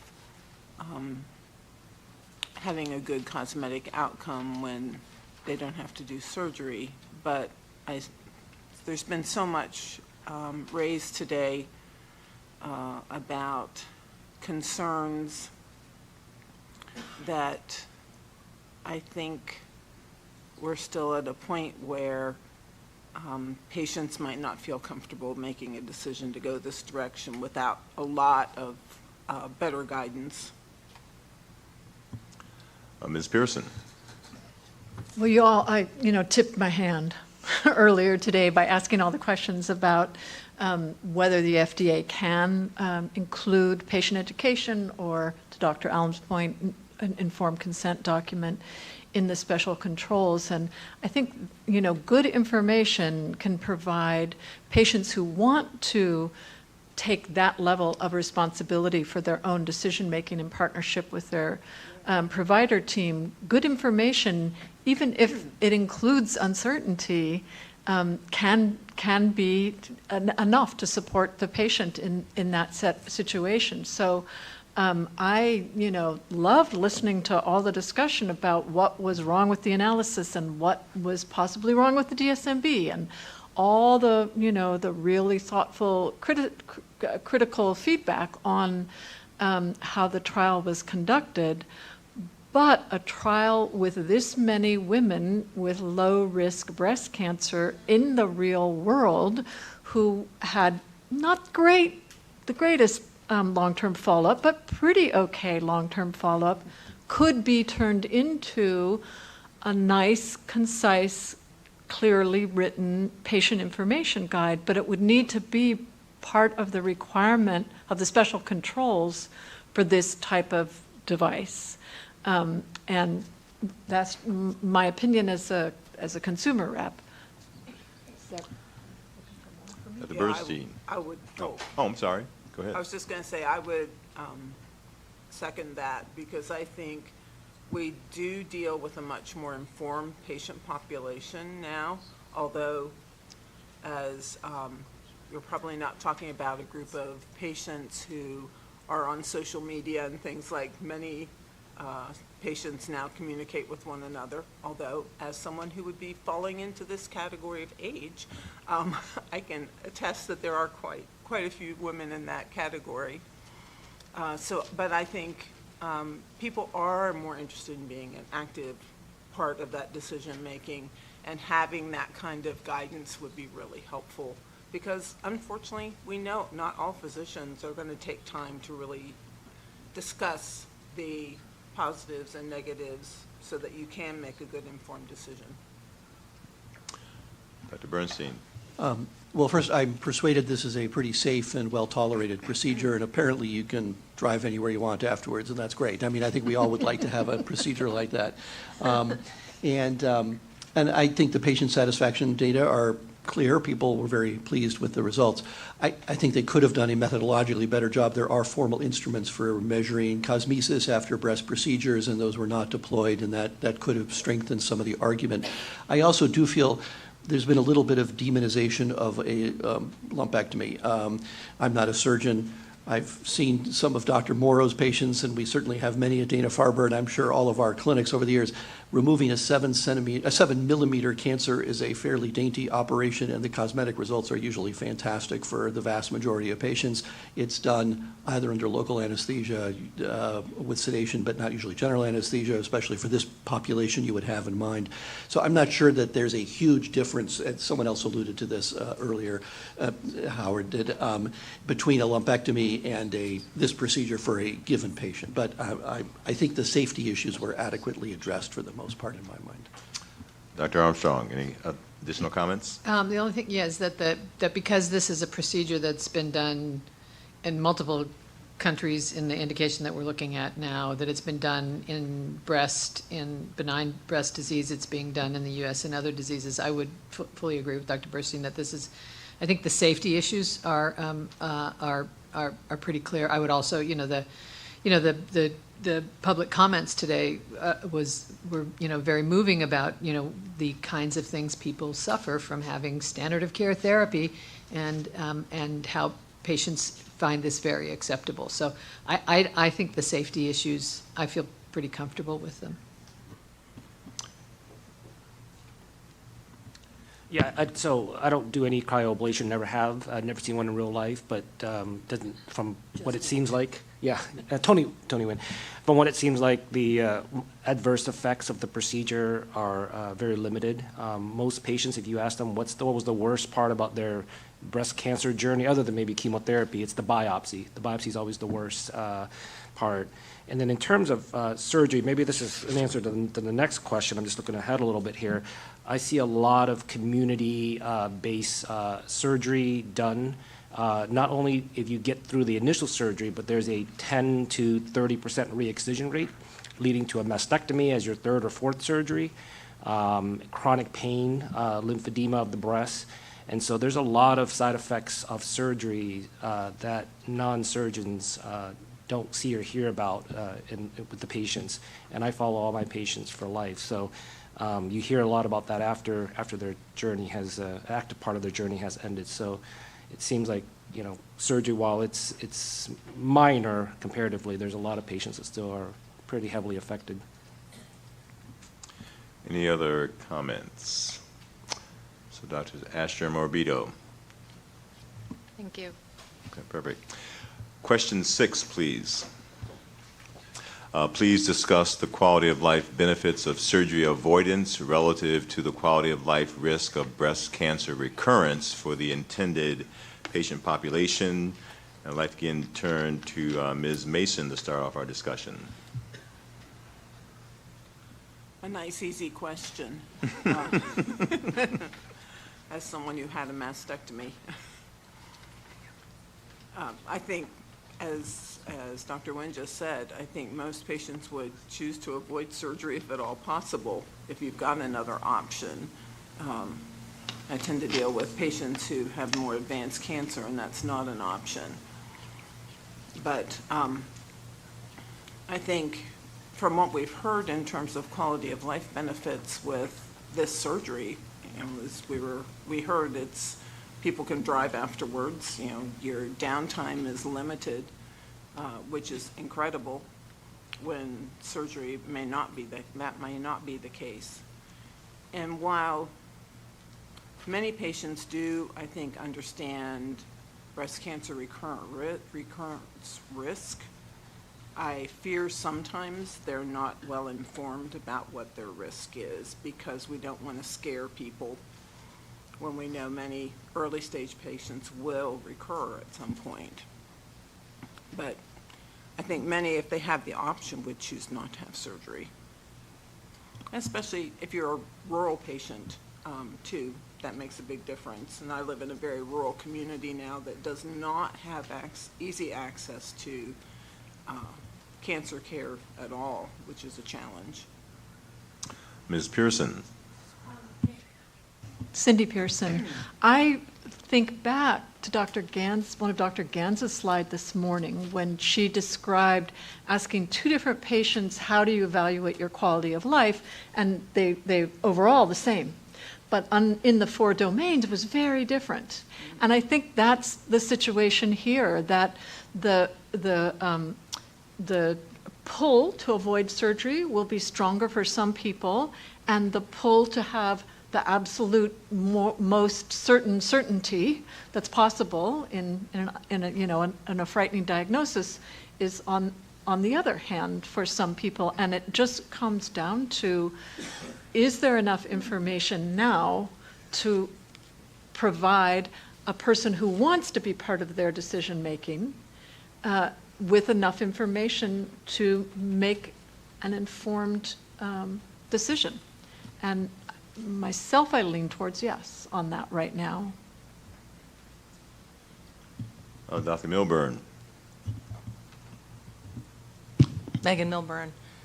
I am a surgeon, so, I think surgery avoidance is sometimes a good thing and sometimes a bad thing. I think of some of my patients that I do, very small lumpectomies under complete local, where they eat breakfast, they show up, they drive themselves home, I do a nice remote hidden incision, they have a beautiful cosmetic outcome. That being said, I have many patients that I would prefer not to take them to the OR, whether I do it under local or sedation, for many reasons. So I think this is a great option. But I still think we have to remember that, you're trading surgery for potentially more imaging studies, especially MRIs, and that opens up a whole nother can of worms with that, potentially more biopsies down the line. So I think that is one thing that I will be keeping in mind as well. Thank you. Dr. Johnson. I totally agree with Dr. Milburn. The additional imaging, particularly in this patient population, the geriatric population, can sometimes be challenging. We all are surgeons, but we do know that the de-escalation of treatment is broad, whether it's chemotherapy, hormonal therapy, radiation. Cancer treatment will be less and less as the years progress. As far as quality of life, particularly this patient population, for elderly patients and as well as their caregivers, this is an ideal tool for us to have in our pocket. So I'm in agreement. Thank you. It's Murad Alam. I think we've heard a lot today about the quality of life benefits. Admittedly, some of the measures to measure it were rather blunt instruments from a long time ago, but we heard lots of anecdotal good thoughts about the fact that patients appreciate having this option. And I think that's probably the thing that I'm most taking out of our interactions today, that patients want additional options, and our surgical colleagues who treat breast cancer perhaps want these options as well. On the other side of the coin, I think the quality of life risks of breast cancer recurrence have been less well elucidated.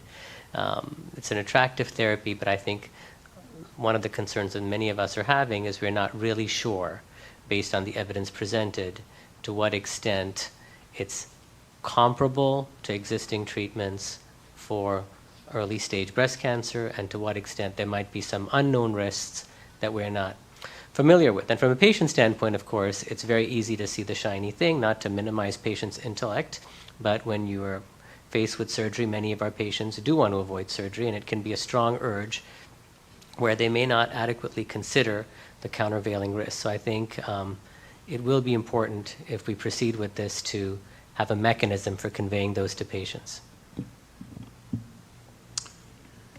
I have one. Sorry. Dr. Frankel. Thank you, Tara Frankel. I agree with what's being said, and I think it's really important that we leave the options to the patients, because we can't make decisions. As we heard from somebody today who came in, her whole life has changed, including her employment, right, after having surgery. And so it's not decisions that we should be making for folks. And I'll just add that for me, I feel like the evidence is sufficient to say that it's, similar in the indicated population when we look at like the direct comparison to the Lumina study and some of the subpopulation analyses that were done with the meta-analysis. And the other important thing that we kind of haven't said yet is I don't think it takes anything away, none of the options away from the patients. All of those, should they have another recurrence, a local recurrence, they can still have all of the other breast conserving options that were mentioned earlier. Any other comment? Oh, Dr. Blakely. Andrew Blakely, just to follow up on Dr. Frankel's point, that's what I was going to say too, is we haven't stated it over the course of the day today, but it does seem that there's an opportunity for re-excision, for radiotherapy, and for going through that standard of care sort of approach with all of those adjunctive therapies, even in the setting of IBTR, following cryoablation, which I think is very important, because whenever we think about new therapies for cancer, what we think about as surgeons is what is the salvage? So we can do, immunotherapy for rectal cancer and have a complete clinical response. That patient may ultimately still need to go to APR, but they may also have 5 years of colostomy-free survival, for example, and this may be an opportunity for patients to say, I don't want surgery, or I want to have an opportunity to try to avoid it, understanding that in the setting of recurrence, then we may need to talk about that once again. Kelly Hunt, I do think that the quality of life benefits of surgery avoidance are key for some individuals. And then there are others who come in, and even though they're a great candidate for a lumpectomy, they tell me they want a bilateral mastectomy. And I try to talk to them about all the evidence out there, and I can't sway them.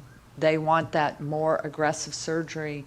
And often after they have it, they unfortunately say they had no idea that that's what was involved. And so as a surgeon, I will say, I like your idea of a dainty lumpectomy, Dr. Burstein, but even it depends so much on the breast size, the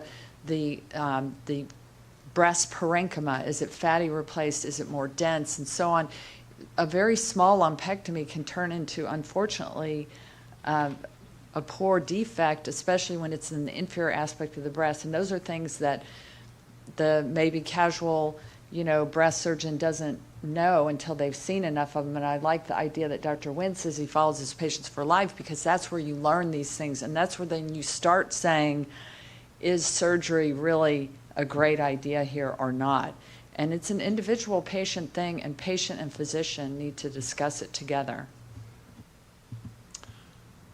Dr. Armstrong. Yeah, I think Deb Armstrong, has been alluded to, Dr. Burstein and Dr. Alam both, was that, I think patients would be willing to accept a little bit of a higher rate of recurrence for the comfort and the ease of a procedure like this. I think the biggest issue we have is that the data from this trial make it very difficult to estimate that risk of recurrence for the patients. And, a patient might say, difference of 2% to 4%, I can take that, but 2% to 8%, and within specific subpopulations, even the population we're talking about potentially approving this for, it's going to be hard for us to have hard numbers and say this is what the risk will be, even though you can salvage afterward. But a patient says, well, if there's a 5 or 10% chance I'll need to have surgery within a short period of time, that may be part of what sways them. So I think that's my biggest problem, is that when you're trying to do an informed consent for a patient, to give them the data, this trial just doesn't give us that data. Dr. Nguyen. Yeah, Tony. Yeah, I think, but we're already having these discussions with our patients based on 93-43 and Prime 2, 10% versus 2%. Yet the guidelines and all the recommendations are pushing no radiation. So we are already accepting a recurrence rate of 10%. Okay. FDA, you have any? Yes, thank you very much for deliberating over this. These are very challenging questions, we understand. As you continue to talk about benefit risk in wrapping up this discussion and going into the next discussion, which is also related to benefit risk, if you have any specific suggestions, many things fall into either there's 3 categories: benefits, risks, and uncertainty. And if you have suggestions around what data, whether it's pre-market data or post-market data, but what data gaps need to be addressed to fix the uncertainty, that would be helpful. And specifically, what patients need to know, or what clinicians need to know with respect to benefits, risks, and uncertainty. That type of granularity would be very helpful for us. Thank you. Okay, question 7. Given the totality of evidence presented regarding the safety and effectiveness of the ProSense system, please comment on the overall benefit-risk profile of the device for the proposed indications for use in the treatment of early-stage low-risk breast cancer in lieu of lumpectomy. And I'd like to ask Dr. Hunt to start our discussion. Kelly Hunt, I think this is similar to one of the previous questions in that in my opinion, I think the benefit risk profile is acceptable. What we need to do is define low risk breast cancer, because that's where it's just all over the map. And I think over the years, the reason when we look at studies, we can't adequately give local recurrence data is because the way that the studies define low risk is just so variable. So I think giving clinicians very specific data on what is considered low risk, and whether that includes genomic data or not, that to me is an important factor in the risk benefit, the overall benefit risk profile for this in lieu of lumpectomy. Dr. Park, I know you're not a breast surgeon, but I'm interested in your thoughts. So, we've been dissecting and debating this study for most of the afternoon, and some of us are much better equipped to do that than others.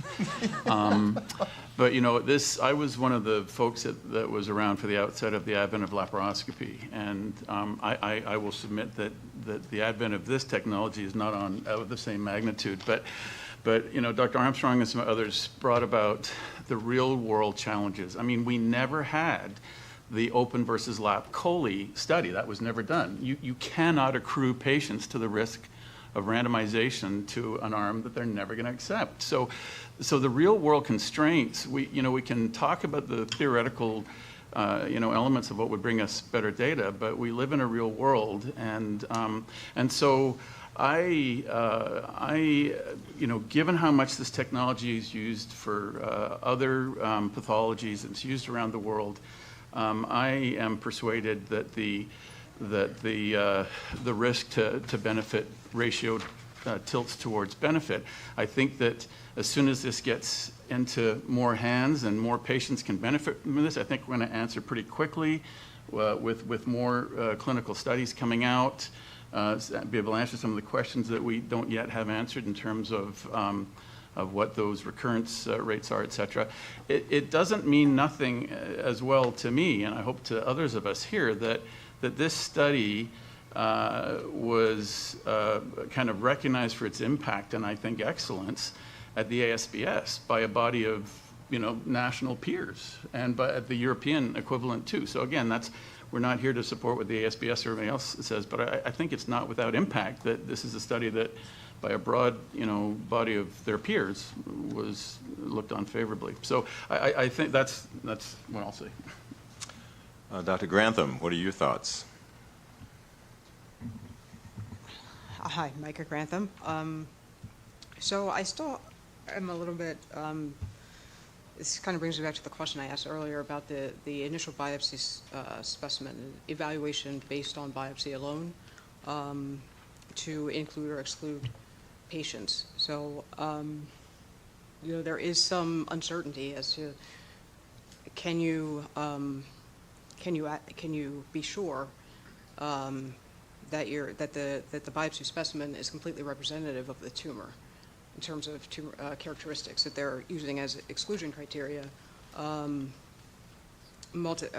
based on the intraductal component or lymphovascular invasion that may not be present in a biopsy specimen that could be present still in a surgical specimen if you were to get it, and that's just because of the limited tissue in the biopsy specimen. Yes. Kelly Hunt, I'll just comment that I think there should be standardization of the biopsy prior to a procedure like this. So typically, I know that like the American College of Radiology has guidelines for the number of cores that should be obtained for certain, abnormalities, whether it's calcifications or a mass lesion or what have you for benign or potentially malignant lesions. And so you can standardize that type of information. And then, the other thing is that it should be considered whether a patient going in for this procedure they could potentially have another biopsy when they're having the cryoablation done in order to preserve tissue for genomics or other testing that might be necessary because the core biopsy is very limited. Again, these are small tumors, and so sometimes when we operate on these people, there's actually no residual tumor because it was removed with the core biopsy. So it depends on what type of core. Now with using vacuum-assisted cores, large gauge, sometimes there's no residual tumor there, and so you're not going to get any additional information. But I think that's a good point that you should standardize the material that is used in order to go into this type of procedure. Any other thoughts or comments? Dr. Sandler. Howard Sandler, just a quick comment kind of related to FDA's request for information that might be useful. I'm a little worried about the 60 or 65 age limit in the indication for use. I don't think the 60-year-old limit was well justified by the data, sort of random, maybe a little bit. And so I'm a little concerned about higher risk of local in breast failure in the younger patient population. And so if this goes ahead and is approved, and you're looking at post-market assessment, I'd focus specifically on the age 60, 65, or if it's used off-label in women in their 50s for higher risk of local recurrence, because indeed, even though salvage is likely to be successful, I think we learned, as Dr. Morrow pointed out, that local failure, if you get enough local failures, it is going to impact survival. So you can't be, you can't assume that all local failures can be 100% salvaged. Dr. DeLong.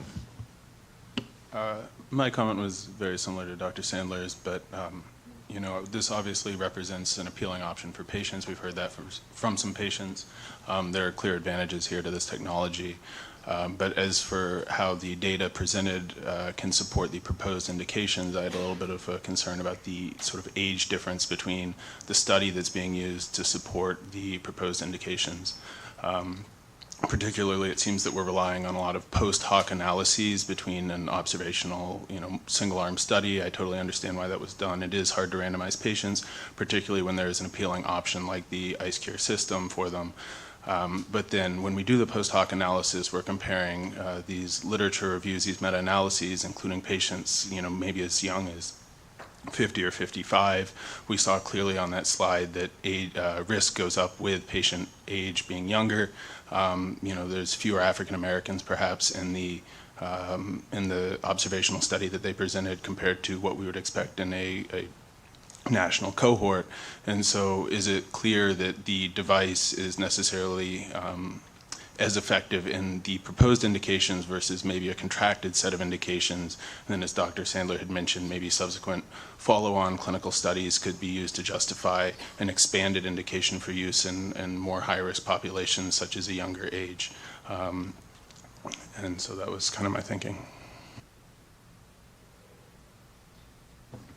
Murad Alam, along those same lines, I did hear what some of our breast surgery colleagues had indicated, that they're very cognizant of age-appropriate treatments, and they wouldn't be misled by the 60 and above approval if it were inappropriate. And I'm sure that is absolutely true, but if the approval goes through, there's nothing to say that only breast surgeons will be doing this. This is a relatively simple procedure that maybe could be done by a primary care physician or maybe a dermatologist like me. I'm not saying I would do this, but hypothetically, this could happen.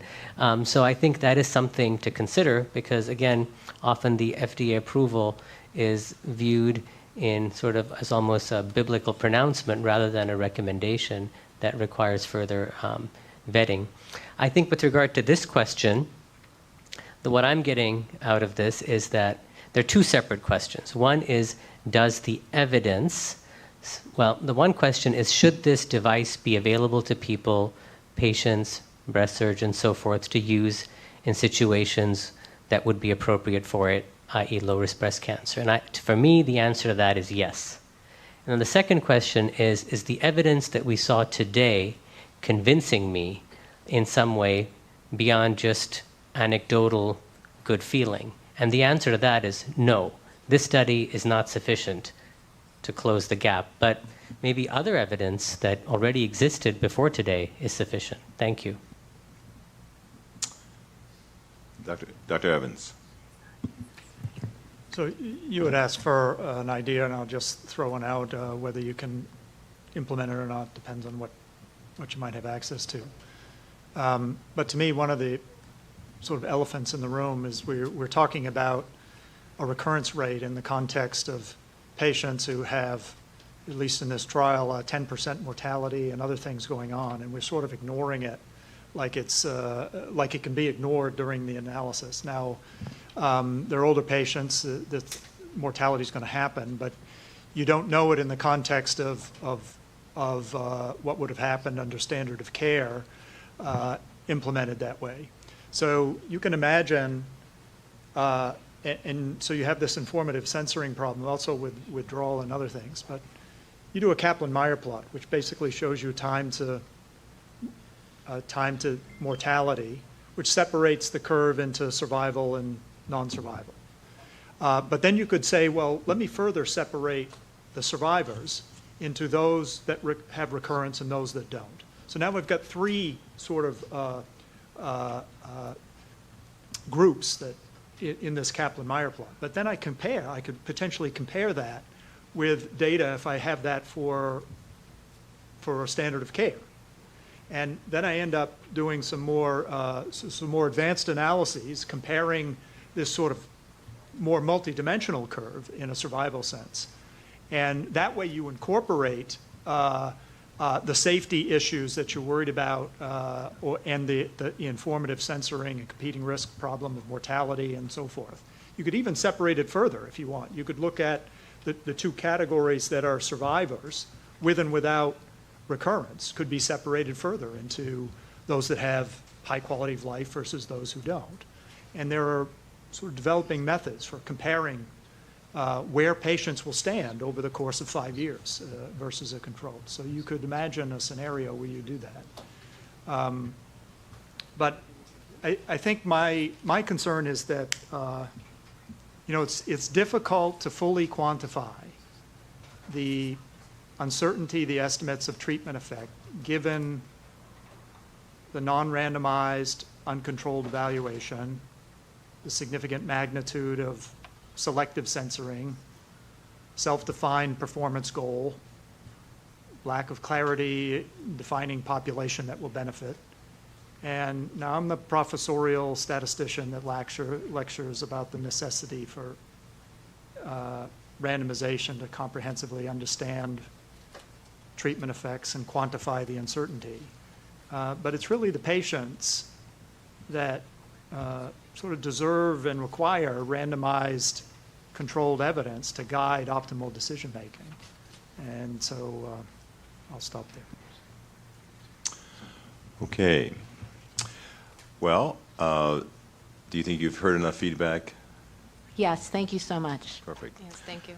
Okay, at this point, I'd like to provide first the FDA and then the sponsor an opportunity to provide a summation. I don't know who's going to do that for the agency. The FDA has no further comments. Thank you. How about for our sponsor? Yes, thank you. Nathalie Johnson. It's been a long day for all of us. So first, I'd like to just thank all of you for giving time from your family and practices or work to be here with us today. We really appreciate your thoughtful discussion. The next element in this last part is where we hear your feedback on whether the probable benefits we've described today outweigh the probable risk when used in the treatment of early breast cancer.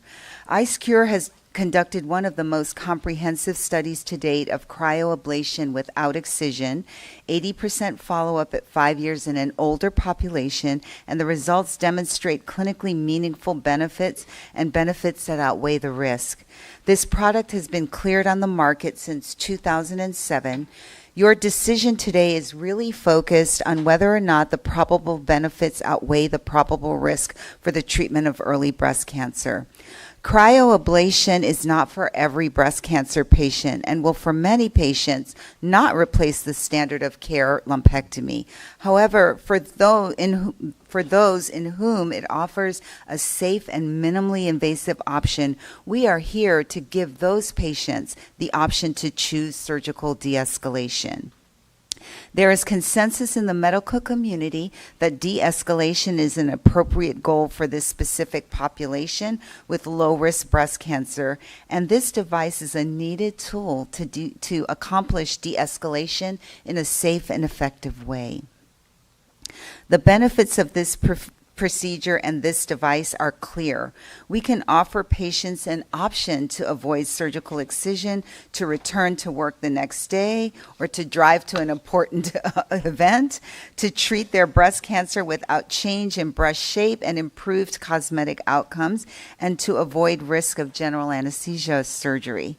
Dr. Morrow called out that we have moved away from the microscope and understand that adjunctive therapy makes a difference in recurrence rates. And patients, regardless, depending on their age, should have standard of care adjunctive therapy. We hear the concerns that certain panelists have raised regarding trial design, and even though the study design is not perfect, and they never are, the data is convincing and outcomes demonstrate that ProSense is effective and we are able to really demonstrate its incredible benefits for patients. It allows treatment under direct visualization where you can see the ice ball and ensure that the tumor is fully engulfed. In the ICE3 trial, the first recurrences did not recur until 3 years post-procedure. And if you had incomplete treatment, you would have observed tumor regrowth much sooner than that. The FDA did recommend several post hoc analyses, and we conducted those analyses and demonstrated in each case statistically and clinically meaningful outcomes, showing results in line with other studies looking at similar populations. The sample size was large enough to show that we have clinically meaningful benefit, and it was also sufficient to show that we do not have additional risk with the procedure. As clinicians, we look at recurrence as effectiveness, not safety. We look at the safety profile, and we know this to be safe. The risks are no different from needle biopsy, and the procedure risks are common to all cleared cryoablation systems.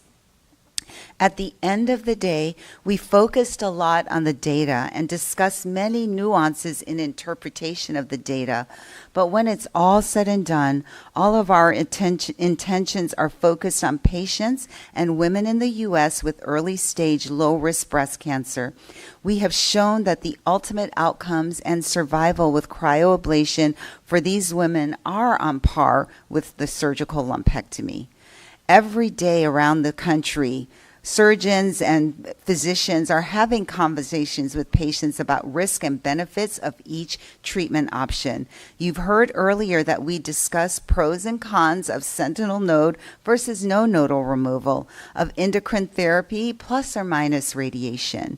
So what we are talking about here is women having an informed discussion with their treating physicians, not only about surgical lumpectomy, but about the option of having cryoablation of their tumor. Patients fare well following lumpectomy, but as shown in the preliminary results of the Deliberations trial, as presented by Dr. Gans this morning, more than half of the patients report an impact in scar tissue, breast texture, breast pain, and breast tenderness. As we have grown in our understanding of the role of adjunctive therapy and tumor biology, we realize that less can result in excellent treatment outcomes with less morbidity for our patients. We've shown you that cryoablation is the next phase in the evolution of de-escalation for early-stage, low-risk breast cancer. Eligible patients in the U.S. should have the availability to choose wisely and have a safer, simpler option. Having access to this option could make a big difference for so many lives. For women who can't afford to take time off from work. For Sarah, the grandmother who wants to be treated and get back to spending time with her grandchildren. And for the older patient who's fiercely independent and wants to do without asking for much help. And we just say, we think they all deserve the option to make this decision or to make this choice. So thank you for your time and attention today. Thank you. So before we proceed to the panel vote, I would like to ask our non-voting members, Ms. Cynthia Pearson, our consumer representative, Dr. Tara Frankel, our industry representative, and Ms. Jenny Mason, our patient representative, if they have any additional comments. Ms. Pearson? I don't envy you your vote. It's never easy to vote in favor of an indication when the evidence has some weaknesses. But I believe that the FDA probably, if the FDA is willing to actually put some things into special controls that aren't typically there, I believe that breast cancer patients in the United States could be well served by access to this with an approved FDA indication. Thank you. Dr. Frankel. Thank you, Tara Frankel. Like I said earlier, I am kind of convinced that the evidence does support benefit risk in the patients in which the proposed indication is, taking into account some of the concerns that were made by our fellow panelists with the age and taking a little bit deeper look into that. And I think it's really important that we do look, when we're looking at the meta-analysis and the data, to try to make it as equivocal as possible with the population at hand, which seems to be very difficult, which it's just a part of the landscape evolving, I think, and like looking in retrospect. But I also think there's a lot of data from ex-US that the FDA could also use and look at in terms of making their decision with that real world evidence and the safety. Thank you. Thank you. Ms. Mason. I would tend to echo what my colleagues here have said, as well as I did have one kind of thought. Are we doing more and more like genomic testing in these early stage patients? Since I don't deal with early stage patients as much, because that could really help inform who is the better candidate and could be part of this decision-making process.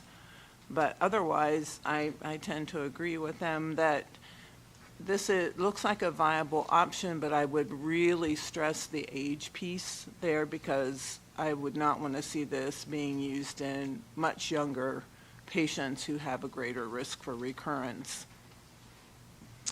Thank you. So we are now ready to vote on the panel's recommendation to the FDA for the ProSense cryoablation system by IceCure Medical Limited. The panel will vote on one question relating to the risk-benefit profile of the device. Ms. Knowles will now read two definitions to assist in the voting process. I'm going to do a quick voting member roll. Dr. Murad Alam, Dr. Michael DeLong, Dr. Adrian Park, Dr. Kelly Hunt, Dr. Gretchen Gerich, Dr. Harold Burstein, Dr. Deborah Armstrong, Dr. Christine Detloff, Dr. Howard Sandler, Dr. Anita Johnson, Dr. Andrew Blakely, Dr. Scott Evans, Dr. Megan Milburn, and Dr. Micah Grantham. The medical device amendments to the Federal Food, Drug, and Cosmetic Act, as amended by the Safe Medical Devices Act of 1990, allow the Food and Drug Administration to obtain a recommendation from an expert advisory panel on designated medical devices filed with the agency. The de novo classification request must stand on its own merits, and your recommendation must be supported by safety and effectiveness data in the de novo request or by applicable publicly available information. To grant a de novo request, the FDA must determine whether general controls or a combination of general and special controls can provide a reasonable assurance of safety and effectiveness. The definitions of safety and effectiveness are as follows. Safety as defined by 21 CFR section 860.7 D1. There is a reasonable assurance that a device is safe when it can be determined based upon valid scientific evidence that the probable benefits to health from the use of the device for its intended uses and conditions of use, when accompanied by adequate directions and warnings against unsafe use, outweigh any probable risks. Effectiveness as defined in 21 CFR section 860.7 E1. There is reasonable assurance that the device is effective when it can be determined based upon valid scientific evidence that in a significant portion of the target population, the use of the device for its intended uses and conditions of use, when accompanied by adequate directions for use and warnings against unsafe use, will provide clinically significant results. The sponsor has proposed the following indications for use.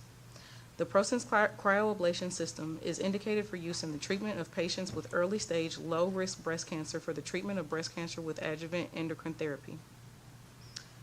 Panel members will now begin the voting process. I will read the voting question. Once I read the question, please use the buttons on your microphone to place your vote. I will tally the votes and then read them into the record. Considering the data from the ICE3 trial and the reported outcomes in the literature for standard of care, do the benefits of the IceCure Medical Limited ProSense cryoablation system outweigh the risk for the proposed indications for use? Please vote now. 1 for yes, 2 for no, 3 for abstain.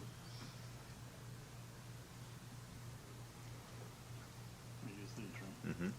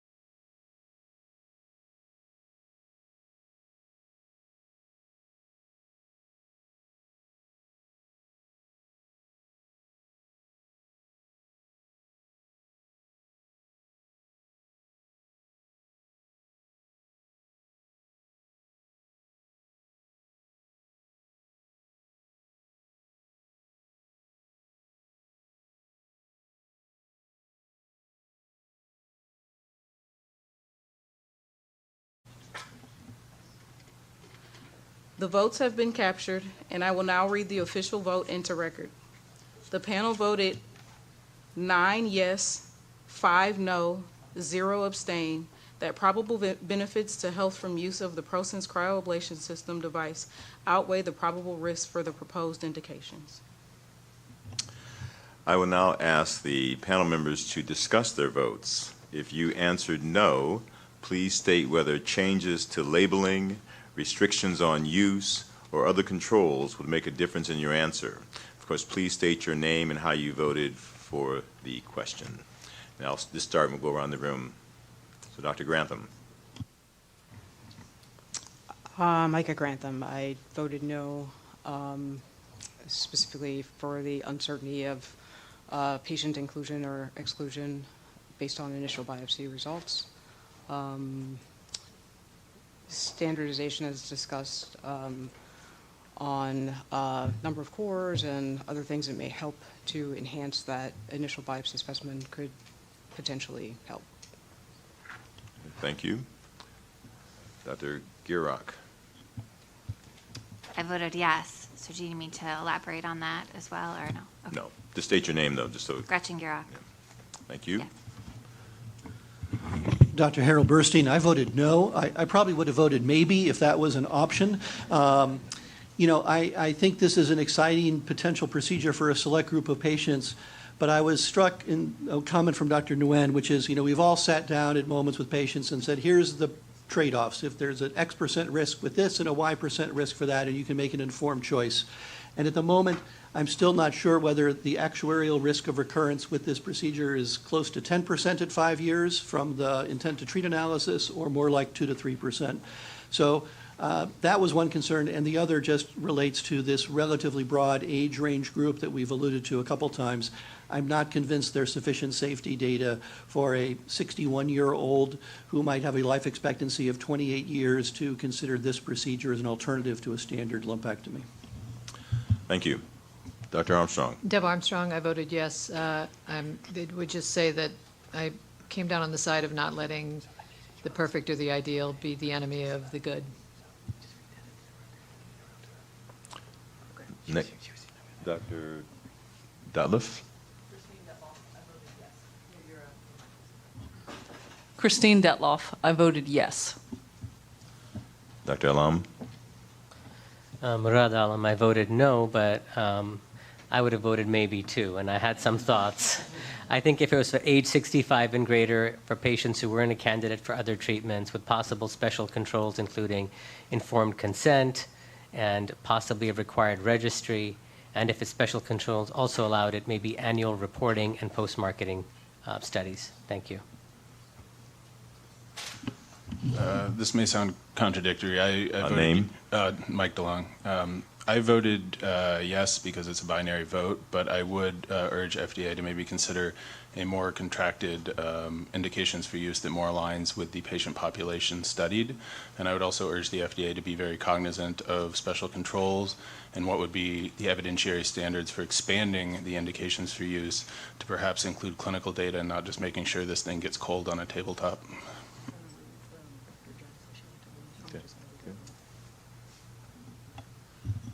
We had a voting member who had to leave, but Dr. Anita Johnson voted yes.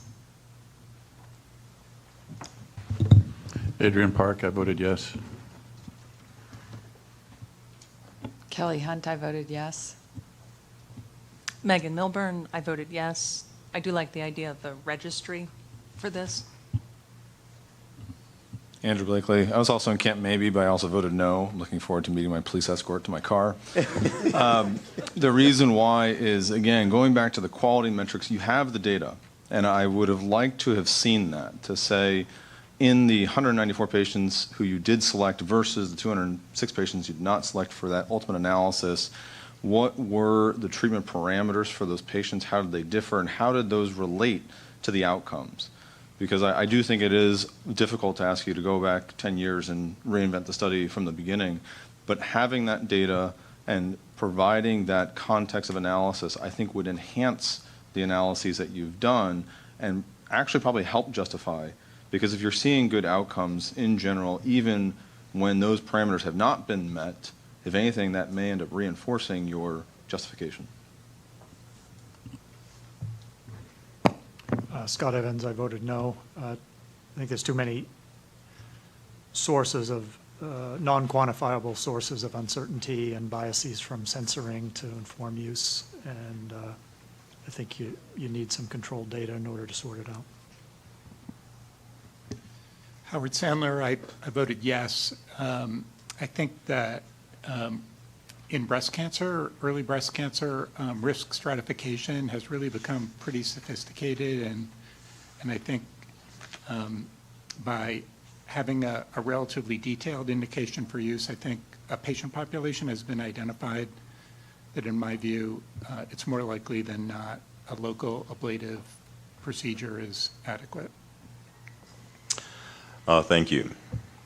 I would like to thank the panel, FDA, the external speakers, and all of the open public hearing speakers, along with our sponsor, for their contributions to today's panel meeting.